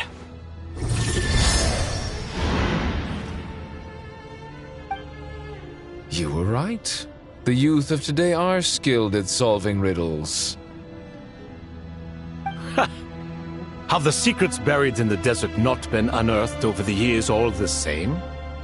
Since Aru is a place reachable through wisdom, this day was bound to come sooner or later. Oh, I've always been against overly cryptic sentences. Don't you get tired of reading and writing all that? Ah, it's you 3. Just in time.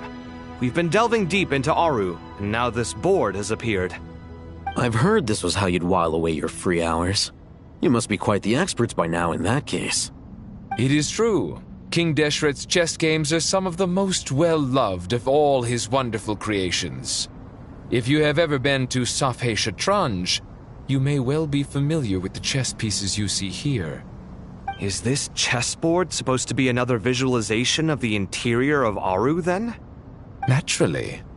Visitors, everything is ready. Only by completing the challenge on the board in accordance with the rules will you be permitted to overwrite Aru. 1 second. It's not dangerous, is it? Dangerous? Why, yes, of course. I should be the one to go, then. Wait for me here. Sounds like the self-confidence of our present company has rubbed off on you. Don't be ridiculous. I'm your upperclassman, and that means I have to look out for you. I appreciate the sentiment, but a game of chess typically requires 2 players. Besides, I'm sure they won't let things get out of hand. Keeping things relatively safe is in your best interest too, isn't it? Fair enough. I mean, you guys are controlling the difficulty, so please don't go too hard on us, all right? Ah, but Bennu said he wanted to put some respect into these whippersnappers. All right. Thank you. Obviously, we'll still try to be careful. This doesn't seem like ordinary chess. Is the goal to defeat the opponent? No, you must enter the board and pass the trials we have placed there. Ready? Let's do it.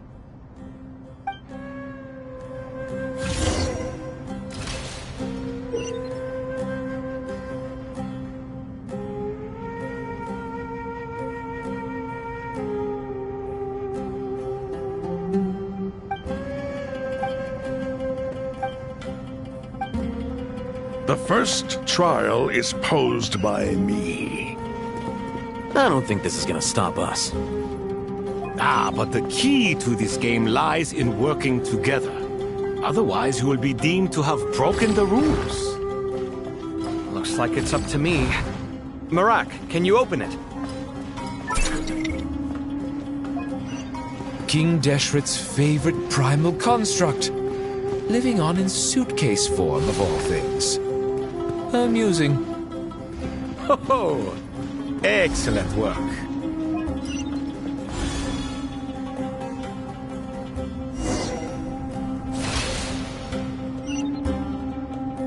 Now is the time for my trial.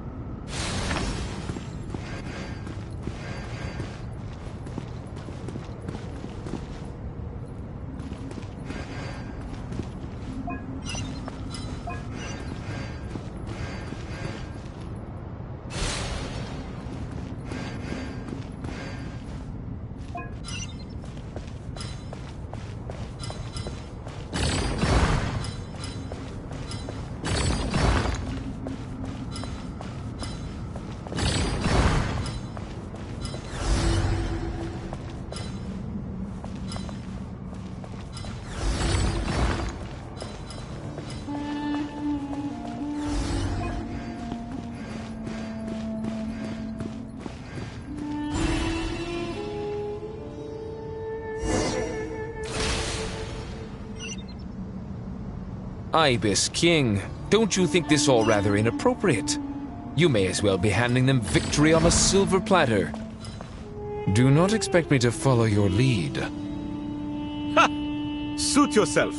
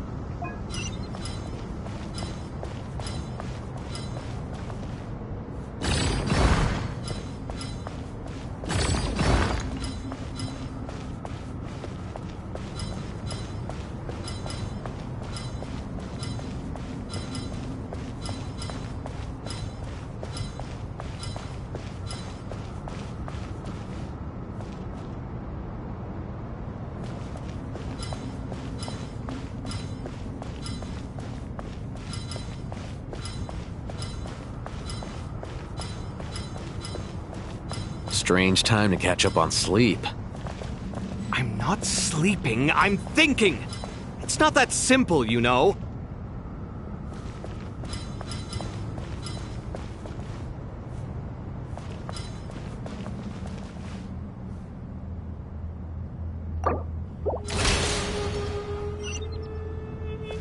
Ibis King, don't you think this all rather inappropriate? You may as well be handing them victory on a silver platter. Do not expect me to follow your lead. Ha! Suit yourself.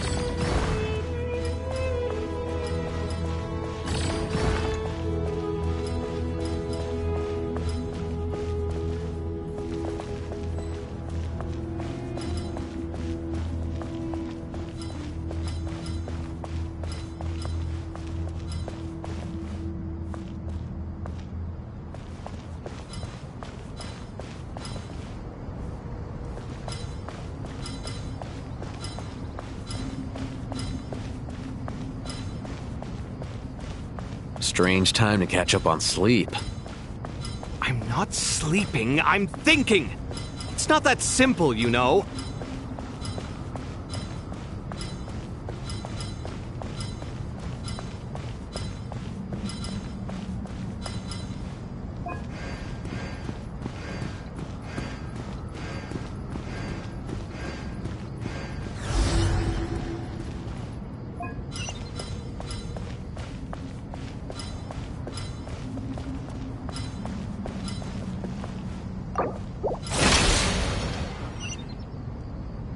Ibis King, don't you think this all rather inappropriate? You may as well be handing them victory on a silver platter. Do not expect me to follow your lead. Ha! Suit yourself.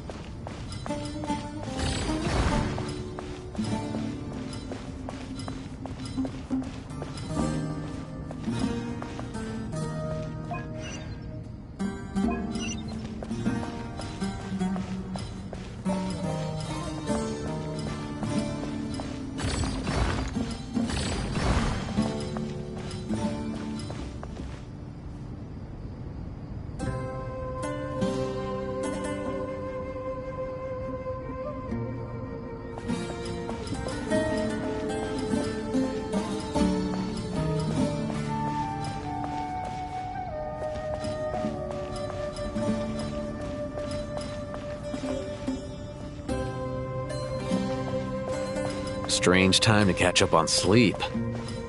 I'm not sleeping, I'm thinking!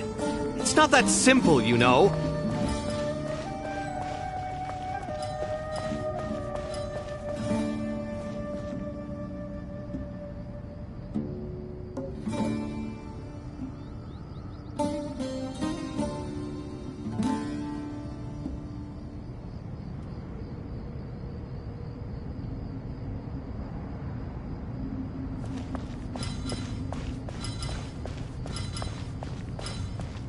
Strange time to catch up on sleep.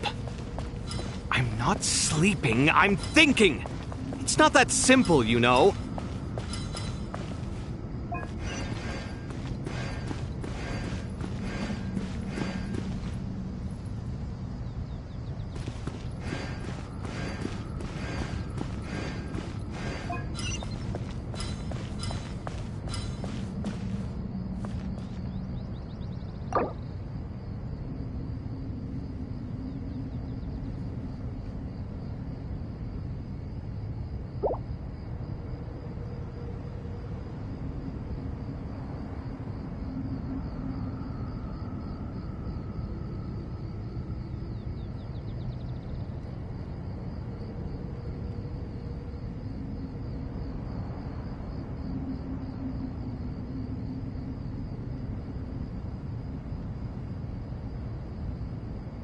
Strange time to catch up on sleep.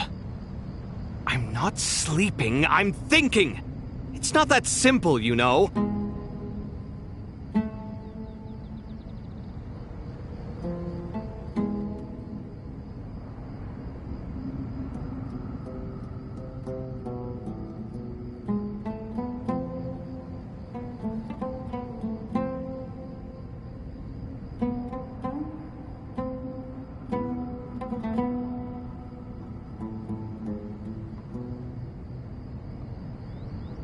Strange time to catch up on sleep.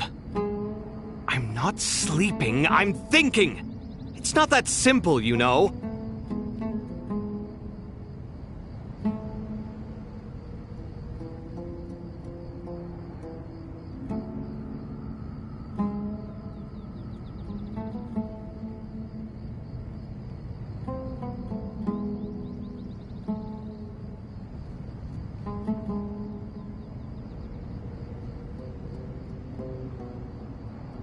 Strange time to catch up on sleep. I'm not sleeping, I'm thinking! It's not that simple, you know.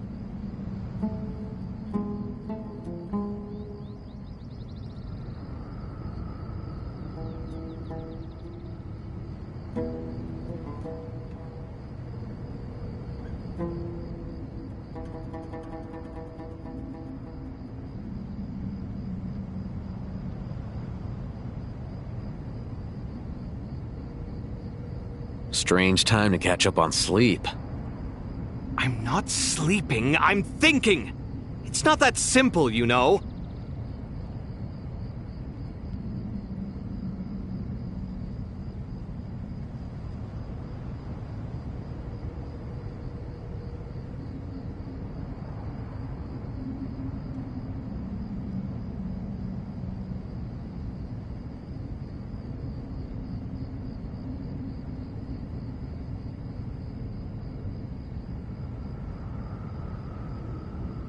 Strange time to catch up on sleep. I'm not sleeping, I'm thinking! It's not that simple, you know.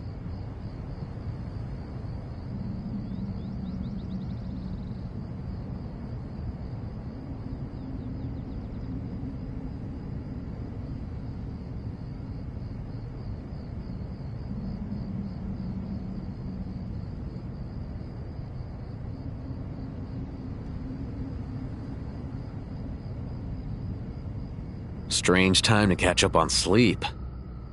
I'm not sleeping, I'm thinking! It's not that simple, you know.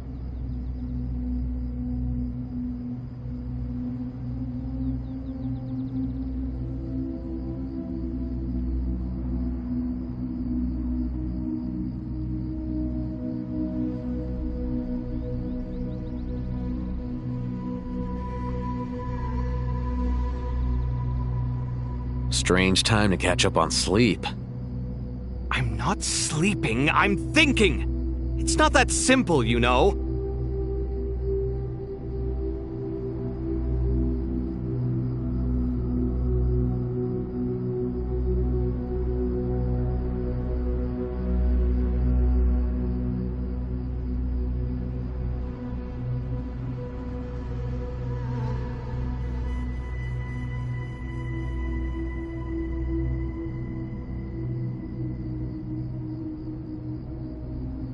Strange time to catch up on sleep. I'm not sleeping, I'm thinking! It's not that simple, you know.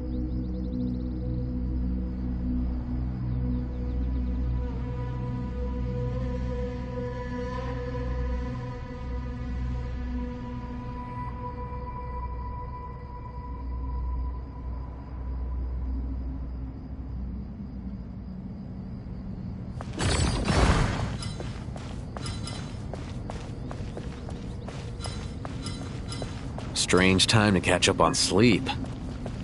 I'm not sleeping, I'm thinking! It's not that simple, you know.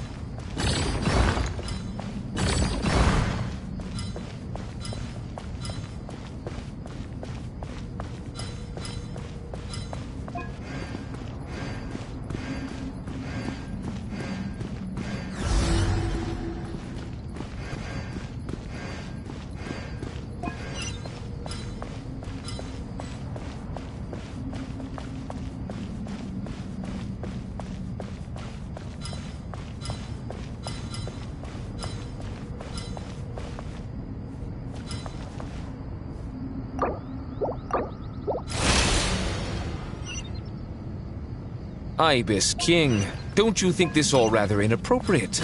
You may as well be handing them victory on a silver platter. Do not expect me to follow your lead. Ha! Suit yourself.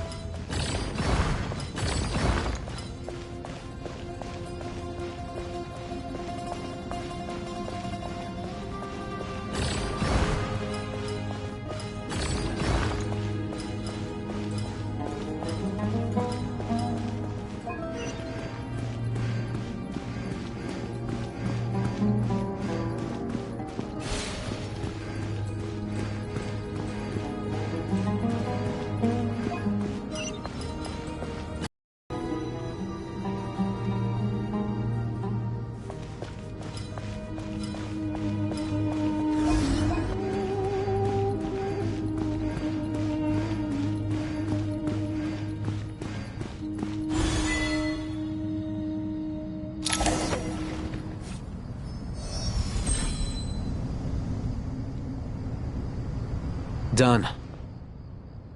Finally. It's over. But seriously, that was incredible! Standing on the chessboard felt completely different from standing on solid ground. And also... Oh, sorry. I'll save my thoughts for later. Thanks to the three of you for helping us out with this. Is it just me, or were you giving us quite a lot of guidance along the way? We made but a humble contribution. You lived up to our expectations. Bravo! Our aid was not given for naught. In addition to the existing functions, I'd like to ask you for another favor. Since Aru's interference shield can cover the entirety of the mausoleum, it should be possible to extend its range even further. Perhaps you can find a way. So, building upon the existing functions to... Ah! I'm with you! Imagine for a moment. What would the ideal outcome look like if this function were compatible with the devices? I agree. This is the best solution possible. Please, everyone, we beg you to help us. Me, oh my! Well, since you ask so very nicely, I suppose... Goti? Croco? What do you say? Naturally.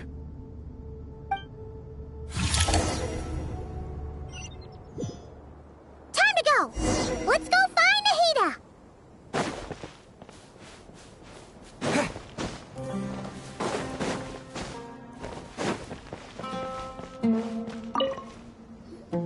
There you are. Miss Nicole truly is an angel. She shows great wisdom in guiding others, and she has already sent word to Natlan on our behalf. She said that while the other members of the Hexen Circle are busy with important work, she is quite free, and she's more than willing to accompany the people of Sumeru for the entire journey. Oh, there's Nicole, all right. Always super patient and loves to help everyone out. She's the best. She is. So kind and enthusiastic. Well, time for us to get going. Let's head out.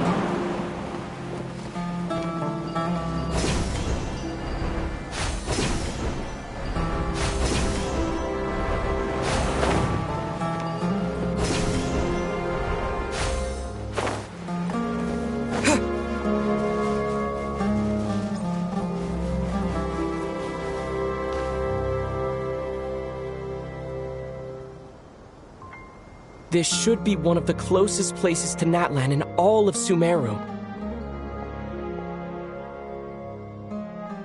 There's the barrier Nicole and Nefer mentioned.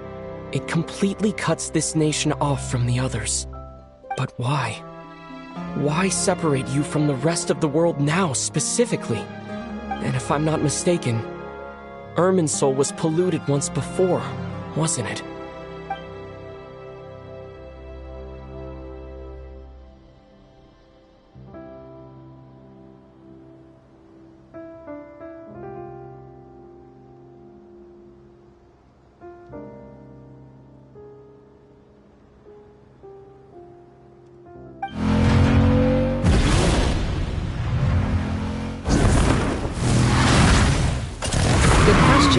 I'm wondering the same thing myself.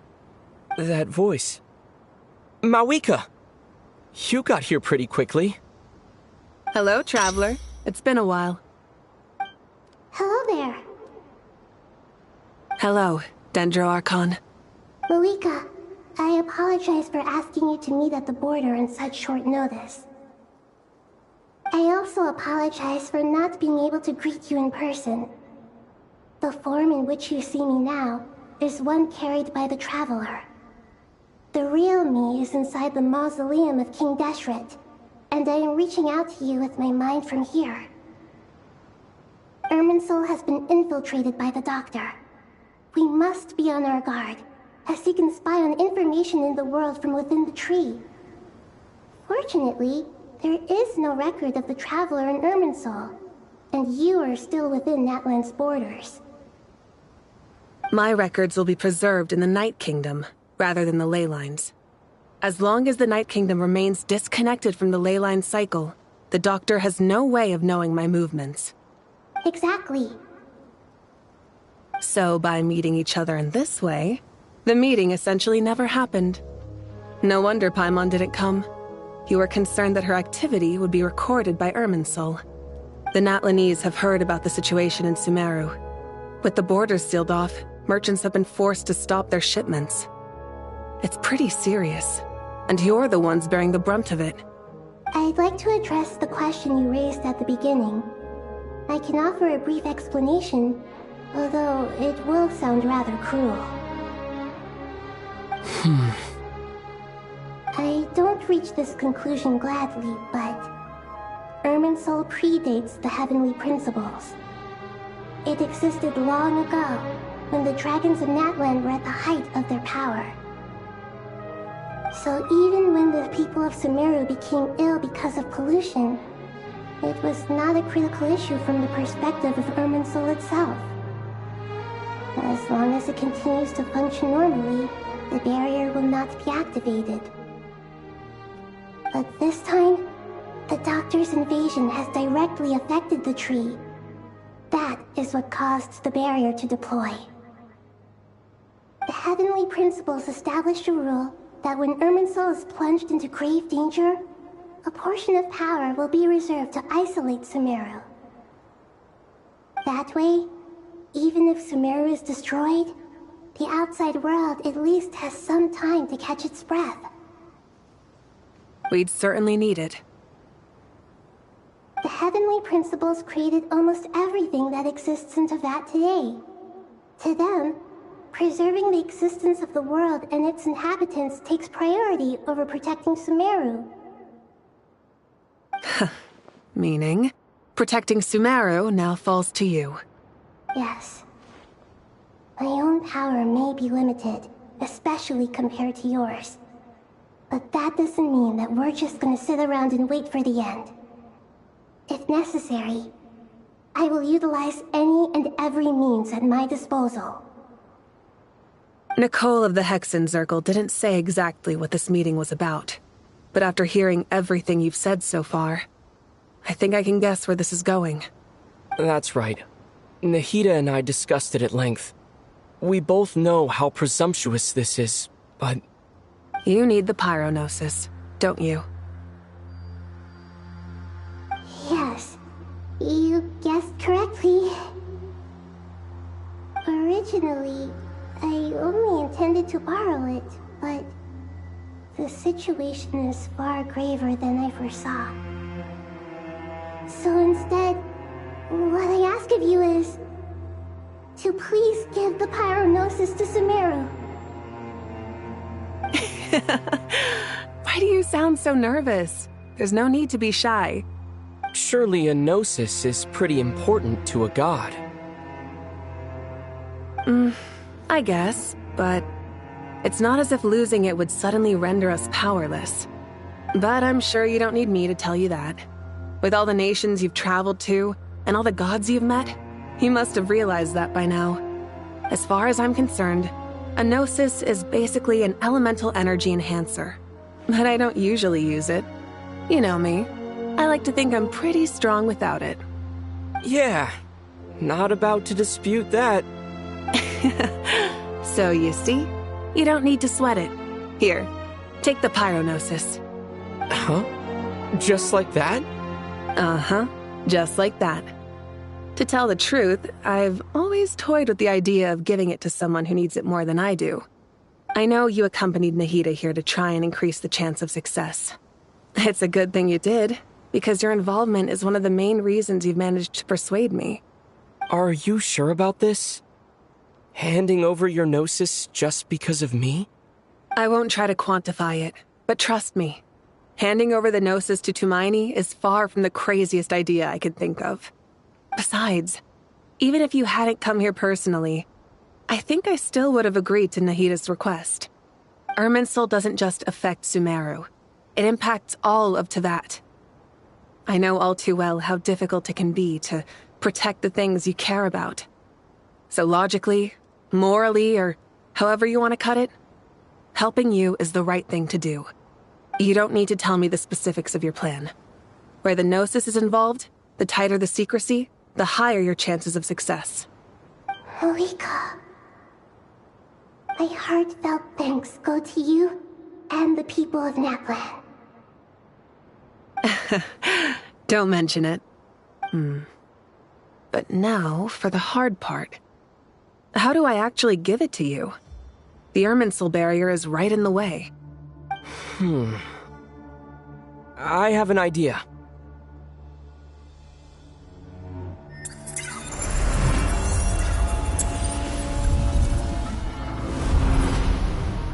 Just as I thought. Incredible. What did you do? Just made a lucky guess. This seems to happen quite a lot. Things that apply to everyone else don't seem to apply to me. I figured the same might be true here. Irminsul usually produces effects based on the records it holds. Since the Traveler is a Descender, Irminsul contains no records of him, and thus has no way to impede him. Is that right? You really are full of surprises. Catch. Whoa! Thank you, Mawika. Thank you for trusting us with something so important. All right. No need to get so formal. It's not like we're strangers. Besides, there's still one problem. You might be able to pass through the barrier, but I don't know about the Gnosis. Any other surprises for us, Traveler? Let me try something. I have the Pyronosis in my hand. It feels strangely ordinary. Not particularly heavy, and yet this tiny thing symbolizes the mighty authority of a god. I need to think hard about my memories of Pyro. My memories of journeying through Natlan. All those important experiences I've had. The Gnosis disappeared. Traveler, are you alright? I'm fine. The Pyronosis disappeared into my body. Just like phlogiston. Maybe it resonates with you because you've mastered the power of phlogiston. You might not be recorded in the ley lines, but you're still our Tumaini. Whew.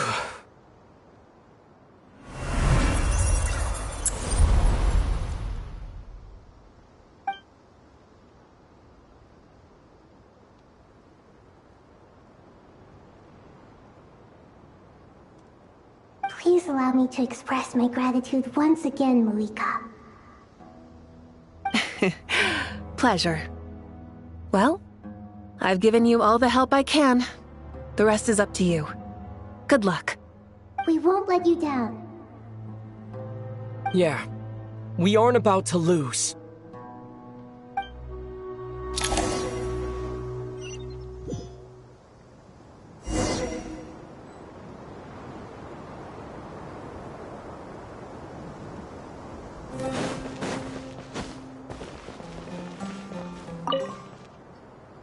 Traveler, Paimon, how are you feeling?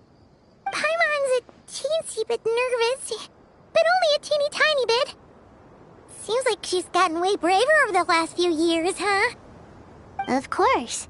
After all the adventures you've had with the Traveler, I'm sure you've gained a lot of experience and grown as a person. I'm doing alright. What about you, Nahida? How are you holding up? With the negative effects of Irminsul, I am a bit like a piece of fruit that's been burrowed into by hungry insects and left to rot. I'd be lying if I said it was nothing. But please don't worry. We all know what we're getting into, and we've prepared as well as we can. I believe in everyone. I believe in you. And I believe in myself. Stoking the fire inside oneself is certainly one way to live, but knowing when to rely on one's companions is also a form of great wisdom. I've been quietly learning little things from everyone, like plucking tufts of fur from a sumpter beast. Me too. With the constant traveling, I'm always learning and growing. That's the journey of life. I think there's someone else here who would share that sentiment. Don't worry about what I think. I was just passing by and happened to overhear your conversation. What are you talking about, Hat Guy? This is the top floor. No one passes by the top floor. Says who? You can fly just like I can. I would have thought it makes sense to you of all people. I don't know why, but I feel a little more relaxed now. It shows that you feel comfortable laying down your burdens in our presence. It means that Sumeru is a place you can trust, where you know we have your back. And we feel exactly the same way around you. That's what it means to be friends.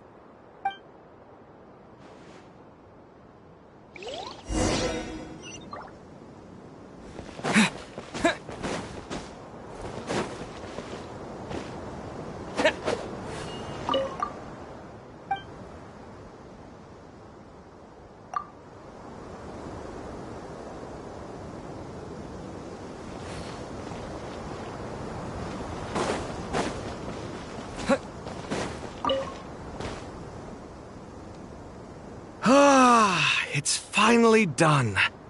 Ugh, but I have a nagging feeling that there's something I've forgotten.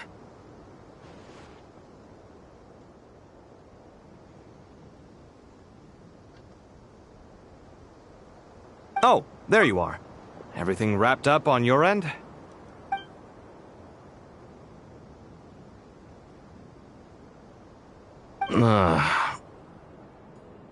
Okay, fair enough. That was a pointless question.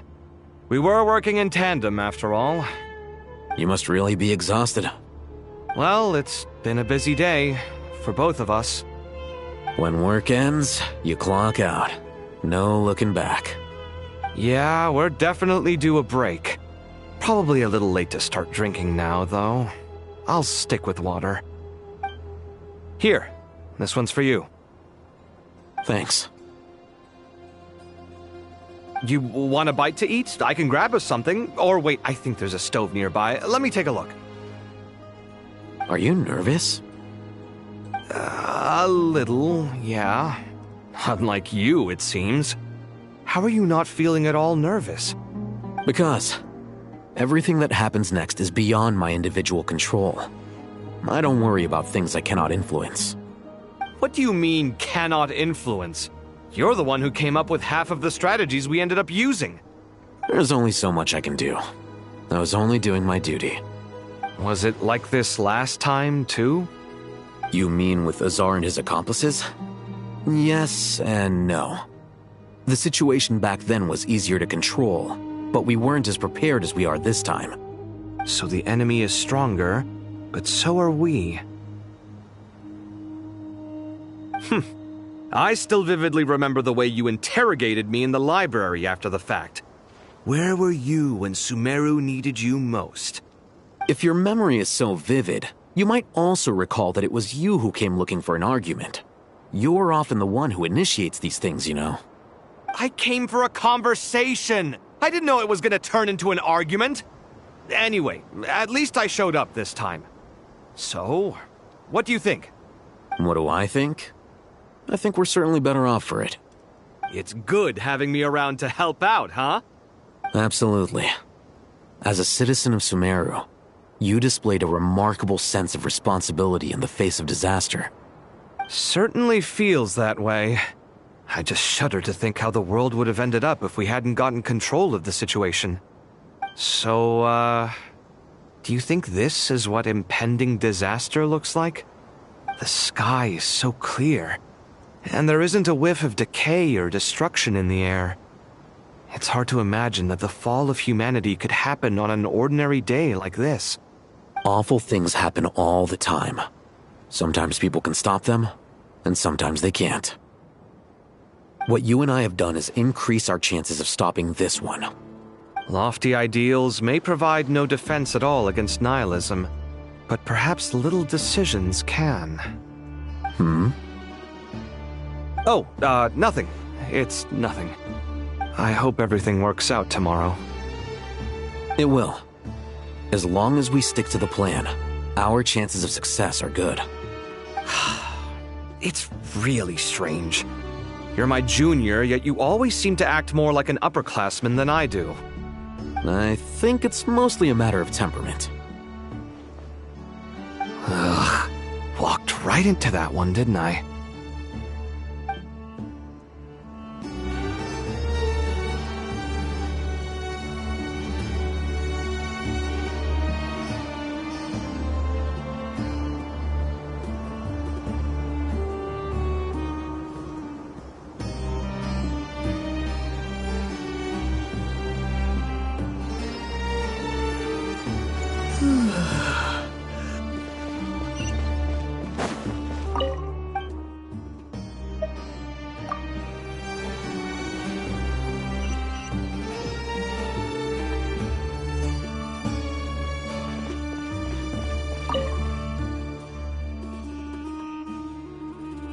We'll make our move after sunrise tomorrow.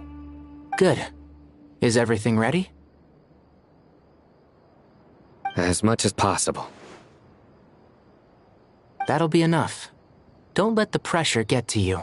We'll take things one step at a time. That's how we've always done it. Master Tainari! Mr. Saito! So this is where you were. I brought some juice and some water. Would you like some? I know how easily you get dehydrated in the desert, so you should definitely have some water. In which case, I'll have the juice. I gotta ask, though. Who's on juice-making duty at a time like this? Madame Farazan said she was feeling a little nervous, so I told her about the automatic juicer my friend invented. She took it right off me and started making carton after carton of juice. A juicer? Did Sucro send that to you? Yeah. I hadn't had the chance to try it out before this incident occurred, but I couldn't bear to leave it behind in Gandharvaville. The juice is very sweet. I think so too. Kale, how are you feeling? Physically, I'm okay, but it just still feels strange to me. Why would a great power like this come to someone like me? I know the feeling well. That same question ran through my mind every day as a kid. At least now, you have someone who can relate to you. All the more reason that you should apply for Spontamod. Tainari fiercely opposes the idea, though. Those two things are completely unrelated. What are we all chatting about, Would anyone like any juice? Oh, you have some already. I had some earlier, ma'am. Maybe give the extra to someone else? Very well, very well. I shall be off then. There's this enormous power, and then there's little old you. You feel like there's no connection between the two. And that sense of dissonance is difficult to get used to. Yeah. But after all this time, I can't believe this stuff still gets to me sometimes. Makes me feel a little childish. Kale, just because we normally keep the conversation light doesn't mean we can't discuss deeper issues. I don't think it's childish at all. You were the victim of a terrible crime. It's normal to struggle with the fallout from it. You have absolutely nothing to be ashamed of. My professor once told me that no incident can be considered truly resolved until the victim says it's over. Your rage and your pain are completely justified. Thanks. Miss Nicole said that the same god remains which were once used to inflict so much pain upon me have now become a weapon with which I can protect everyone. It's like my own personal kind of evolution. Every innocent person who's been hurt needs time to realize that it wasn't their fault. I was the same. But it's all about to be over. Tomorrow, it ends for good. I don't know if you've noticed, but you rarely stumble over your words anymore, and your outlook has become much more positive. It's a big change from how you used to be. And since this isn't over, you can settle the matter on your own terms. It's time you seized back control. I believe in you. Yeah. Sumeru is my home. And it's so important to me. I have to protect it. No. I will protect it. And once you're done, how about you come back and apply for Spantamod? Stop it with the sales pitch, would you? Hey, excuse me. There are still 3 unclaimed cups of juice here. Why don't you take one each? Ugh, my arms are getting sore from carrying them around everywhere. Madame Farazan, why are you... Here, let me take them off your hands. Thank you, Madame Farazan. Drink up and enjoy my handiwork.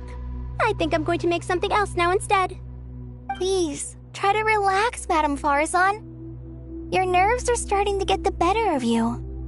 I know.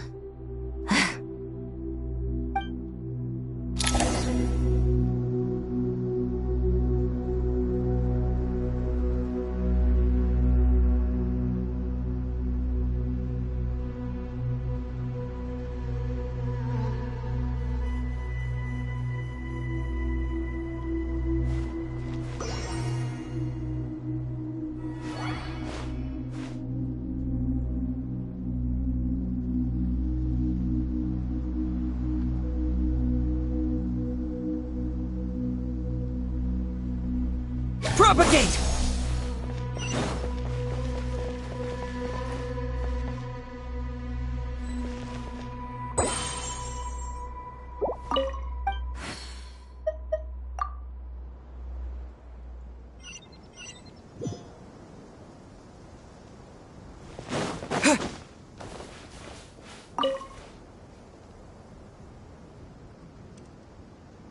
Something on your mind, Miss Nefer?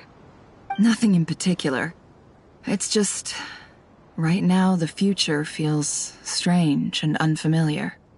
But the future has not yet arrived. How can you say how it feels? Some people know that there's an impending disaster. Others remain blissfully unaware. Each group is imagining an entirely different future while walking towards the same one. But when they get there, they'll still find they feel differently about it. People are shaped by their circumstances. Different circumstances create people with different perspectives. I've always found the perspective of the Vahumana Darshan to be a particularly incisive one. Even at the height of the crisis in Nodcry, people held diverging opinions. But things are different this time. Indeed. Regardless of faith, gender, wealth, skin color, or eye color, everyone in Sumeru knows what will happen tomorrow. The world has never been an especially fair place.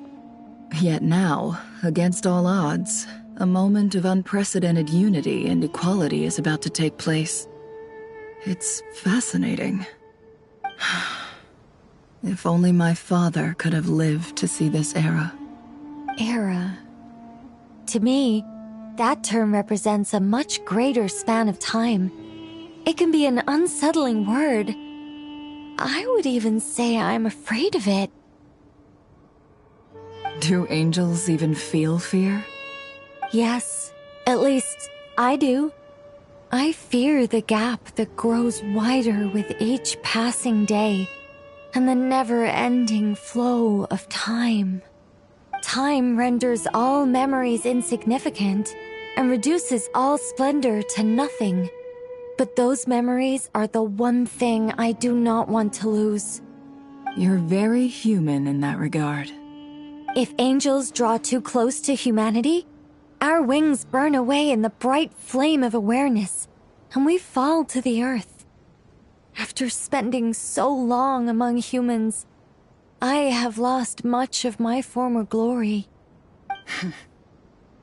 Maybe that's a good thing. You're more human than some humans are. I've been talking to Kale a lot in recent days. We seem to be in completely opposite situations. I suppose that makes us good case studies for comparison. Case studies for who? Myself, I suppose. After comparing the two of us, I suddenly discovered that I desired more than before. It was a gentle, pleasant sensation. Just as most people pursue glory and miracles, I too am pursuing miracles of my own. Guiding humans to make the miracles in their hearts a reality. That is my miracle. It doesn't sound so bad, does it?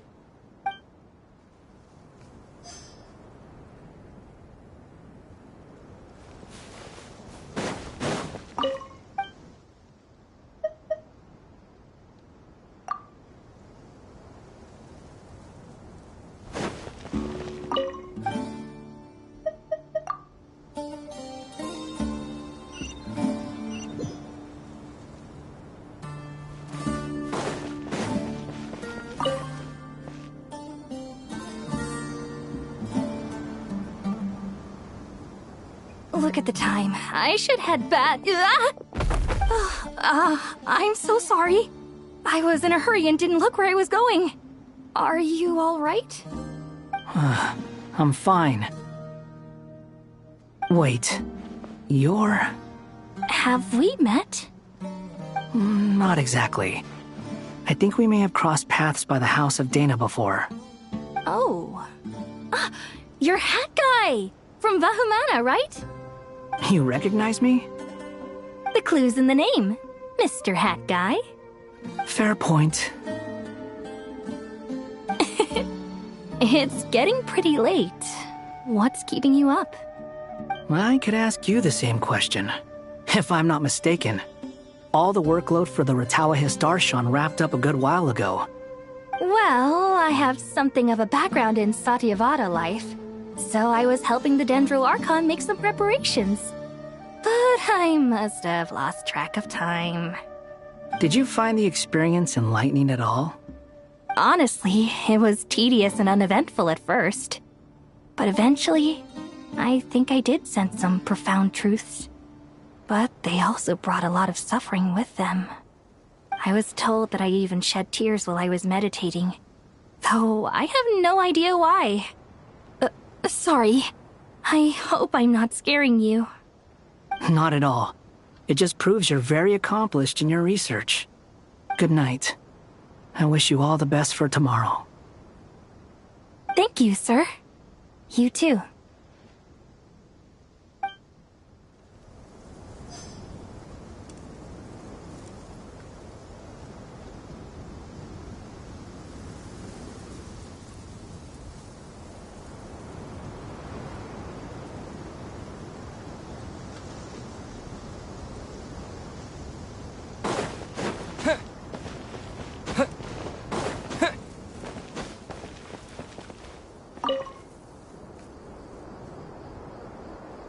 Too bad we've got a fight tomorrow. I could really do with a stiff drink. Let us pray instead. Prayer. How nostalgic. Lord Sangama Bay. Came to get some fresh air too, did ya? That's right. Actually, I was hoping I might run into you, Dia. I wanted to let you know that I've stocked up on that perfume you said you were so fond of. No, really? I'll take 2. Any chance of a friends and family discount? I knew you'd ask that. And I'm afraid to say that... Surprise! It's free of charge. That's very generous of you, Lord Sangama Bay. Does this mean you've made a fortune in Nodcry? Nope. Turns out, it's not that easy to turn a profit there. I even ran some assorted losses. But anyway, that has nothing to do with why I wanted to give you and Dia a small gift. Remember that merchant caravan you two rescued in the desert last month? That was transporting my goods! No way! I had no idea that was your shipment. Explains the, eclectic mix of goods, though. Lord Sangama Bay's investment in the desert and generous stockpiling of goods has helped many people over the years. The shelters you funded especially have made life a little easier for the children and the elderly. Wait, how did you know about that? Oh, I see. Nefer told you, didn't she? That pesky lady. Aren't intel brokers at least supposed to charge for divulging people's secrets? She and Candace go way back. It's normal for close friends to share things you wouldn't tell to everyone else. Sure, but why did they have to be things about me? That's how Nefer shows that she cares. She wishes for all of us to know what a generous person you truly are. It must be hard trying to make a living far away from home. Just because we can tell what kind of person you are doesn't mean everyone else can. Well, maybe her intentions were partly good, but I don't think that's the full story. I'm sure she enjoyed knowing how much it would annoy me. I'm telling you, Nefer's got a mean streak. Definitely with you on that. Does praying help you stay calm? Defending one's home is a just cause. My heart is filled with a mix of anger and hope. Anger. You know, being able to get angry is a good thing. It shows that you're in touch with the real world, and that you have the passion to pursue something you believe in. Oh, my lady? What are you doing out here? Just taking a walk to clear my head, and look where I ended up. Were you praying just now? Yes, Miss Dunyarzad. Would you like to join us?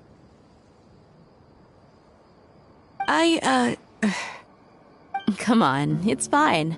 She won't mind who you pray to. Oh, then sure.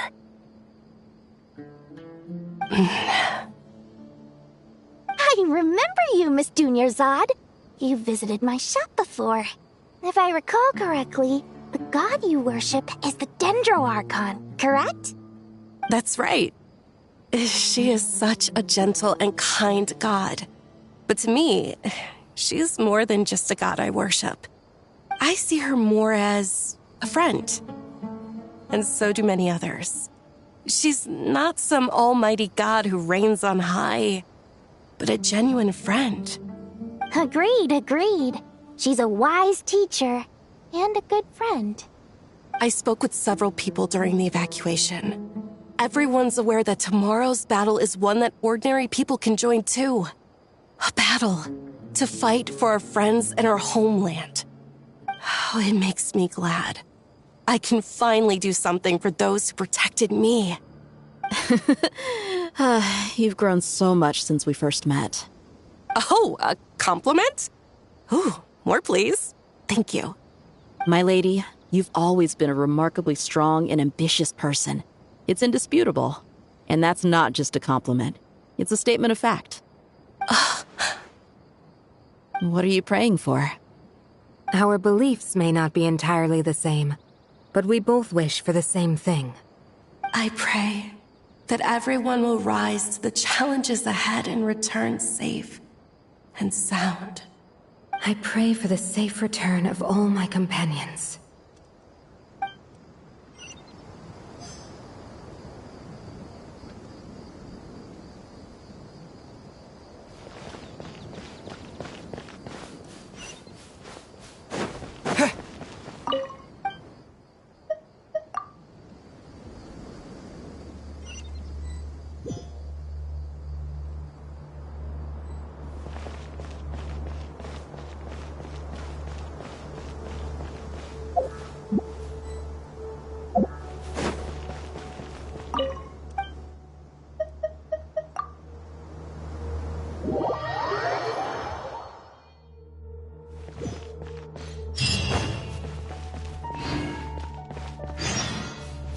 Time to go! Let's meet the others at the mausoleum of King Deshret.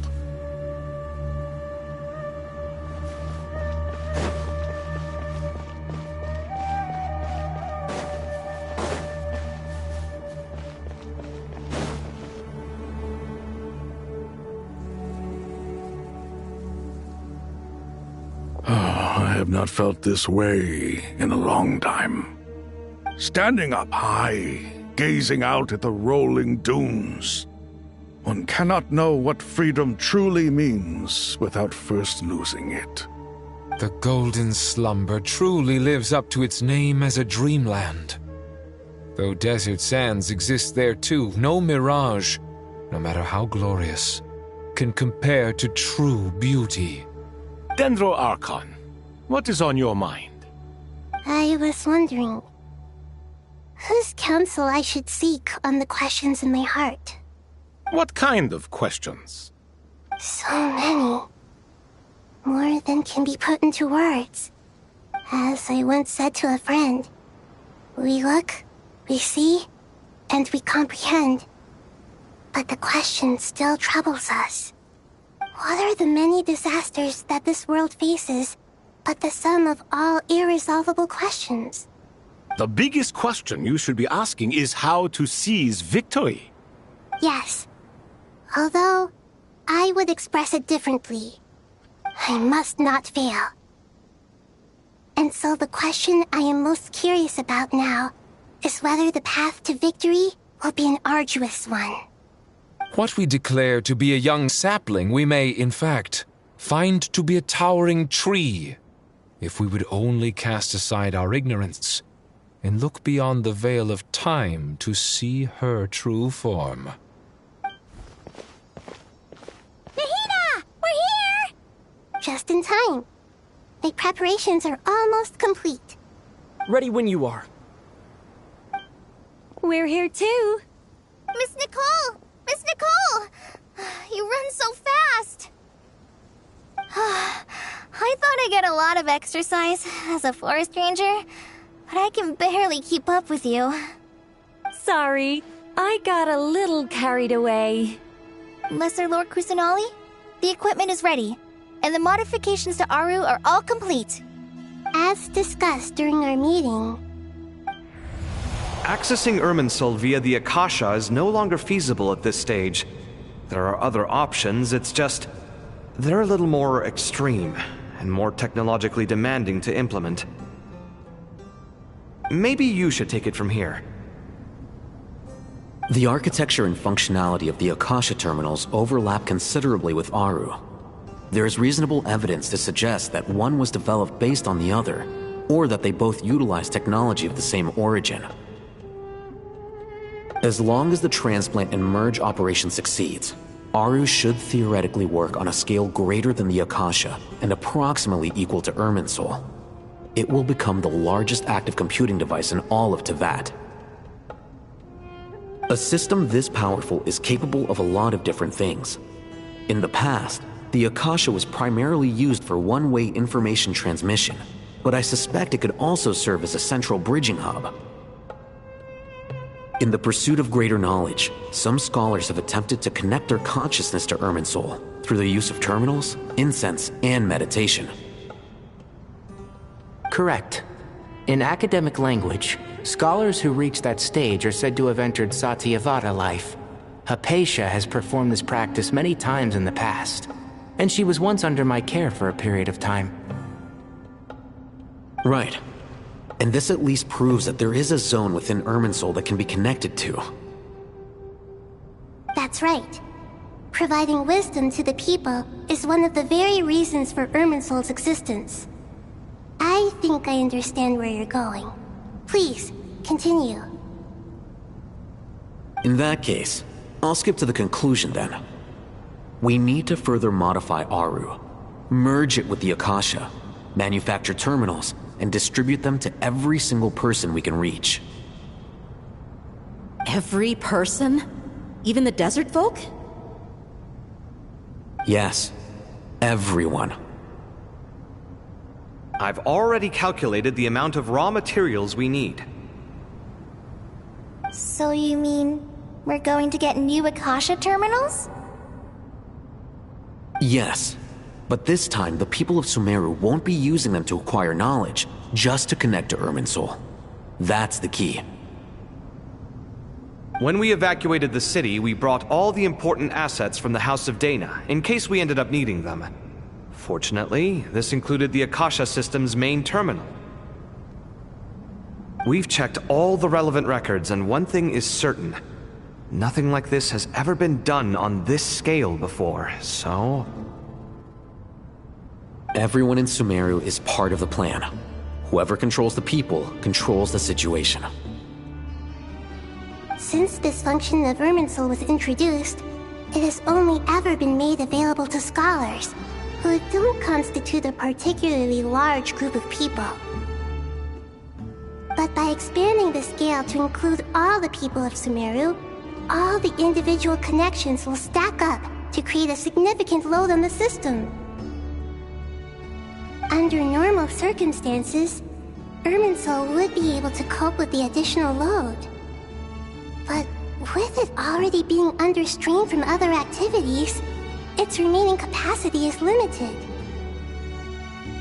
Thus, it might be possible to shut it down completely by overloading it.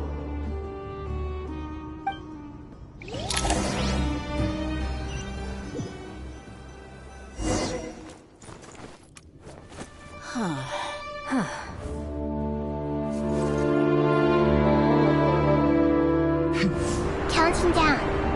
3, 2, 1. Are you ready? Ready.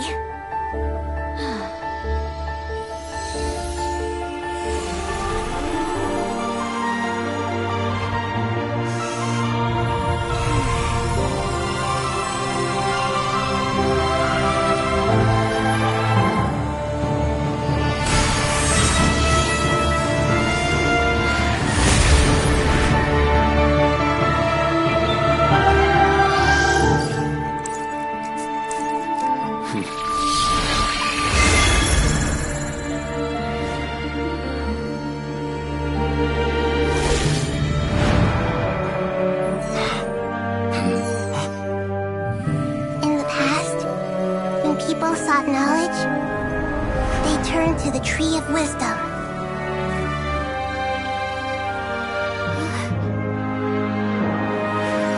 Today, we use it to save Sumeru and the whole world. These boughs that nurtured learning must not become tools for destroying the world.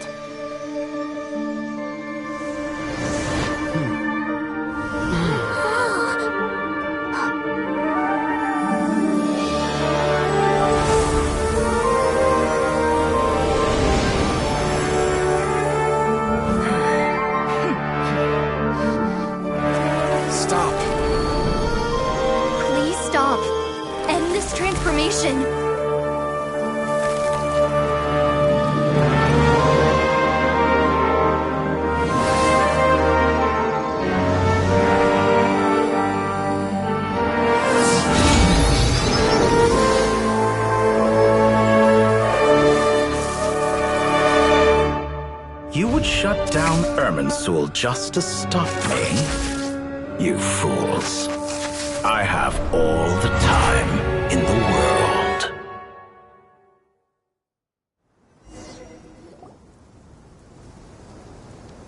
Success! The evil Great!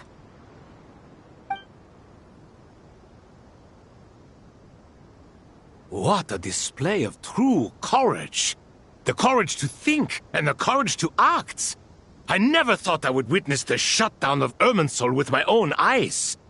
Perhaps this is human wisdom in action? Indeed, only humans could do such a thing. Gods are few and far between. What was once created for spreading knowledge is now used for another purpose. A rather ingenious plan. I am grateful to you three for your help. Only thanks to you were we able to extend Aru's interference capabilities to cover all terminals. Now, nobody who wears a terminal will have their activity accurately tracked by Irminsul. No matter how many eyes Dottore possesses, he will not be able to see us clearly. Now for the next step. I will need the help of your supreme powers once again. How might we be of service, Lord of Dendro? I need to reach the Eternal Oasis immediately. Right now? In that case, Ibis King, would you agree that this is a fine opportunity to dust off our old tricks? Never. I assume you have that chess set with you? You mean the one you gave to me as a gift? Asking for it back, are you? How could I? You misjudge me. I just wanted to show you another way you can use it. Connect to Safei Shatranj.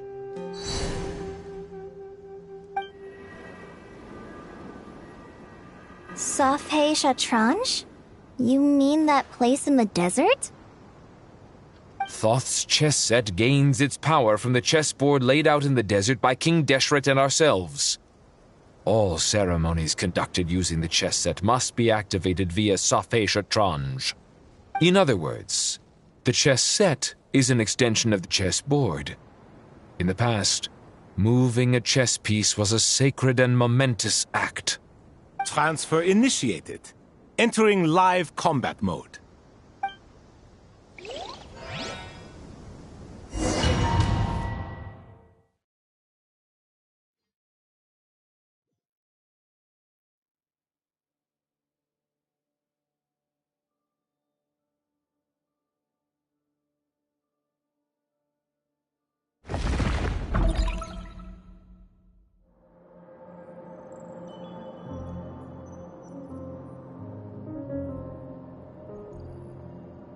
We haven't heard a single word from our spy in the desert.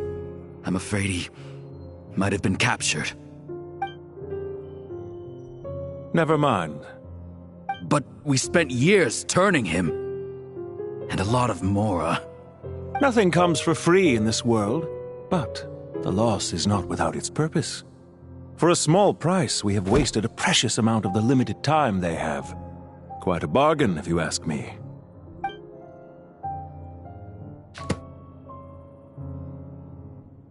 Understood. Weighing profit against loss is a necessary part of life. But to tell the truth, I have been operating at a loss since this all began. Since many centuries ago, in fact. For instance, why would a banker act as the executor of a will? If you hadn't deposited your personal belongings at Northland Bank, I would have no reason to be here right now.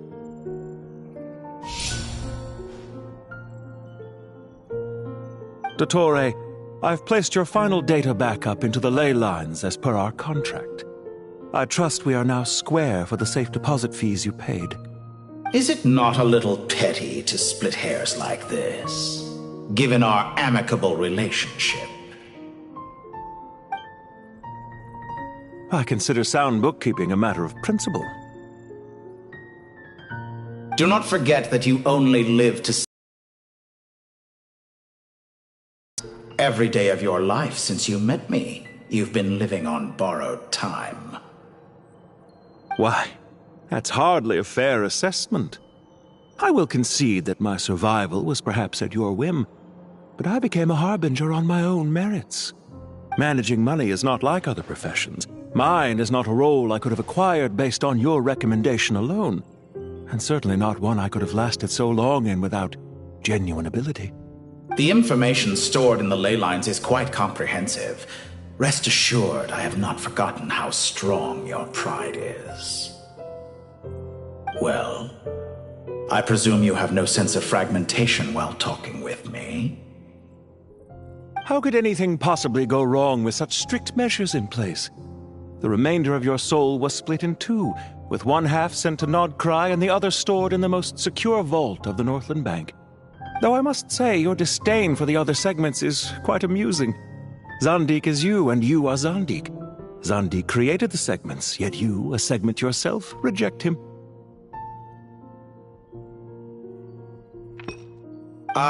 That is, Zandik, created segments of various ages in his later years. To achieve this, he had to freeze time and part with a portion of his soul. But as constructive as it sounds, it erases my uniqueness. If each segment is equally me, then by the same token, none of them are truly me. A soul living forever in the past inevitably holds different views than he did in his later years. The same thing that completes me also restricts me. You too might ask yourself which stage of your life you want to be preserved at. The day your business failed? Or the day you were framed by a gang and sold off to a medical lab as a test subject? We needn't dredge up the past. This undesirable plan was eventually scrapped. Lesser Lord Kusanali was quite right. I needed an opportunity to eliminate myself. And after that, I concluded that there was no more effective plan than directly splitting the soul. Once the soul is transferred out, you will find that creating a physical body is far simpler than creating a puppet. The other half of your soul suffered a crushing defeat in Nodcry, you know. And yet in the process, I obtained the information I always wanted, did I not? Because now we finally know where the best testing ground truly lies. I once thought your ultimate goal was to ascend to godhood. But as it turns out, that was merely one of your experiments. Experiments take many forms. Most people are too eager for success, too fixated on the end goal. They forget that the experimental process itself is just as important. A suspiciously vacant seat, a new face. I trust you can put two and two together. The reason it doesn't exist is because someone tampered with the record. What can I say? After all your efforts, you really did uncover the world's secrets. So, is the new world you promised a lie? No, it never was. I am glad to be able to control Irmin's soul from within. Now I shall attempt to create a new world inside the existing one. Almost everyone faces the prospect of death, but not a single person has ever been able to experiment unrestrained in the afterlife through sheer force of will. I am the only one to have overcome this enormous challenge. Would I not be letting the world down if I didn't make the most of the opportunity to experiment?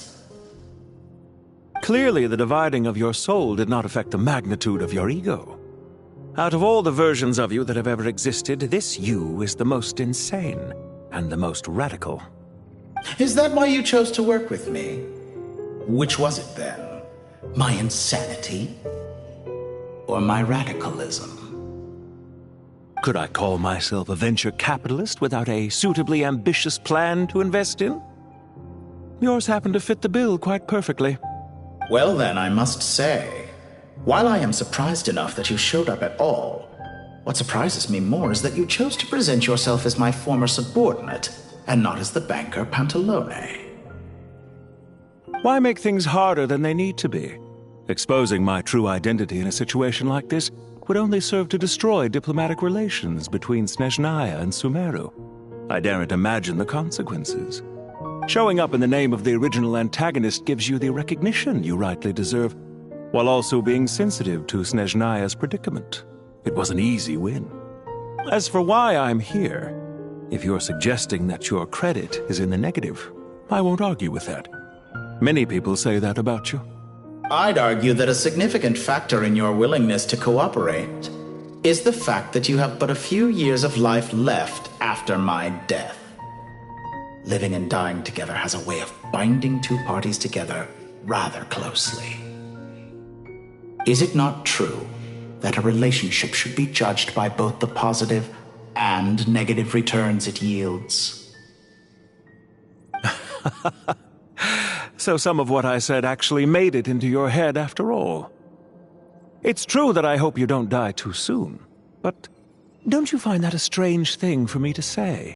Laws of this world, and neither of us enjoy being under anyone else's control. Is it really so greedy to want the world to operate by a new set of rules? Of course not, my dear friend. And as I've said before, mutual interest is the foundation for the most reliable of relationships. You can attest to that. I just hope there never comes a day when I have to work too hard to prove that. Regrader, sir. People have been spotted approaching Sumeru City.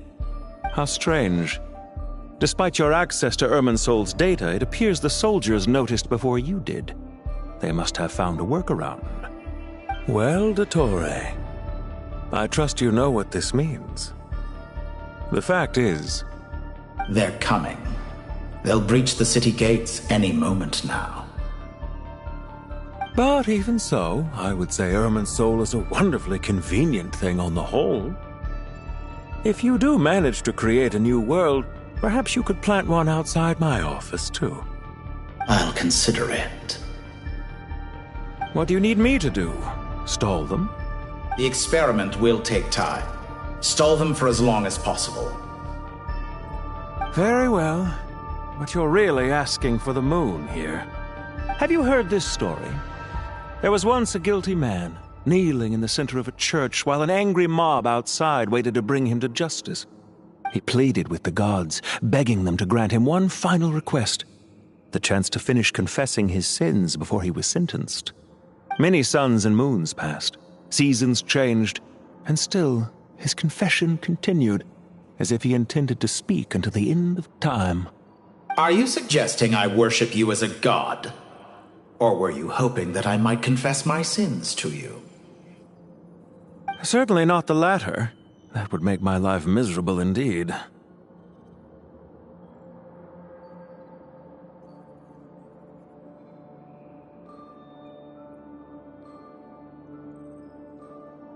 For someone who despises them so, you never seem to have any objections to me creating or becoming one. At first, I thought you'd be furious.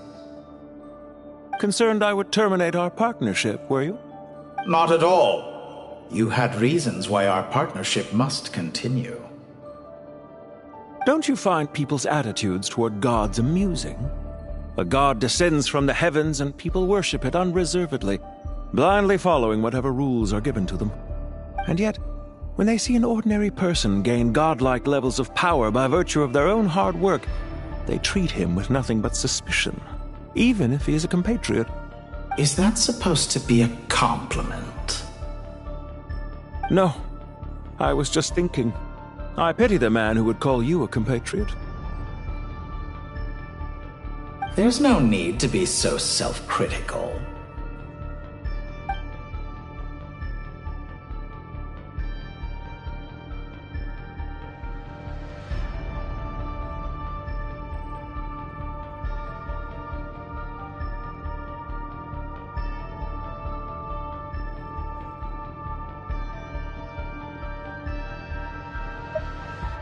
I know it's a little late in the day to be asking this, but how have you been keeping?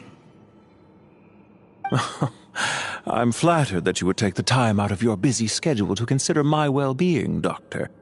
The part of your soul that went to Nodcry caused quite a stir, sending our organization back to the drawing board on numerous fronts. It was quite a headache for everyone involved. Dear me, I must have caused you no end of trouble.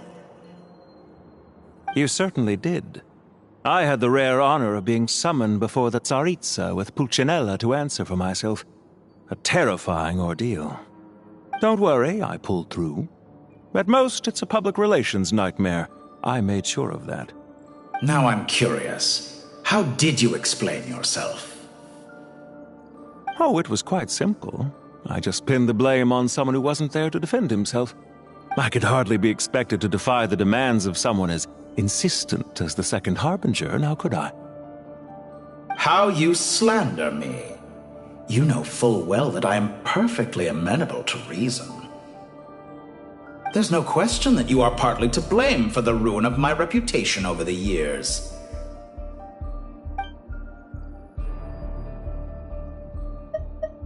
Do you have anything lined up for when this is all over?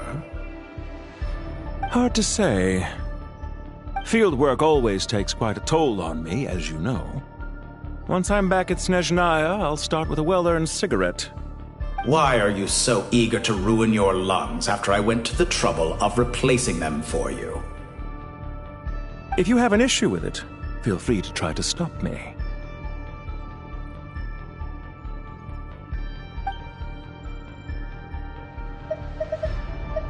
What's on your mind?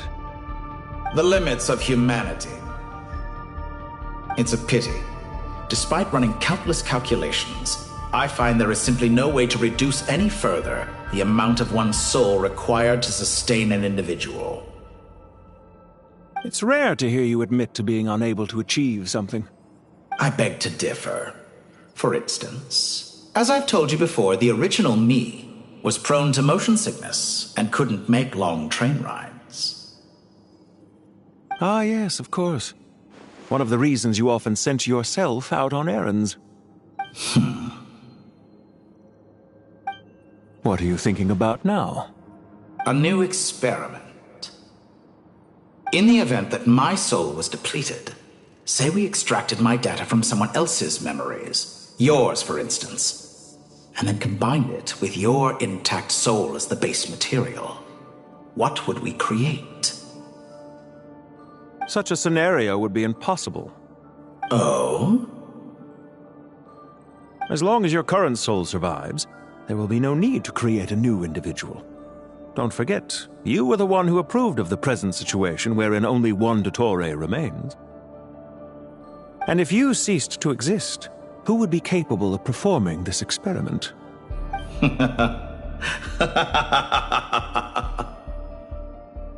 Since the day I met you, you've always excelled at talking your way out of a quandary.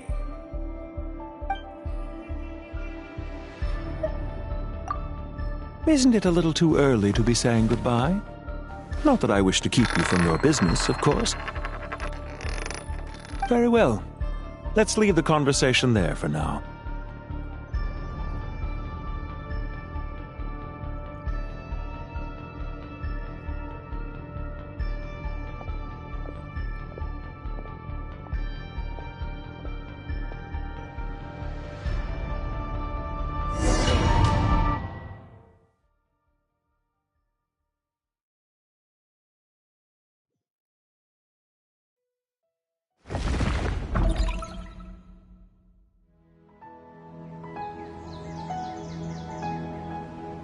The power of King Deshret's 7 pillars is truly remarkable.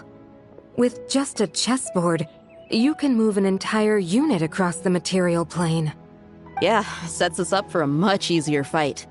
Really makes my day. The last time we stormed the city, it involved a lot more running around. I wonder how many people can say they stormed a city twice in their lifetime. I was just thinking that. I've definitely had more than my fair share of unusual experiences in my life. This is my first time here, actually. We never usually leave Gandharvaville.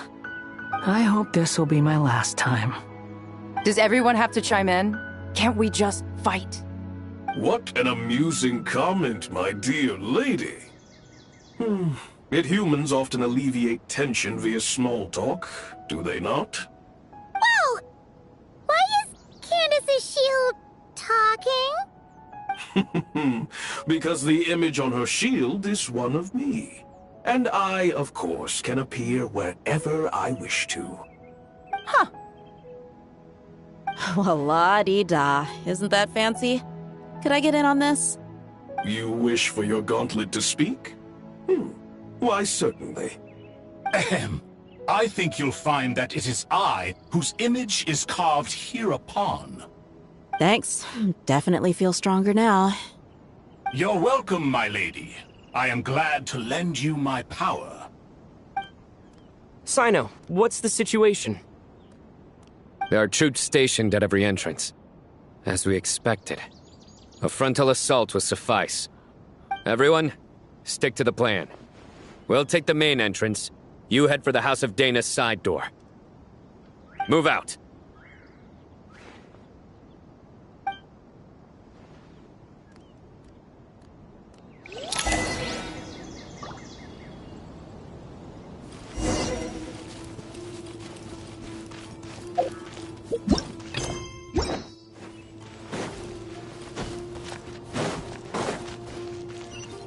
Out of my way! Now, Take this! Watch out! Get lost! Thank you, Jet. You gotta be more careful. If you're not ready to put your life on the line, you can't be certain of defeating your opponent.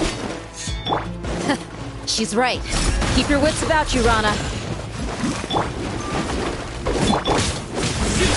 Judgment is upon you. You stay condemned! Your penance is due! Guilty! You stand condemned! Your penance is due! Take them out and secure the harbor. Reinforcements will arrive by water. Consider it done. Show no mercy!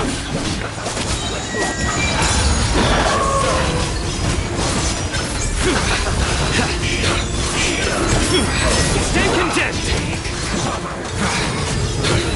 Your penance is due! You stay condemned! This guilty!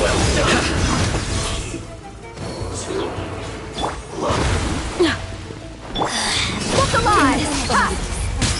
Water, ice, and snow.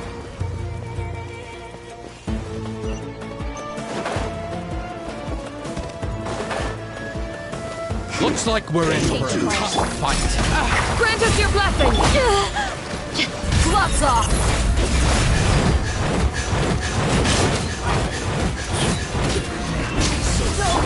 Futile! Your sins weigh upon your soul! You stand condemned! Use your force authorized. Your penance is due! Guilty! You stand condemned! Hear my prayer! Surrender.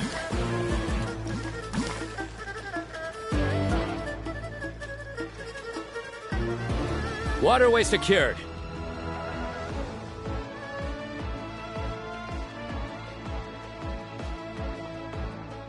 Brothers! Sisters! Perfect. Just in time. Welcome. Once we've linked up, we'll continue the advance. The team has arrived at the north entrance, as planned. Good. Press on.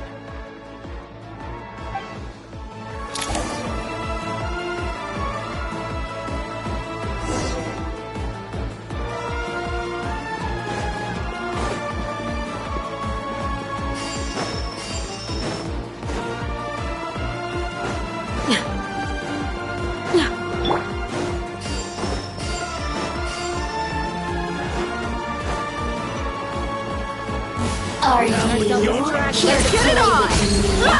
Do your work! Surrender!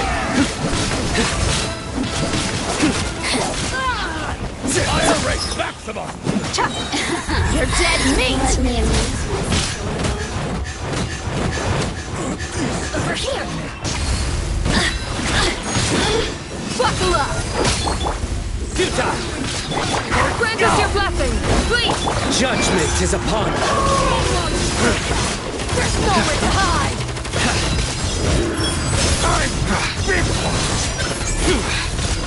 Guilty! Did it take too long?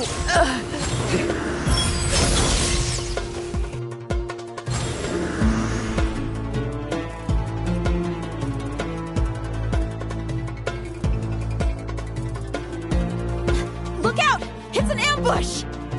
Finally. We need to hurry. Take the middle road now. Mahamatra Sino, area clear. Don't relax just yet. More Fatui approaching from the right.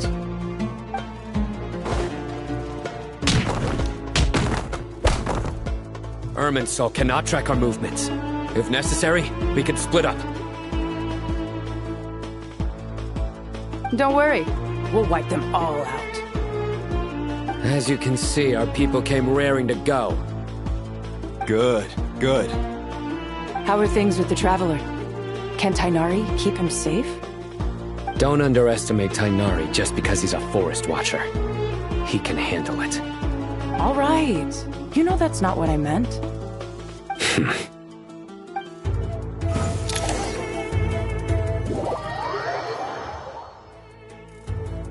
Sino and the reinforcements have drawn the Fatui's fire away.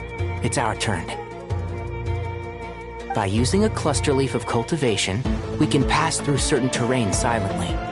Good luck with that. We'll just fly up there. Huh? Oh, yeah! My mom forgot she could fly! Ready? Ready.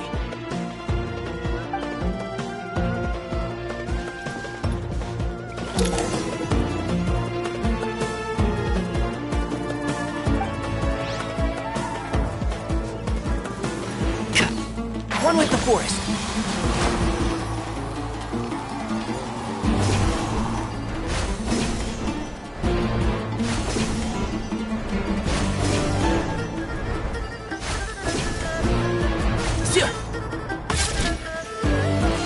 Yeah.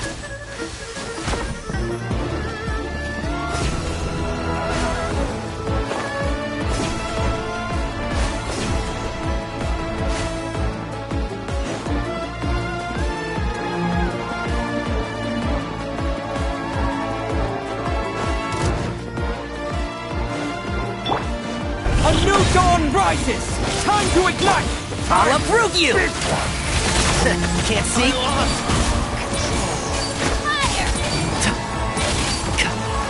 It's unsightly insects! Behold! Upon the gale!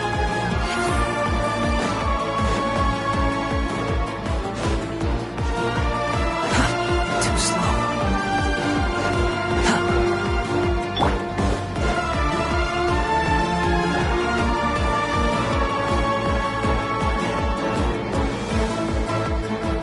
Fatui soldiers up ahead.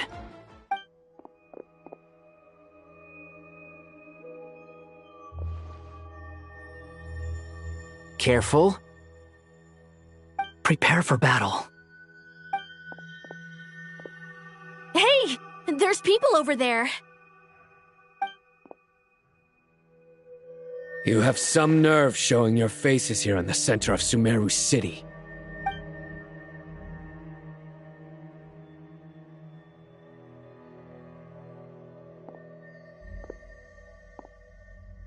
You're right on schedule. Well, this guy sure as heck isn't your average Fatui sergeant. They've stationed quite a few people nearby. It definitely looks like they were waiting for us. But something feels off. Everything about this guy feels too deliberate. I highly doubt he's just a subordinate of Dottores. And he's no mere sergeant. Whatever his rank is, it's high. Much higher than we thought. So you've been waiting for us. But it looks like you're geared up for a conversation, rather than a battle. Very clever, General Mahamatra Sino. I know you're the one in charge of this siege, and I look forward to making a deal with you. A siege? Sumeru City belongs to us! Historically, yes. But things can always change. We have quite a sizable force with us, you know. For instance... There's a Fatui ambush at the north gate. Can you handle him? We can for now. Yes, I'm quite sure both sides can hold their ground for the time being. The battle has not yet reached its climax. But what happens next? Do you enjoy watching bloodshed? Surely some of those here are people you count as friends. Once a war begins, some people must die. I doubt you wish that fate upon anyone you know. Wait a second. It's a trick. He's not even there. Silence! He disappeared. What was that? A ghost? Curses. He was never there to begin with. That was just a shadow projected there to lure us in.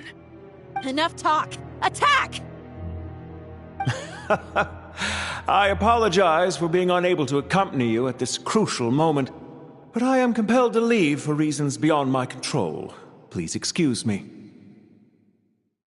Sumeru's General Mahamatra is quite ruthless. It's a good thing I wasn't there in person. Your illusion held them up for a time just fine. But now that they have seen through it, they will realize you were just a decoy. Decoy or not, what matters now is that they will be heading your way imminently. Not imminently. They are already here.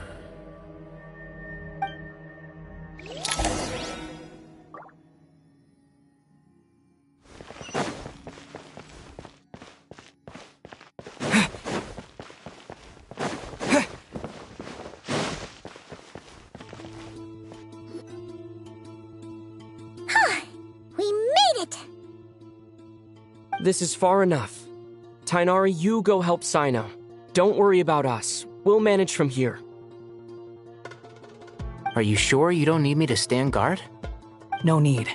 Once the connection is established, we'll disappear from the sanctuary of Surasthana. Go help the others. All right. Goodbye for now, then. Please tread carefully.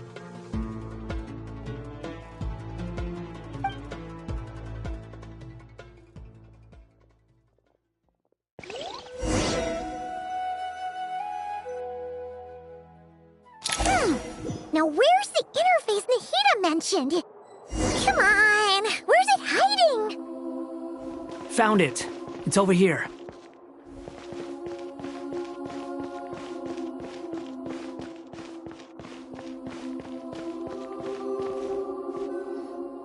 We can connect to the inside of Irminsul through the Sanctuary of Surasthana's built-in security system.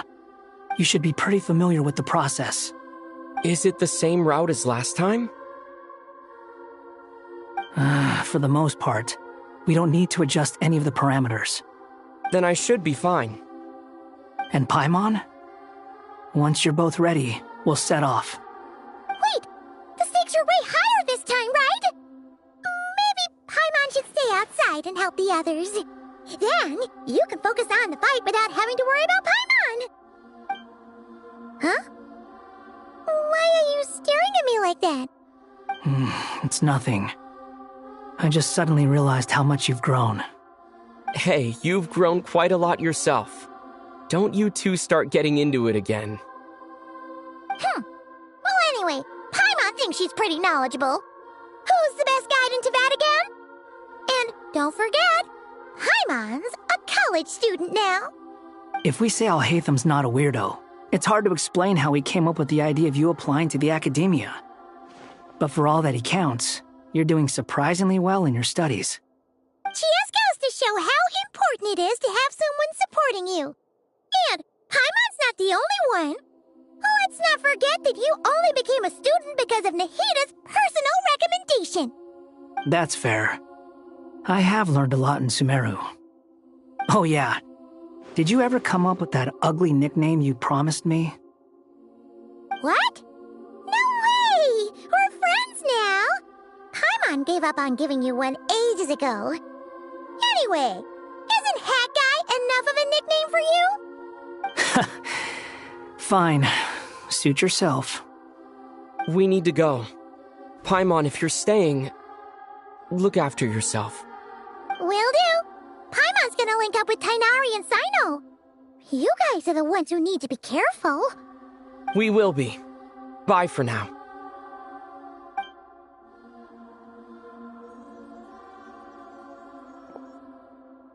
Initiating connection.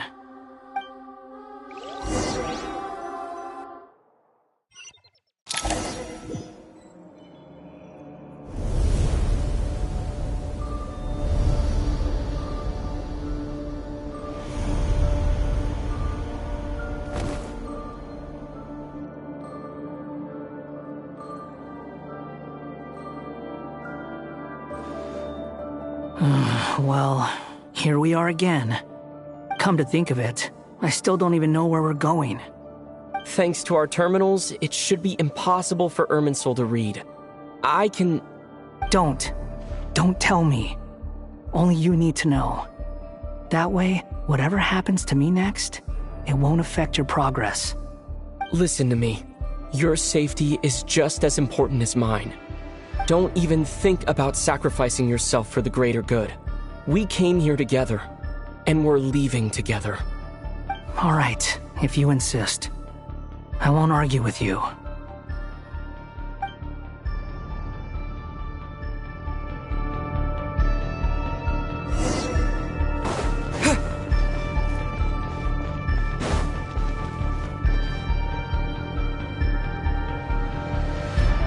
This place looks so different from how I remember. It's unrecognizable. It's a complete mess. Like someone's turned the place upside down. Must be Dottoro's doing. Either he's searching for some information he needs, or... It's still changing. He has to know we've entered Irminsul. But luckily for us, he can't pinpoint our location. Be on your guard. Don't let him find us. The red parts have probably been corrupted by Dottoro's power. Don't touch them, or you might alert him.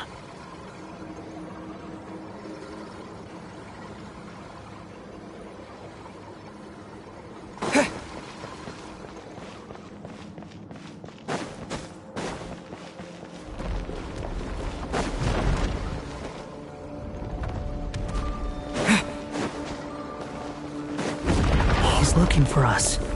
Tread carefully. That wall could be a problem. Fortunately, it looks breakable. Give it a shot.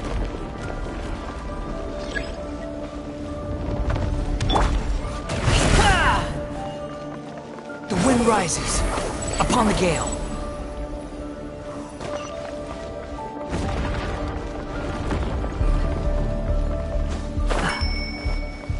Squall and fury.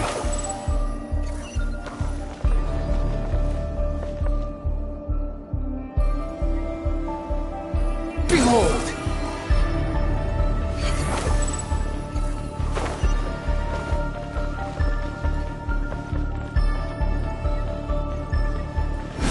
Upon the gale.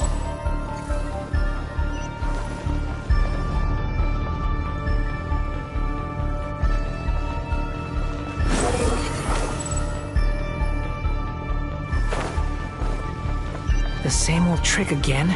Are you kidding me? Let's handle it just like we did before. This cheap trick isn't gonna stop us.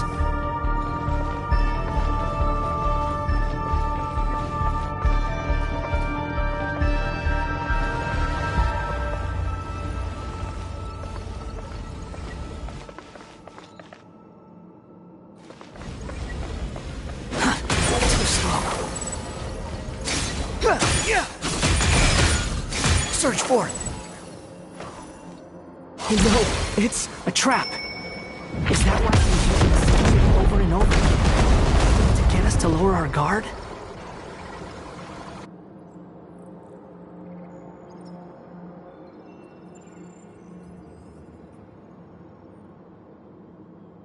I'm trapped!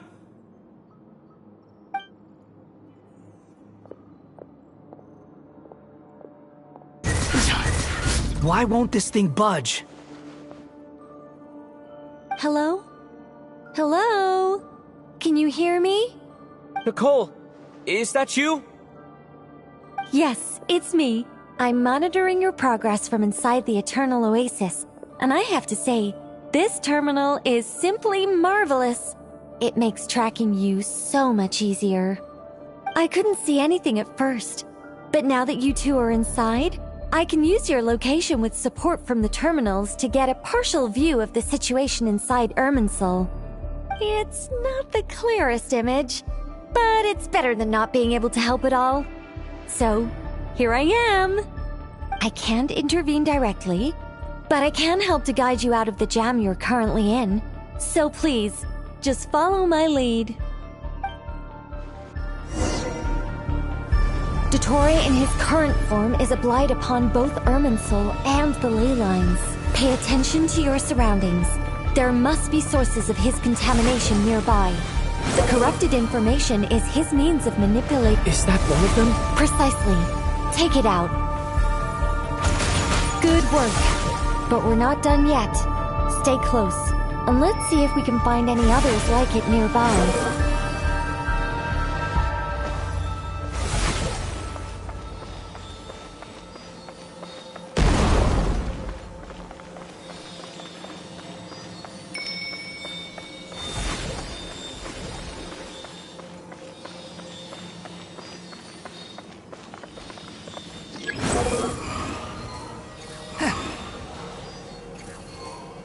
This must be another one. Agreed. Now... Wait! Watch out! It's Dottore. I think he's found us.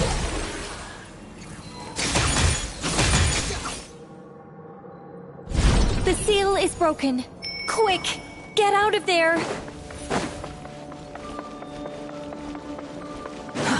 Too slow.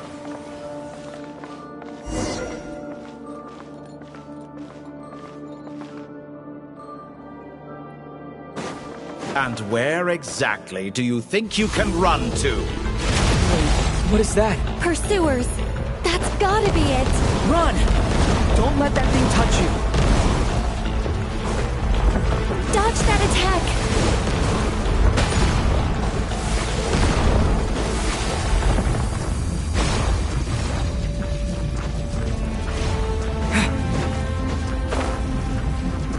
There's more than one path. Which way do we go? To the left! Trust me! Fleeing like vermin. What a pathetic sight. Hey! Watch yourself! Stay focused! There's a cliff ahead. Jump!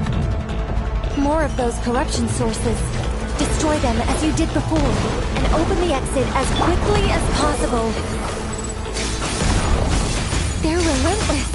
Is he trying to wear us down? You'll just have to destroy these too.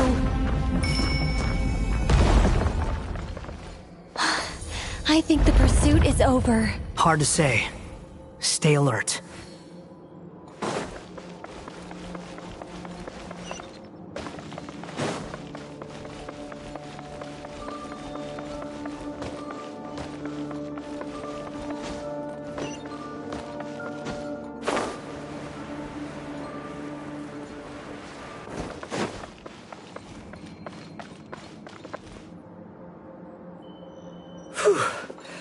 I think we've made it to relative safety. Goodness. That was tough. You doing okay? I'll be fine. Don't worry. Take a short rest, and then... Nicole? Nicole! The connection's been cut. But that means... Look at you supporting one another.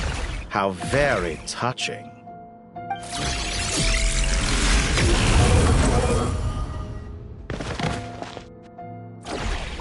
Dottore! Took you long enough to find us. You're more useless than I thought. Oh, really? I think I deserve a little more credit for my methods than that.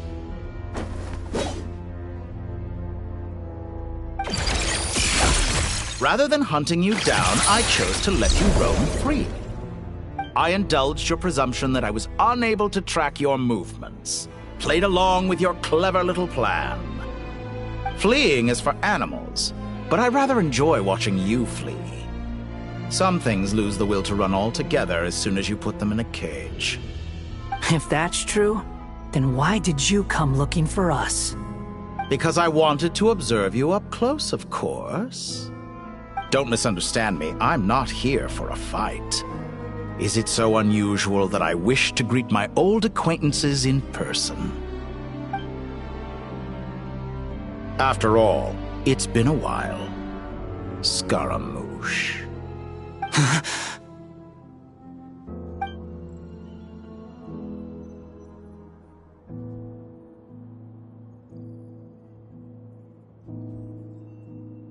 Why are you so afraid?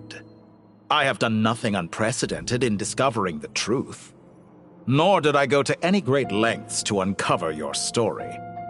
You made a bold series of moves in deciding to erase yourself. And with the power of this great chronicling device called Irmin's Soul, you were able to achieve something quite remarkable. Once most people form an opinion about someone, it tends to imprison their mind. Yet you managed to erase every trace of your existence. A novel take on death indeed.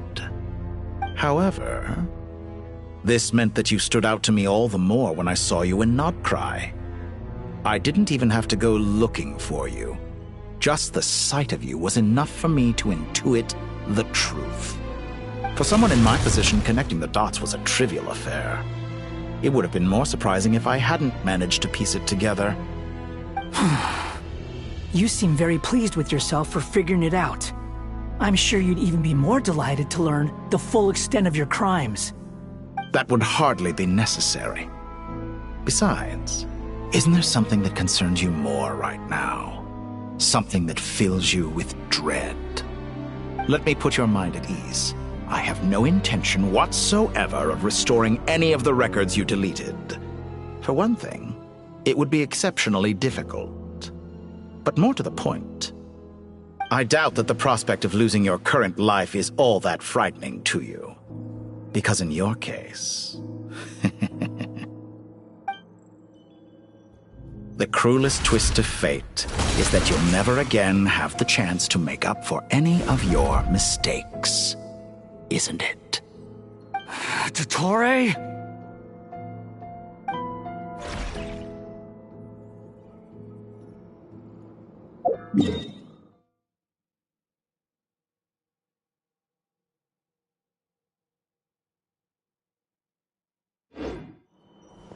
All here shall bend to my will. The wind rises.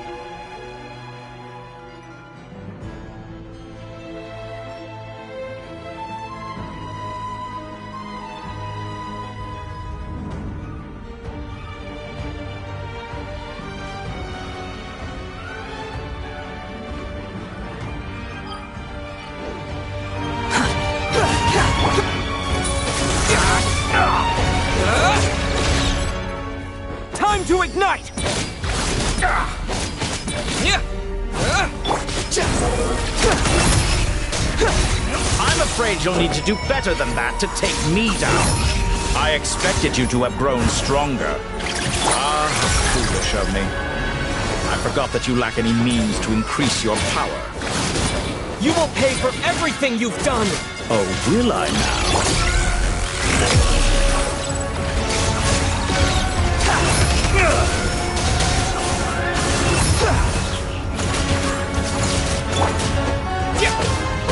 Time to ignite!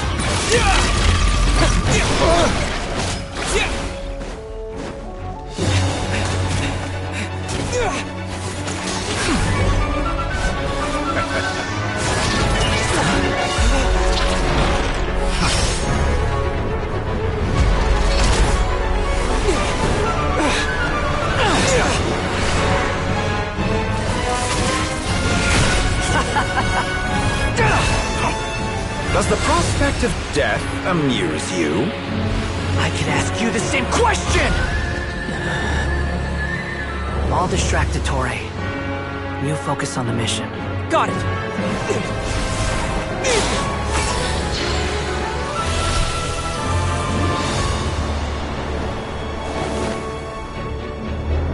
For the hopes and dreams of the masses. Open the secret door on this enchanting night. May wisdom's light eradicate ignorance and darkness, and hereby fulfill our ancient vow. Commence data extraction.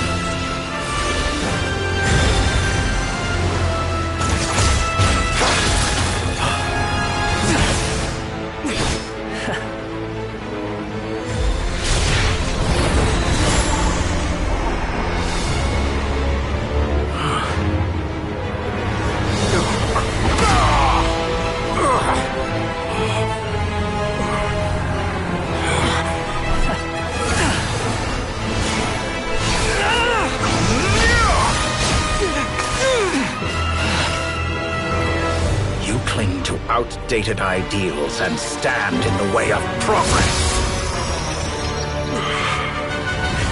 You will pay for interfering with the grandest experiment of all time.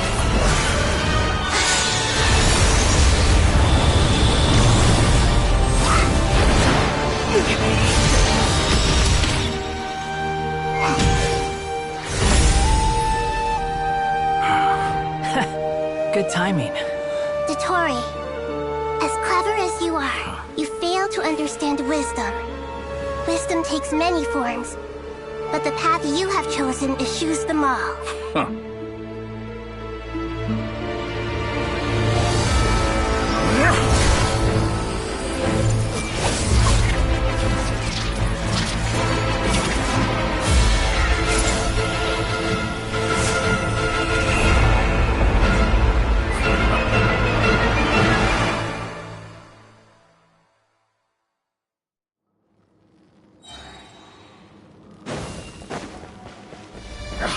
My strength is fading!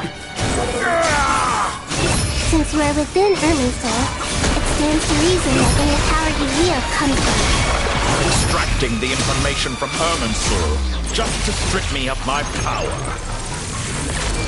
I will find his weakness.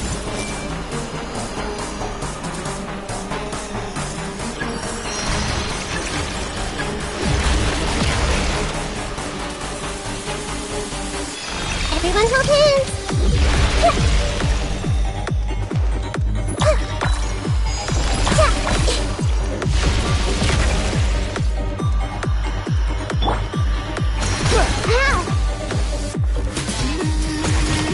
I admire your attempt to introduce a new variable, but it's nowhere near enough!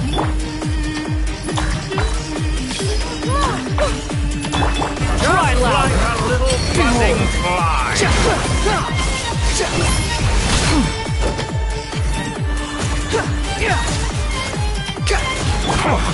A petty trick! Make yourselves at home! Scorching burn!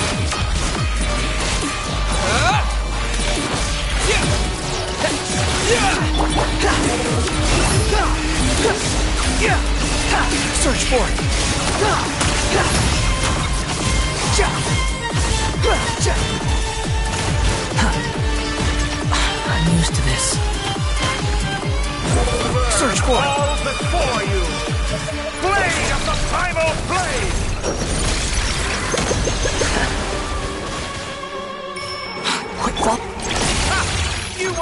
distract... They're so close. Just hold on a little longer. I'll hold him up. Traveler, Hat Guy, the rest is up to you. We certainly have a knack for surprising each other, don't we? I'm just getting started. It's time. Say your prayers. The enemy offensive, but watch your back.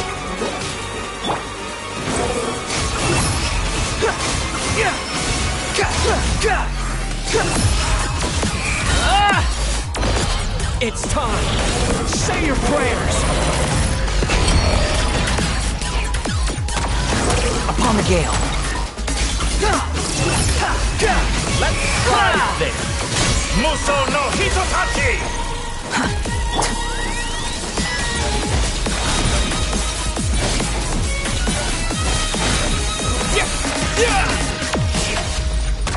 Squall Fury. It's time. Say your prayers. Primal Blade! Too slow.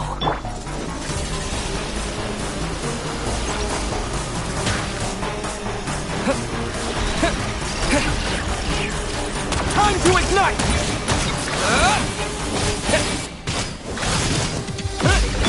Let's try this. Upon the gale. Muso no Hitotachi!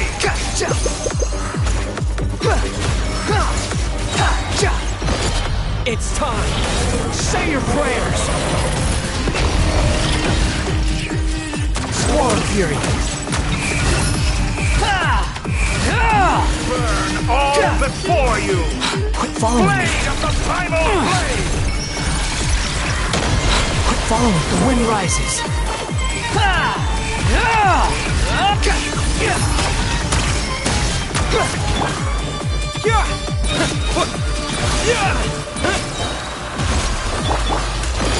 It's time. Say your prayers. Finally. Time for you to die. Excited? Time for me to die? How could I have reached this place if death was something I feared? The last gasp struggle of a dying man is a pretty pathetic sight. It's time. Say your prayers.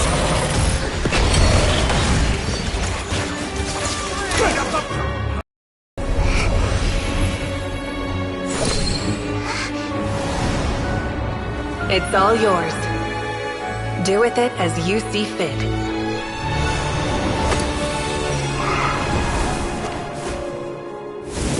Just as you say, this world is home to some archaic things.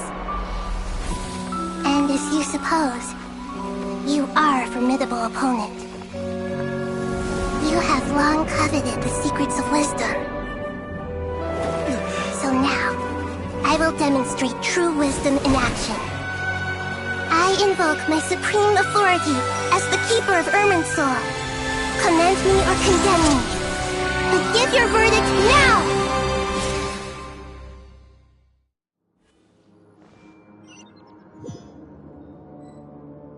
Blessed One of Wisdom, Mahakusaladhama, are you certain that you wish to exercise your authority to destroy Irminsul? It represents both your roots and your finest accomplishments. You truly intend to abandon the very thing you have always fought for? This is my decision. Irminsul has been corrupted beyond redemption. Irminsul is the original tree of Tevat. It is the means by which the heavenly principles maintains fate itself. The 7 Archons should honor and revere it, for their authority was bestowed upon them by the heavenly principles. It is precisely because I honor and revere it that I fight for the humanity it exists to protect. Wisdom is knowing how to weigh the options and make the right decision. If you truly care about the fortunes of this world, then it is me you should seek to preserve. Planting chain of cause and effect. Since you have become a great tree yourself, why should the loss of another tree be anything to fear? Till we meet again, Lord of Dendro.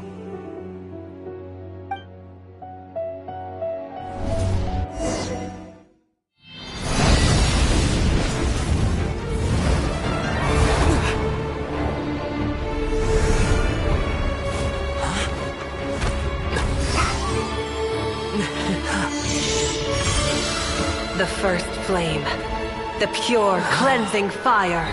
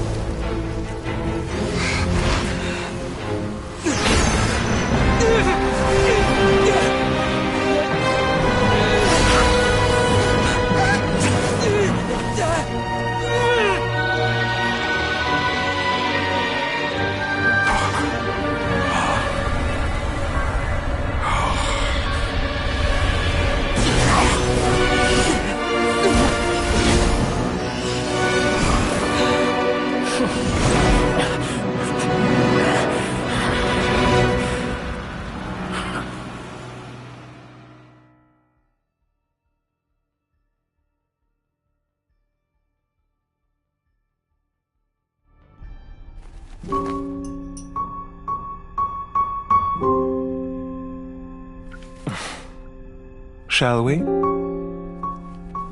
Where were we? I was suggesting that you needn't perform when signing a contract. You're only sitting here because your bank demanded an evaluation of the trustee.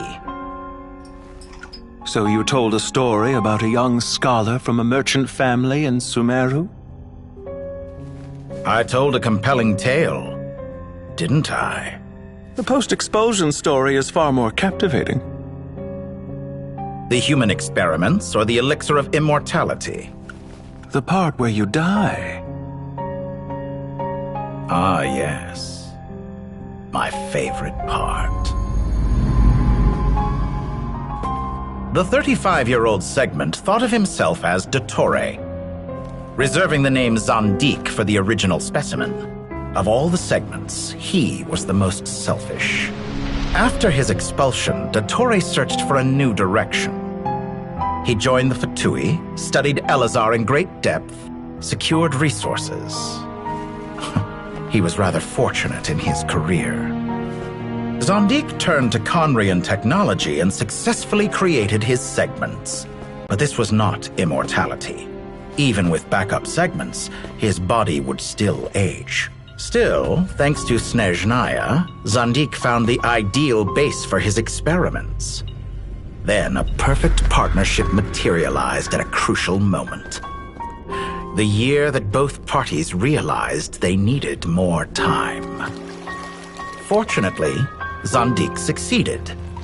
In a miraculous turn of events, he gained the extra time he needed. I seem to recall it differently. All right, it's true. No matter how much elixir he took, Zandik remained human and continued to age. Then, on the morning he turned 85... Help me up! Call for help! Surely he would be rescued, Zandik thought. But to his surprise, no one helped him. Zandik was too selfish for that. Don't forget, you're one of us. Yes, and we're all waiting. Waiting for me to die. Pantalone arrived for a meeting and happened to witness what followed. He found it unsettling. I never said that. But the Zandiks were unfazed. It was a rare opportunity for self-dissection.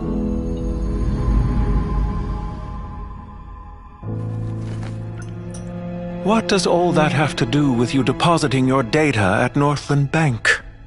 It has made me cherish my time in this world all the more. Fair enough. So you do have a sense of self-preservation.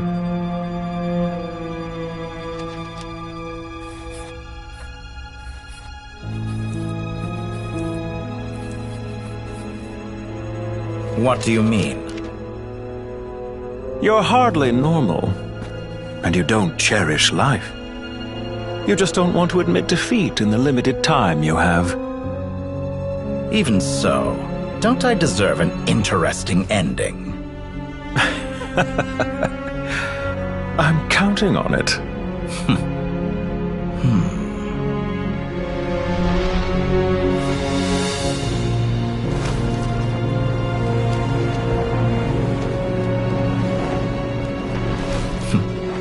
If nothing else, I expect my funeral will be a grand affair indeed.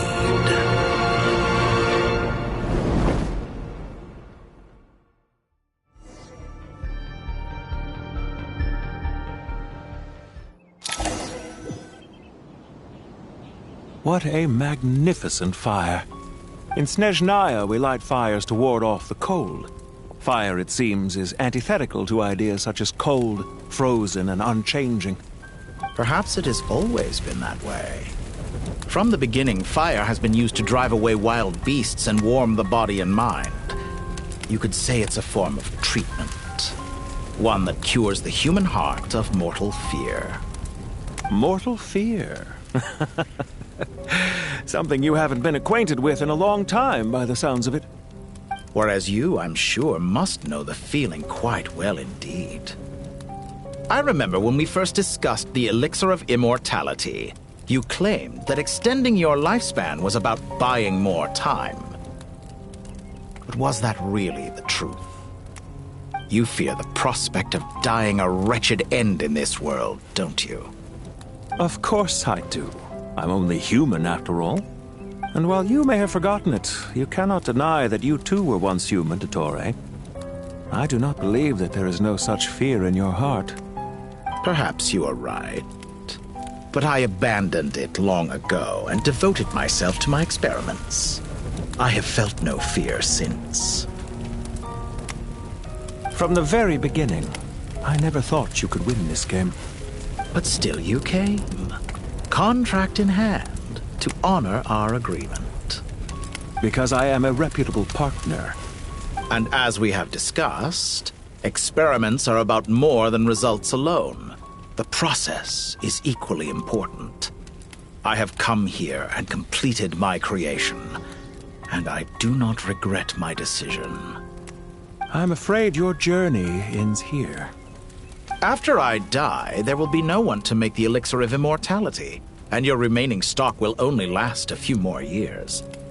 How then will you prove that you didn't perish in this incident alongside everyone else? When I feel optimistic about market environments, I never forcibly adjust them. They have their own direction. And I myself am one such environment. I have been quite particular about many things in my life. But where the manner of my death is concerned, I choose not to be. You make yourself sound so magnanimous. Oh, but I am. And I hope you will be too.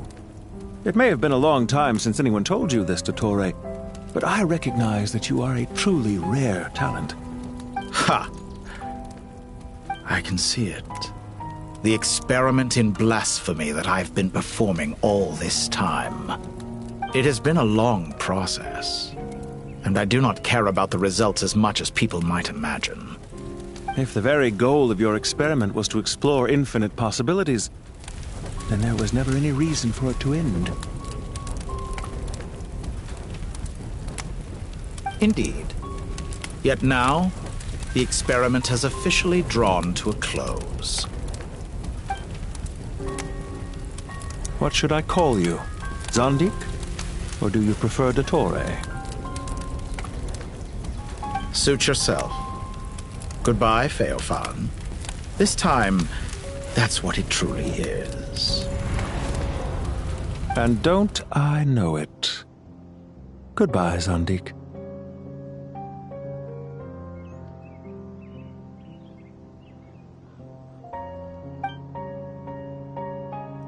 I could have carried out many more experiments, but to me, Lord of Dendro, this outcome is certainly not the worst.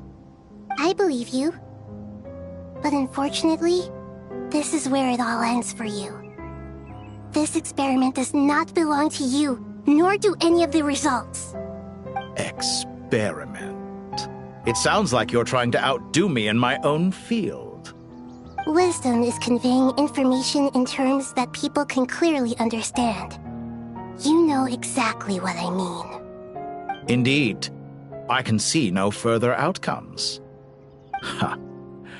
You have a formidable mind, and you are braver than I thought. Setting fire to the very thing your survival depends on. Your previous threat was empty, but this time, it is real. When necessary, wisdom can be as fierce as an inferno. Some of the flames that incinerate you come from within yourself. Perhaps you are right. You see what lies at the bottom of the human heart, and that is your wisdom. Here is where your journey comes to an end. All that is yet unknown belongs to those of us who will carry on living. It seems I have unwittingly been your arch-enemy all along. But now, it's all over. I do not deny your intelligence. But what you refer to as experiments, I would never describe in those terms. They are events that take place in the real world, and they are so much more than mere data. Goodbye. We will never meet again.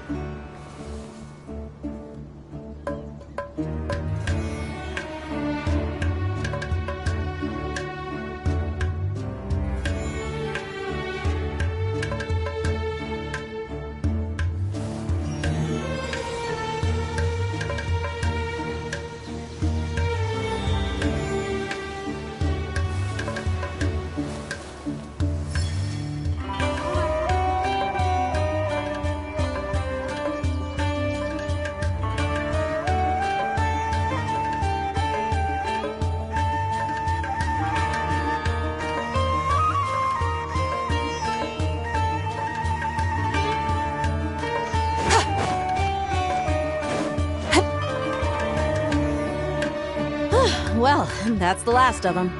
Everyone on the list is already back where they should be. It was a long, hard road, but we finally finished escorting everyone back. I just pray that we'll never need to leave again. I hope we can stay here forever in this peaceful paradise of our own choosing. Paradise.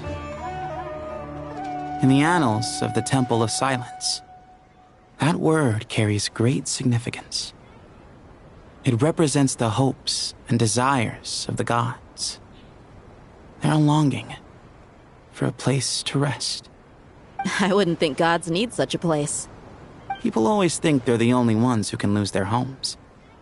They forget that gods too need a place to reside. As the Goat King once said, "A god without his people shall cease to exist." Gods need their believers every bit as much as their believers need them. Only we can truly understand how much the desert faith has faded over the centuries. But we still talk about the gods as though they're part of our lives. Given the myriad ways in which gods and humans interact, I'd say they really are. How else could Dunyarzad consider the Dendro Archon a friend? Well, that sounds about right to me. Describing them as friends sure makes us feel a whole lot closer. If you told me a few years back that I'd have this many friends, I'd have called you a liar. Belief is a choice, just like friendship. We've made our choices through battle. The right ones, wouldn't you say? I'll be heading back to the Temple of Silence. I heard the Goat King and the Ibis King decided to pay us a visit. How about you? It's back to Aru Village for us. Still plenty of supplies to distribute and people to help. Until next time, old friend. As long as you can find the time, you're always welcome to visit us in Aru Village. Right back at you. Make sure to drop by the Temple of Silence the next time you're free. Word is that 2 of the other 7 pillars, Chesapeake and Bennu, might also be dropping by. Since you're wearing the symbols of their power, it'd only be fitting if you came to see them for yourselves. Dropping by? That makes it sound like they're visiting a neighbor's home. Well, the temple was founded by Hermanubis, so I guess to them, that's exactly what it is. Guess that's true. All right. We'll make sure to find time to stop by. Stay safe on your journey home. I will.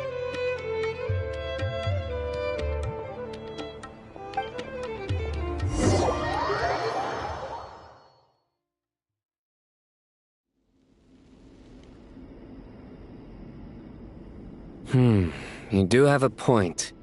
See? Retirement has always been a problem, especially for old-timers like us who've been locked away all these years. You finally step out into the light, and bam! You're face to face with a whole different world. Naturally. What do you think, Layla? Huh? Why would you think to ask me? How could I possibly be qualified to decide where the servants of King Deshret should live? Sorry if my question was unclear. Do you think their statues will stand out too much if we place them here? Hey, I never agreed to this. How could we possibly allow our statues to be left in Hermanubis' home? That would be like breaking into someone's house, then pretending it belonged to you in the first place. Different beliefs can coexist. We still need to respect one another.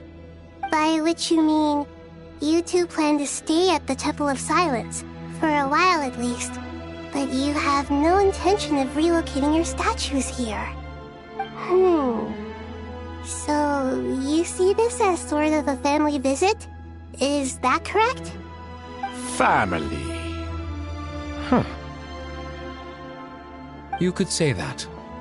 In a sense, Hermanubis would view this as his home. Just look at this place.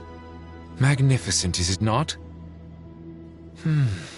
The sad truth is, in the past, all 3 of us invested so much into misguided ventures.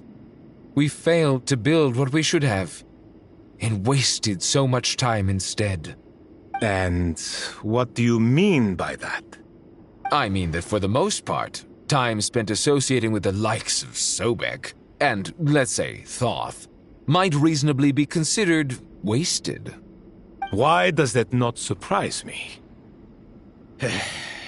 Go on.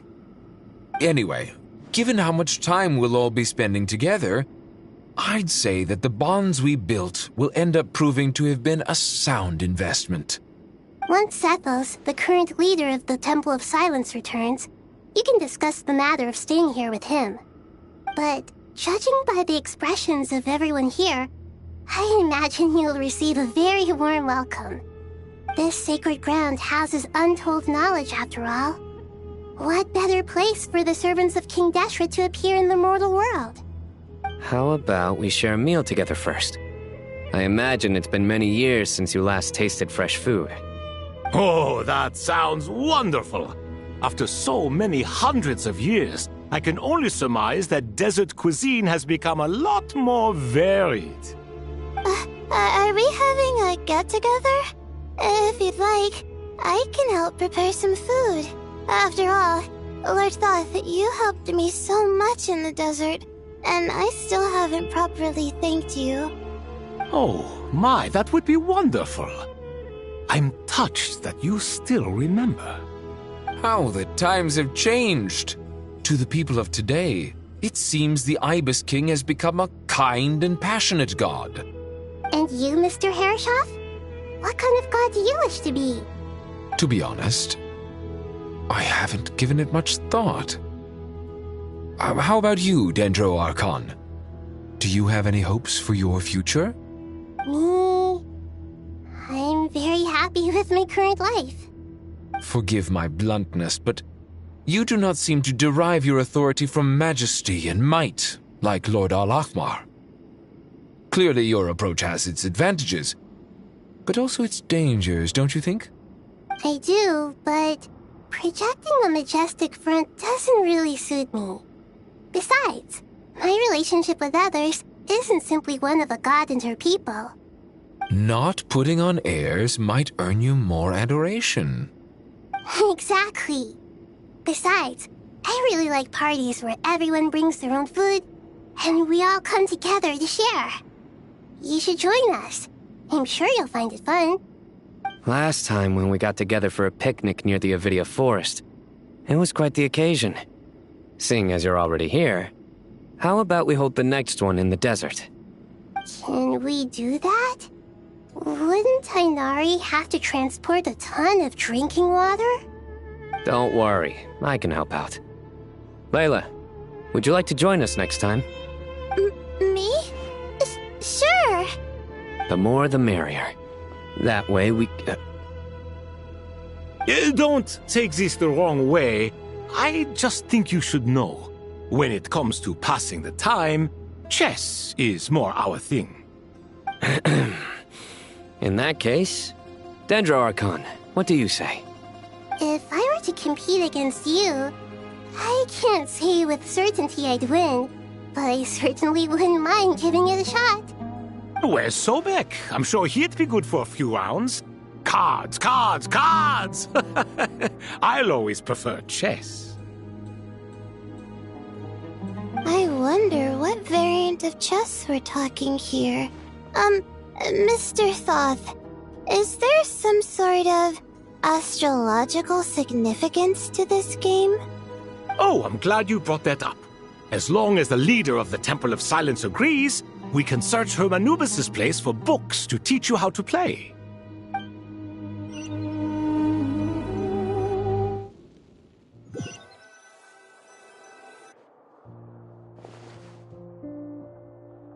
Such devastation visited on Sumeru City. So many houses destroyed or damaged in the fighting. Who could have foreseen this? Look at all of this. It's going to take me forever to tidy up.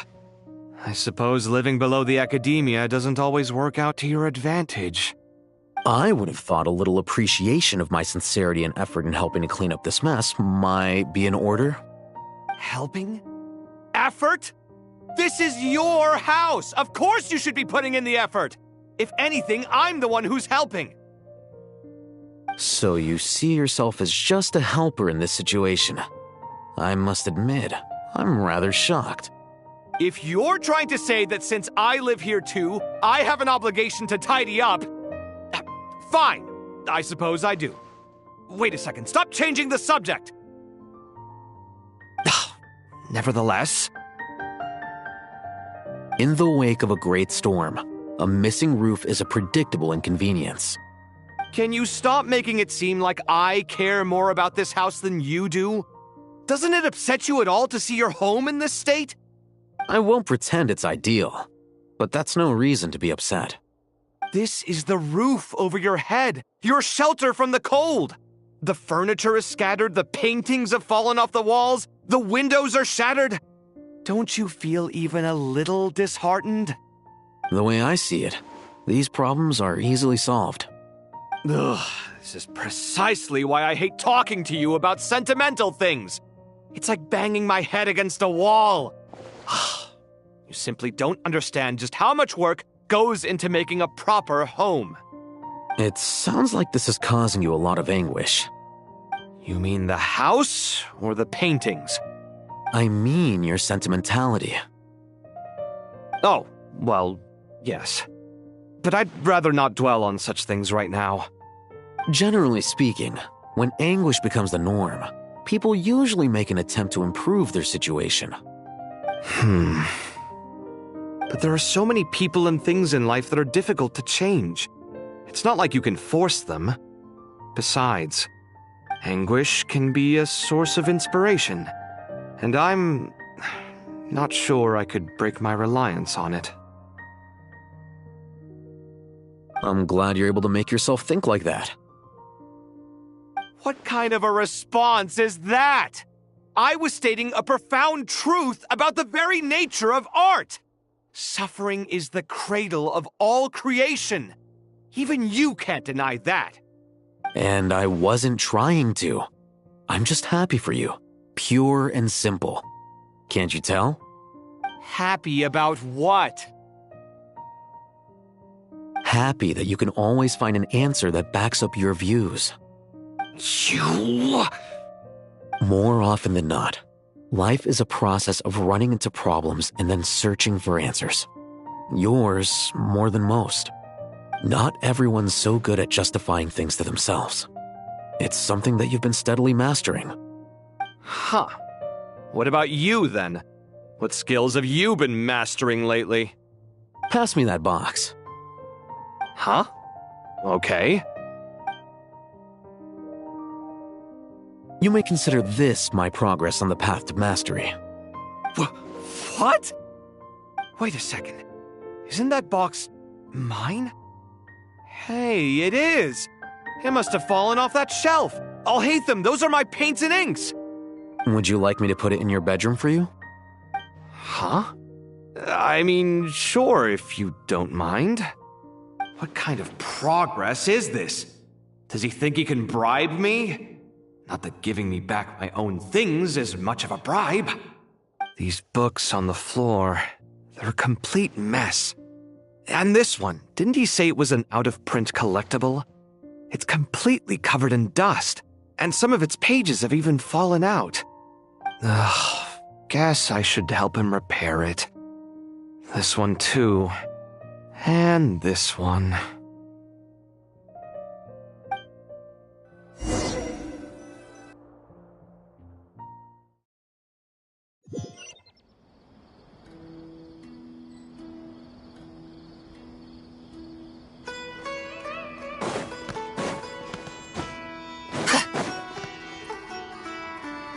Local subterbeasts, imported goods, such a bright future ahead.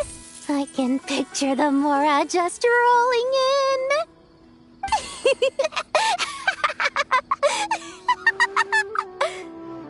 You do realize you sound like a choking cow?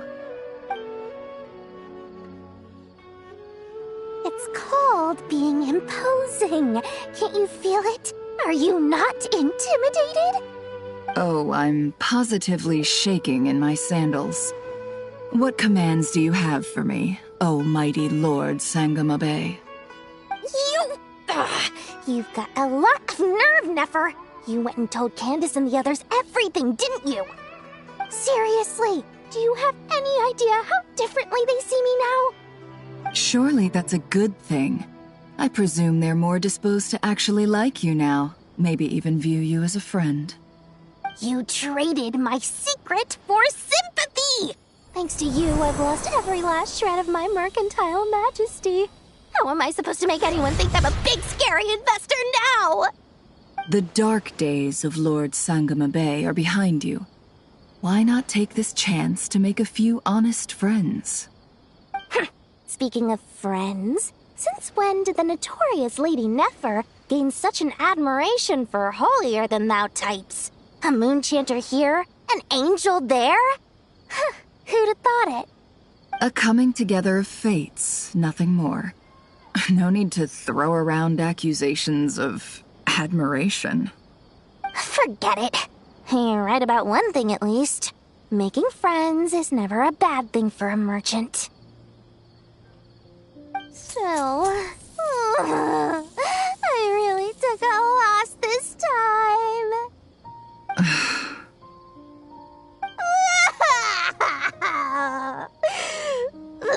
What are you looking at? I'm trying to see if you're really crying or if those are just crocodile tears. A little birdie told me that when Lord Sangamabe makes money, the tears flow from the center of her eyes. But when she loses it, they flow from the corners. Which is it this time? Ugh, you are so annoying. I'm not talking to you anymore. Nefer, thank goodness you're here. I've been looking everywhere for you. Huh? Well. If it isn't the House of Dana's very own librarian. What can I offer you today, Miss Katayun? Oh, no, I'm not here to buy. I'm here to bring Lady Nefer a book, and a fascinating one at that. We agreed to meet at the entrance to the mausoleum of King Deshret. One more thing. I bought this copy with my own money. It's not borrowed. Reasoning knows not time of day, but suspense always follows a blizzard. That's quite the mouthful. Huh? Isn't that the one that... It was all the rage for a while. People throughout the city were clamoring to get their hands on a copy. The names inside were all circled. Everyone thought it was a riddle.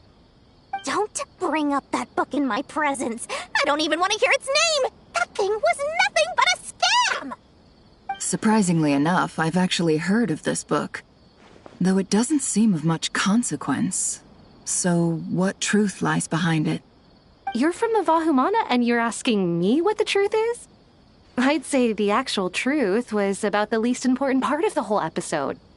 I brought you this book because it probably has the most interesting backstory of any in the House of Dana's collection, at least in recent years. As for its quality, well, you can judge that for yourself. Don't tell me it's actually any good. You may not know this, Lord Sangamabe, but Lady Nefer has a fondness for books with... how should I put this?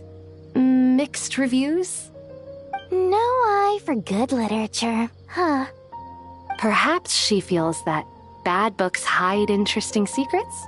But I shouldn't put words in her mouth.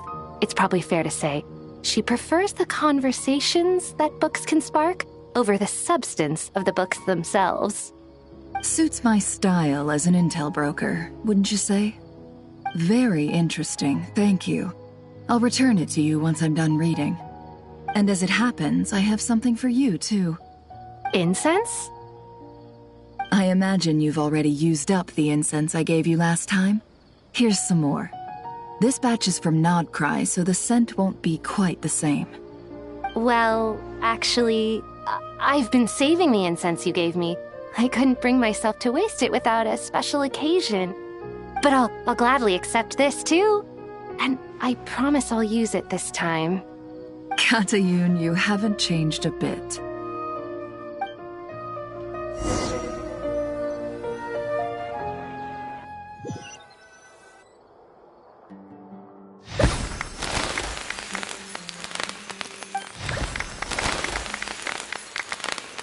Congratulations, Kale. Well done, Kale. After studying for so long, you've finally become a full-fledged ranger. Sure hasn't been easy for you, huh? This really is fantastic news. All grown up. No longer a trainee, but an official forest ranger. Oh, the next step is to secure tenure in the academia. Thanks, everyone. It's true.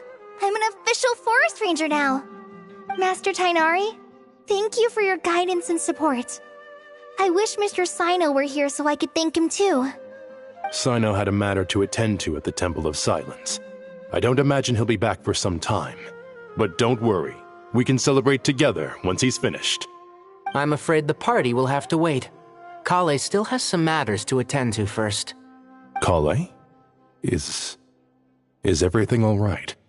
No, it's not what you think. There's nothing wrong with my health. I just have a few things I need to deal with. I've made plans with the Traveler and Paimon to visit Mondstadt. Master Tainari and Mr. Sino will be accompanying us too. Well, that's a relief. Let's get together when everyone's back. I'm sure you'll be doing even better by then. Of course. I have a feeling you're right.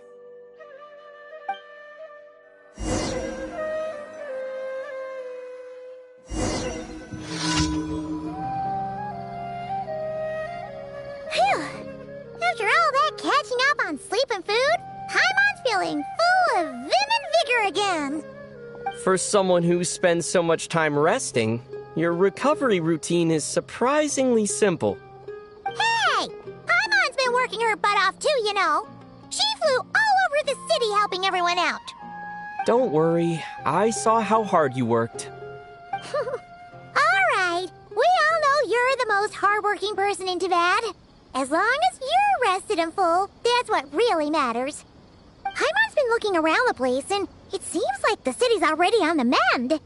But Paimon's been wondering how Nahida's doing. We should check in on her.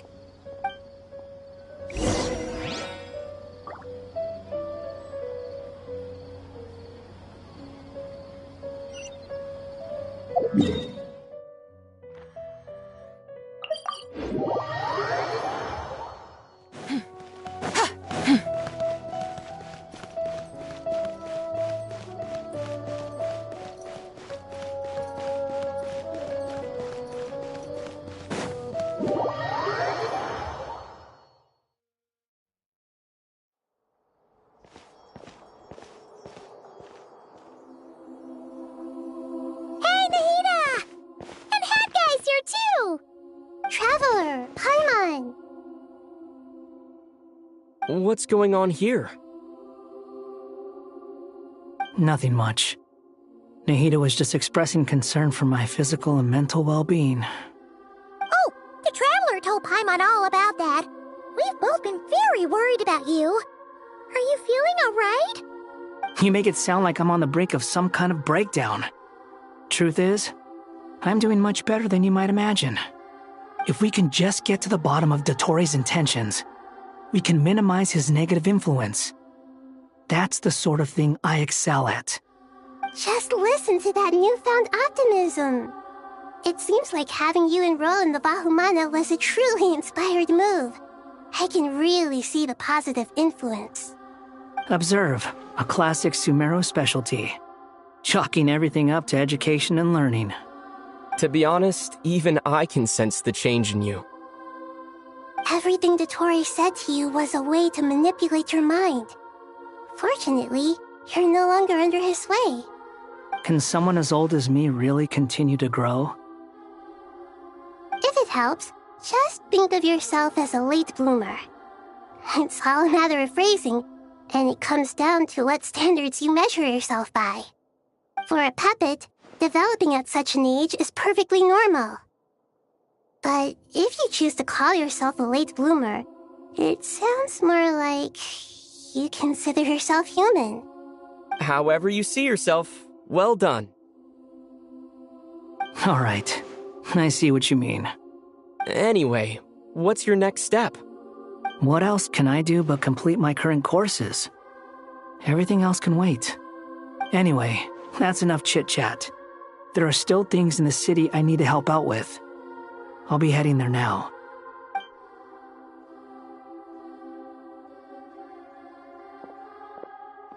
Paimon's so happy that Hat Guy is doing better than we thought. But what about you, Nahida? How are you holding up? The pyronosis burned down the corrupted Irminsul. The flames blazed for 7 days and 7 nights before they finally subsided. All that was left were the parts underground. Now, Aru shoulders the responsibilities that once belonged to Irminsul. The situation was contained before it got out of hand, so Tevat's most vital information has largely been preserved. Irminsul has a strong influence over you, doesn't it? How will you cope now that it's gone? There is no need to worry. Thanks to Nicole's extraordinary talents, my connection to Irminsul has been severed and transposed onto Aru. Angels can do things like that? They can. Such abilities are precisely what makes them so powerful. The goddess of flowers, Nabu Malikata, once claimed that she too could perform feats beyond the reach of mere mortals. In my eyes, much of what she went on to achieve reached such transcendent levels. Her and Nicole really are both fascinating and magnificent. So, does that mean your situation is stable now? Correct. Just imagine that Aru has become the new Irminsul, and the essence of my existence has been bound to it. The wisdom of Sumeru has ultimately converged into a single, unified entity. Should we ascribe this all to fate, or is it merely fortune? Whatever it is, the important thing is that you're okay, Nahida. Dendro Archon, Lesser Lord Kusanali. Oh, thank goodness you're here. Greetings, Traveler and Paimon. Sir Nevis, do you have something urgent to say? Yes, there's something I need to report. We've received a message from Snezhnaya.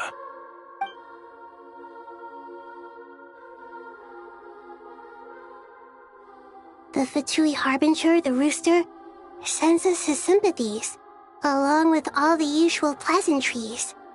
His stance is that, following the unrest and Nod cry, Dottore was subjected to internal censure. This madness was the act of a rogue element, one who cannot be seen to represent the Zapoliarni Palace. No less than can be expected. Snezhnaya paid a heavy price working to stop him. They even lost one of their own harbingers. The letter goes on to say that even so, Snezhnaya cannot claim to be blameless. Apparently, they will deal with Dottore's subordinates in accordance with Snezhnayan law, holding all those involved in his crimes accountable. Additionally, they are supplying relief funds and supplies, which are already en route. They hope this will aid in Sumeru's reconstruction. Sounds like he's got an answer for everything. True, but as diplomatic rhetoric goes, it's highly effective. Completely watertight, both in logic and sentiment. This disaster has had a profound impact on Sumeru. There is much that I will keep in my heart. The matter of Dottore can be seen as settled for now. We are sure to cross paths again in the future, and in that light, Snezhnaya would do well to uphold their responsibilities and keep a tight rein over their actions. With Irminsul burned, the flow of fate now carries many more possibilities. I will be watching carefully. Perhaps we can move on to a less serious matter? Dendro Archon, will you eat with us once this matter is dealt with? Everyone wishes to celebrate together. Your presence would be most welcome. Of course! Junior Zod, Sino, and Hypatia all told me the same thing. If there isn't enough room for everyone, we can arrange back-to-back feasts. What a wonderful idea. That just leaves the question of what we should eat. Not more tomatoes, surely. More?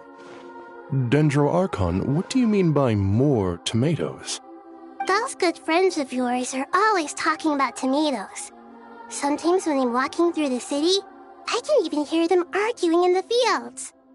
Since you see them so often, you must hear about tomatoes even more than I do. Tomatoes. Tomatoes. The word has a certain magic to it. Like the autumn fur of a sumpter beast swirling in the wind, sometimes flying up my nose. Tomatoes. What can we make with tomatoes? Wait, why tomatoes? Take your time, there's no need to rush. The traveler, Paimon, and I still have somewhere we need to visit. You'll have plenty of time to think it over before I return. Does this mean you're going to Natlan? Meet them there in person. It will require a long journey. I know. But this is necessary. I must go myself. Traveler, Paimon, we'll set off as soon as you're ready. Is that all right? Sure. We'll be ready whenever you are. You'll hear no objections from Paimon. We should grab some snacks along the way, though. It'll be just like going on a long holiday. Wonderful. I'm looking forward to this so much.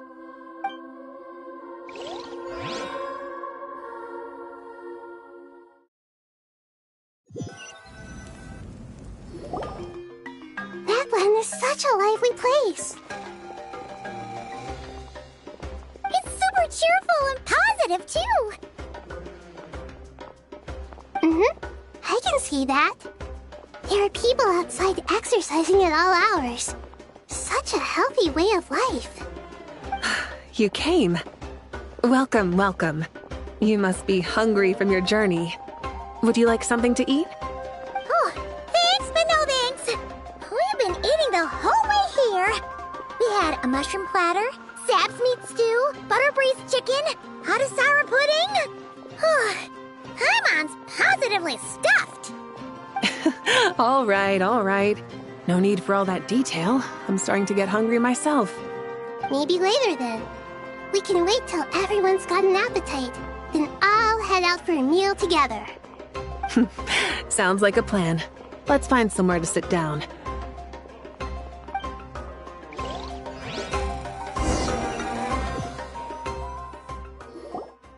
I should tell you, I already have some sense of why you've come. Why's that, Malika?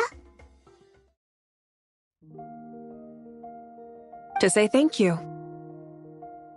Your senses are spot on. But on top of that, we also feel guilty. Because the pyronosis has vanished? I sensed its loss. Despite scouring through the remnants of Irminsul, we couldn't find any sign of the pyronosis. Not even any trace of it burning to ash. That's certainly unusual. Still, the potential fallout from Irminsul's loss is significant, to say the least. Perhaps the pyronosis's disappearance is simply a knock-on effect of the impact it's had on a certain strand of fate. There's no need to feel guilty. We were clear that this time, there was to be no returning, only giving. Pure and simple. Thank you really is a fascinating phrase. We use it to express gratitude for the smallest of things. Yet, when faced with a kindness too immense to describe, we use exactly the same words. It's not that we lack other means of expression. It's that when we truly need to express our feelings, the simplest and purest words are always the most powerful. You're right. In Natlan, we prefer simple expressions too.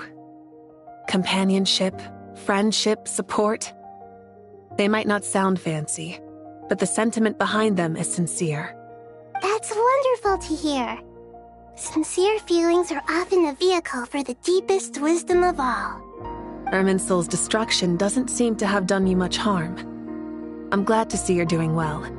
There's still a lot of work to do, but before we begin, we felt it was important to come here and speak with you. In a sense, it's like basking in warm sunlight. That's a nice way of putting it. I like that. To tell you the truth, though, I'm not a fan of somber meetings. So, since there's nothing more to say, why don't we go bask in some actual sunlight? The weather's beautiful today. What a great idea! Paimon's gonna lie back and soak up some rays.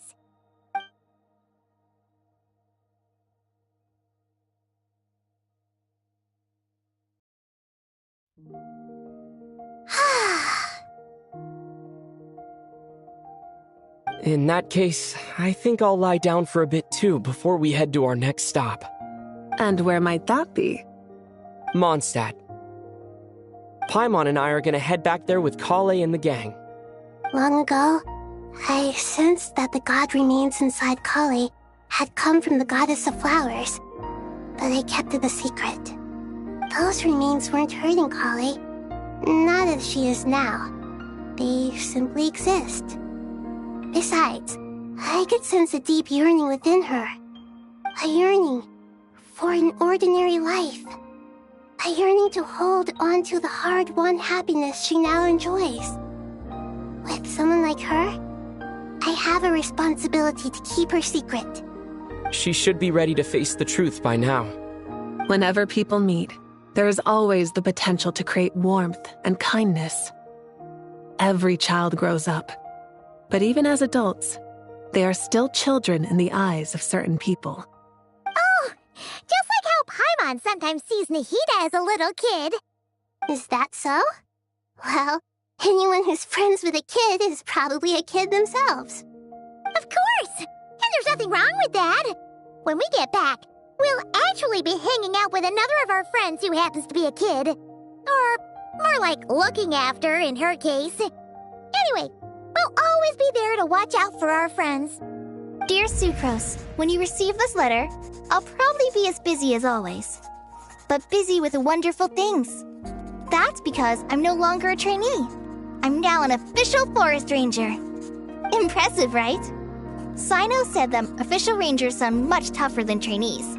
Though he did say it was already pretty tough to start out with. You probably heard that something big happened in Sumeru recently. Don't worry, it's all been taken care of.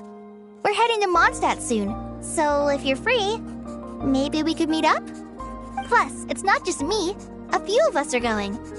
Hey, do you still remember that time we all got together? You know, when we all went to the Windbloom Festival? It'll be just like that.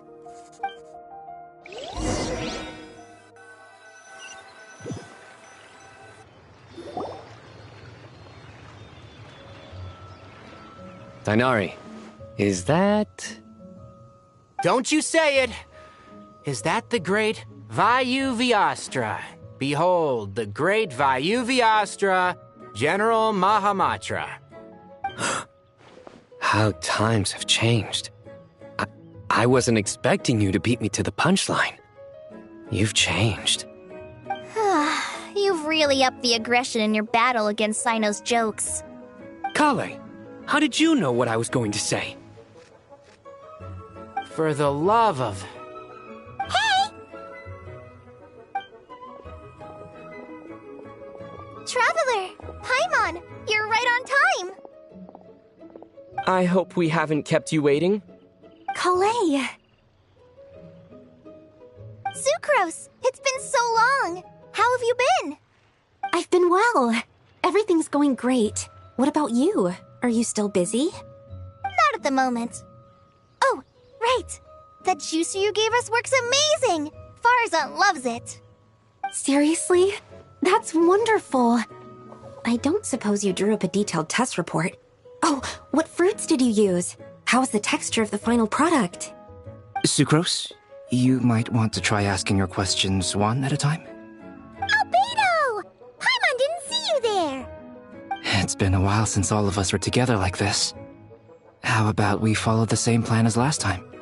Good idea, my friend. You never disappoint. So, what are your identities this time? Don't remind him.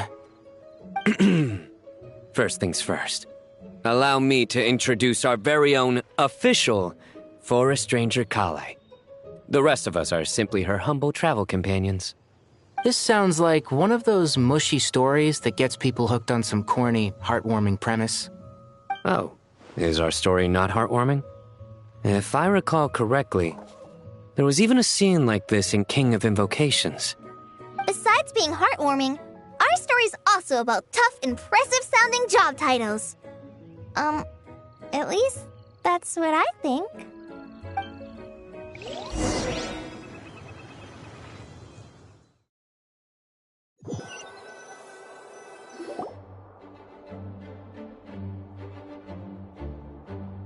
Oh, you're here already?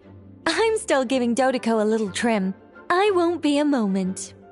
A trim? Does Dodoko need haircuts too? Of course. It's important to know how to take loving care of the apples of your eye. All of these trivial matters get left to me. It's because I'm an angel, and angels are, in a way, the guardians of all Teyvat. Oh, right! Well, that's definitely an impressive-sounding job title. What are you writing? I'm just brainstorming some cool-sounding lines. Oh, write them on these card backs. Of course. Clearly, my lines are pretty amazing, wouldn't you say? Miss Nicole. Kale? You seem a little nervous. I was just wondering, who was the person you mentioned who needed their wish fulfilled? Wish? What do you mean? Miss Nicole asked if we could meet up in Mondstadt once everything was over. She said a friend of hers had a wish that needed my help to come true. Well, you never mentioned that before. All we knew was that you'd arranged to meet in Mondstadt. But we thought it had something to do with the god remains. To be fair, everything I told you was true. Anyway, my friend is waiting. Come on, let's pay her a visit.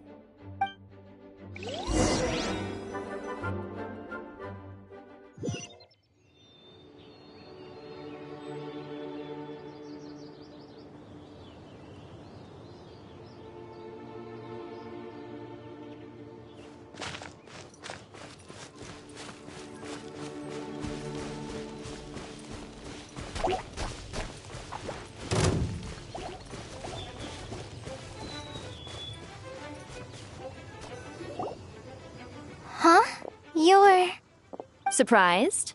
I bet you weren't expecting to meet a woman like me beneath this beautiful tree in a faraway land. An oasis will spring from the place where a djinn resides.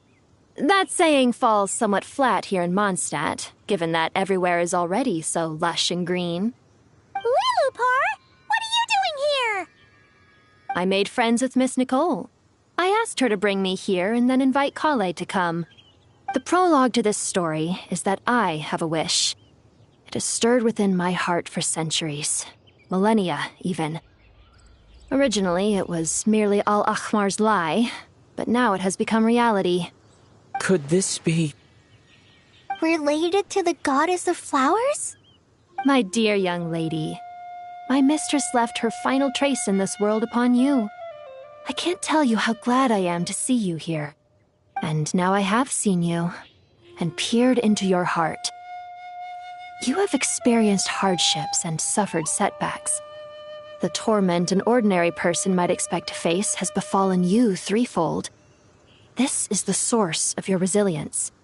But, beneath all this, I've witnessed the seeds of desire. You yearn to return to the simple life you once knew, do you not? I do. I want to throw away everything that isn't mine. But how do you decide what is yours? The scars that others carve into your flesh? The kindness and love they inscribe? Are these things not yours as well? They are. This is something I've talked about with Miss Nicole. Miss Nicole said I should learn how to adjust my standards. I just want to live as an ordinary human. Anything beyond that isn't mine. Don't you want anything from the remains of the goddess of flowers? She gave me a revelation once. I think that's already more than enough. In the past, you would not have possessed such a rich heart. Your brief life has taught you to hold on to everything good, to home in on kindness. We revere and love her. My wish is to see her one last time, to give everything for her. Kale, can you do this for me? But her remains won't be easy to remove. Are you sure this is what you want? That's beside the point. First, I need to know. Are you willing to do something for the soul of this lonely, wandering woman? I'm willing. But look, you know nothing about me. Even if you have heard the stories about me, all you would know is that I was rightly punished for the many evil deeds I committed. Ah, so you do know.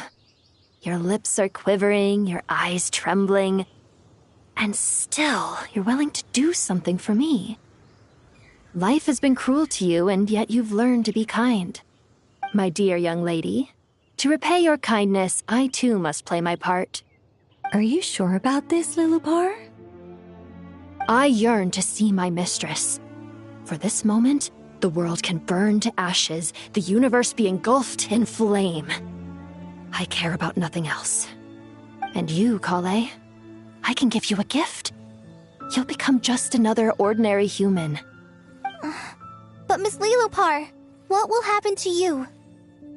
My wish will be fulfilled, and I can die happy. Why would you wish for that? A long, unending life might seem desirable for one who has never possessed it, yet it brings torment to one who has. My remains are scattered across the yellow sands, but my soul can find no peace. Since you've promised to grant my wish, give me that release. Allow the dying to die, and let the dead rest in peace. You have my thanks. Kale, there's no pressure on you. What she said, it's all true. A wish is a genuine desire, after all. It's as if you want to use the last of your life to give me a better future. Nothing's so selfless. We'll be using our futures to fulfill each other's wishes. This is a noble act, a beautiful and secret transaction between two women. I understand. Miss Lilupar, I'm ready. Close your eyes, Kale. Then open your soul. From there, I will embrace my mistress. The downpour of flowers is your touch, like returning to the very beginning. Like surrendering to your grace, my mistress. People say that devotion is beautiful, yet filled with pain. How foolish of them.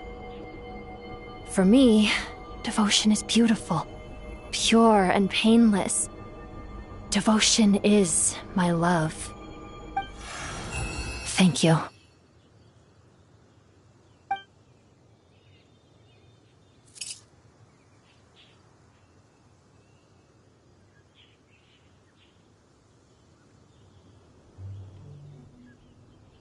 Lillipore! She disappeared? She left, carrying the blessing of flowers. Kale, are you alright? I'm fine. Now that the remains are gone, I don't actually feel any different at all. Those remains weren't hurting Kale. Not as she is now. They simply exist. Besides, I could sense a deep yearning within her. Kale must have already received what she was yearning for. I'm doing fine. I feel relaxed. There's really no need to worry. Then my wish has come true, too. To become ordinary? That's just one of my wishes. Actually, I have a few more. For instance, I want to protect the people I meet and help them find happiness. That sort of thing. So between Miss Lillipore and me, you've fulfilled 2 wishes already, and protected 2 people. Wonderful, isn't it? I feel so fantastically happy. I guess that settles things here. So what's next? What do you want to do when we get back to town? Clay, look who I've brought to see you. Hey, Kale! I heard you guys were holding some kind of secret event. How come you started without me? Huh? Oh no, it's nothing like that. We were just saying goodbye to an old friend. Really? Who? Me. The old me. So that's what this is all about. Did you come all the way to Mondstadt for that? Because we knew the old you so we could witness the change? Exactly. The old me is gone. I puffed her into the air, and she became a fluffy pink cloud, floating into the sky, before disappearing forever. Do you think, maybe up in the sky, she has friends waiting for her with test tubes, flasks, and bows? Oh, when you put it like that, it doesn't sound so bad after all. What do you think, Miss Nicole? I think maybe that's right. At least, if it were up to me, I'd consider that a happy ending. Dear Sucrose, even though my childhood ended long ago, these past few days have really felt like growing up again. I've become stronger, and I feel like I can finally accomplish things by myself. Surely someone as mysterious as you will find a friend like this fascinating. Always growing, always thriving like a plant. I came to say goodbye to my old self. I know that after this, she'll be gone. Thinking about it makes me feel a little lonely. I know the weakness that kept me company will one day leave me too. But somewhere in my heart, I feel a great sense of joy. It feels like I've always wanted to take this step, to walk towards the new me.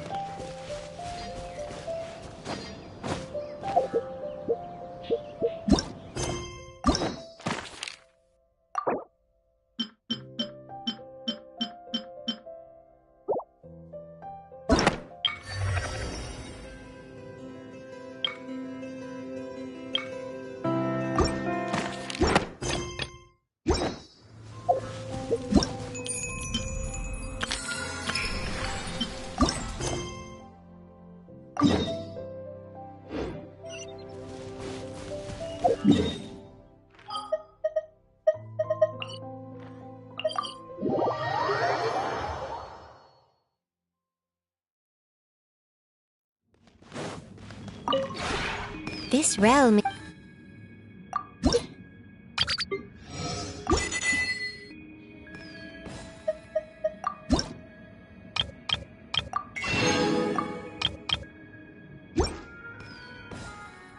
If you ever have...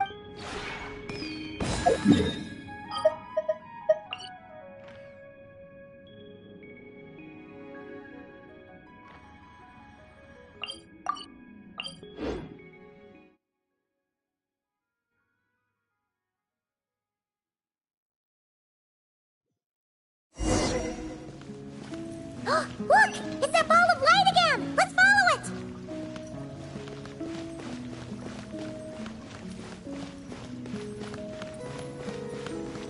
Hey! It disappeared behind that door! Does that mean we can open it now?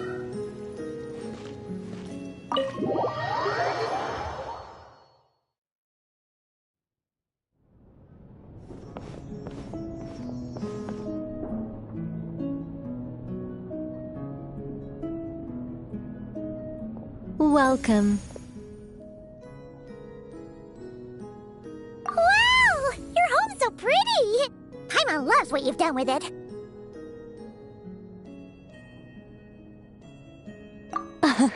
I knew you'd appreciate it, Paimon.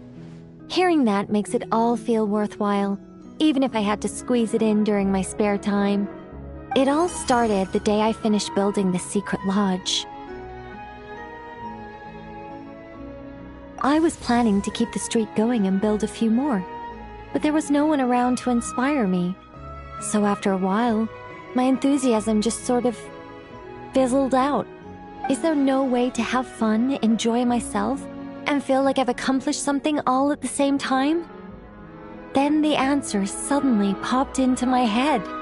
Wait, have we skipped straight to the answer? Keep up, Paimon. Time waits for no one. Look, it's right in front of your eyes. Through this door? Well, not just this door, but you're not wrong. Everything has to start somewhere. What better place than here? Are you ready? Oh, wait a minute! You're going too fast! Paimon can't keep up! What are we supposed to be getting ready for? Oh, don't you worry about that. You don't need to get ready for anything. It's just a turn of phrase.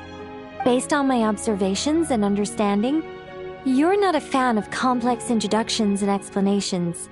You prefer to find your fun in the heat of adventure. Am I right?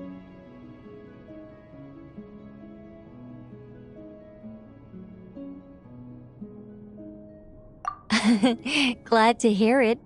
In that case, brace yourselves. I don't plan to hold back.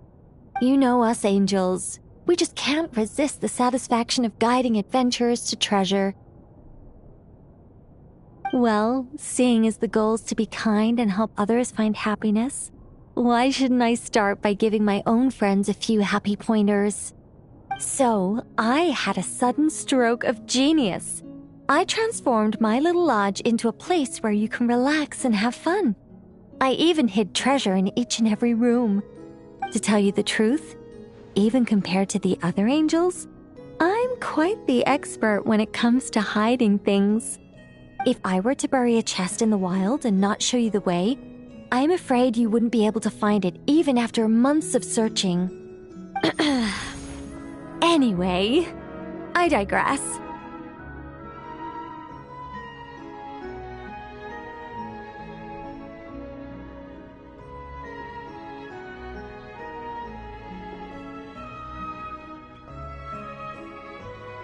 I don't want to make things deliberately difficult. Nor do I need you to run around the wild just to keep me entertained. All you have to do is find 3 feathers right here in this room. And once you're done, let me know so I can watch you open your reward. A nice, big treasure chest. Ah! So we're going on a treasure hunt! Huh! Paimon can't wait! Exactly! A treasure hunt. It's going to be so fun!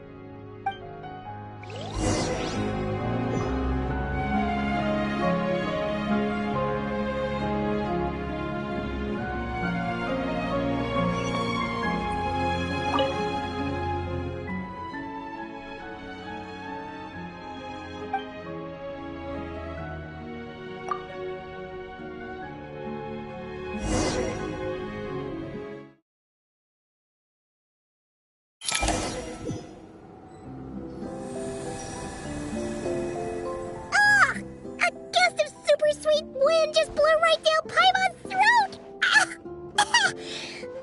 Hey, where are we? That teapot and those cups look really, really big! Wait a second. Did we shrink?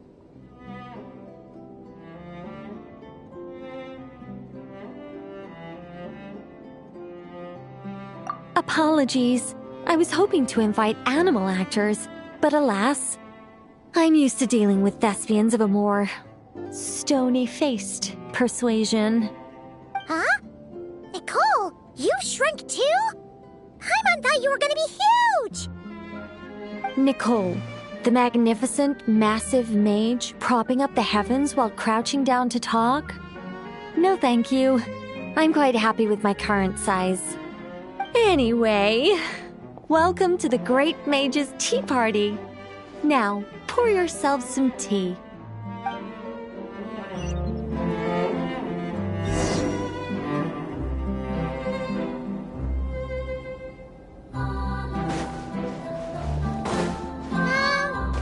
Does the Great Mage's Tea Party evolve as boiling the water ourselves? It's called participation, Paimon.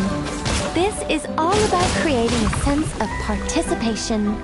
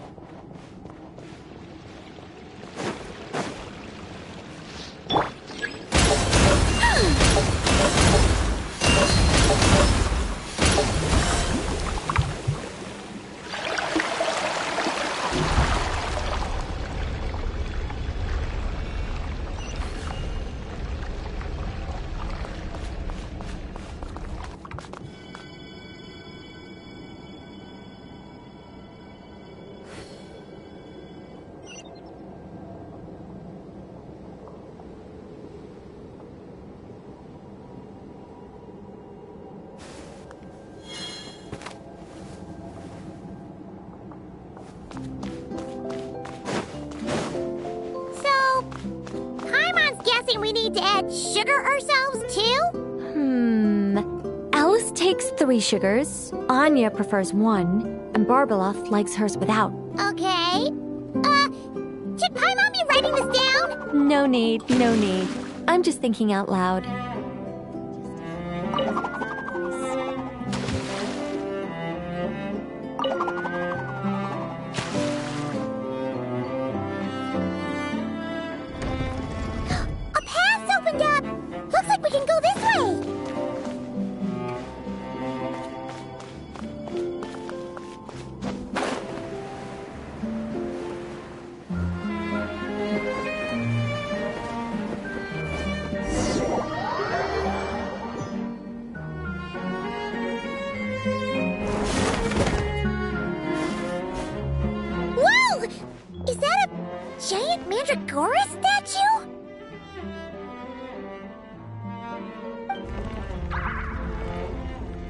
Hold on a moment.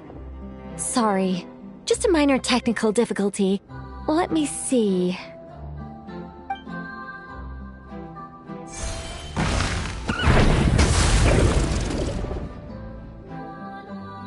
It's moving! Hey, is this thing attacking us? Aha! Much better.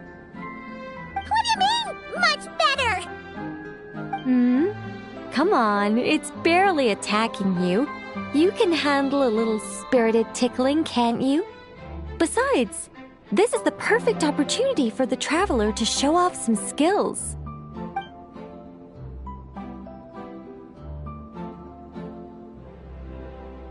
Hey, Nicole! Help us out here, will ya? Heaven's will made mine. Scorch and burn!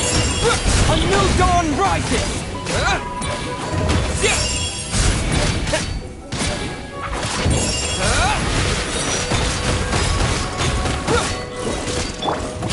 Such defiance. Our little secret. Time to ignite!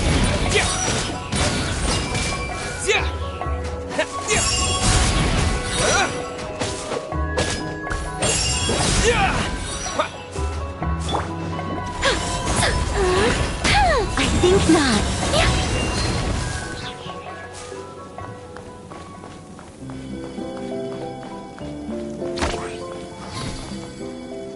And look, the tea's still nice and warm. Just right, in fact. Did you just plan this whole thing just so you could sit back and enjoy this moment yourself? Come now. This is your reward. You were the ones who earned it after all. Go on then. Open it up.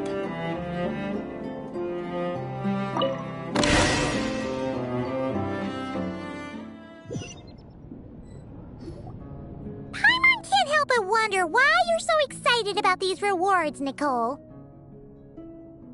Sure, Paimon looks forward to the traveler's reaction when she gets him a gift, but this feels kinda different.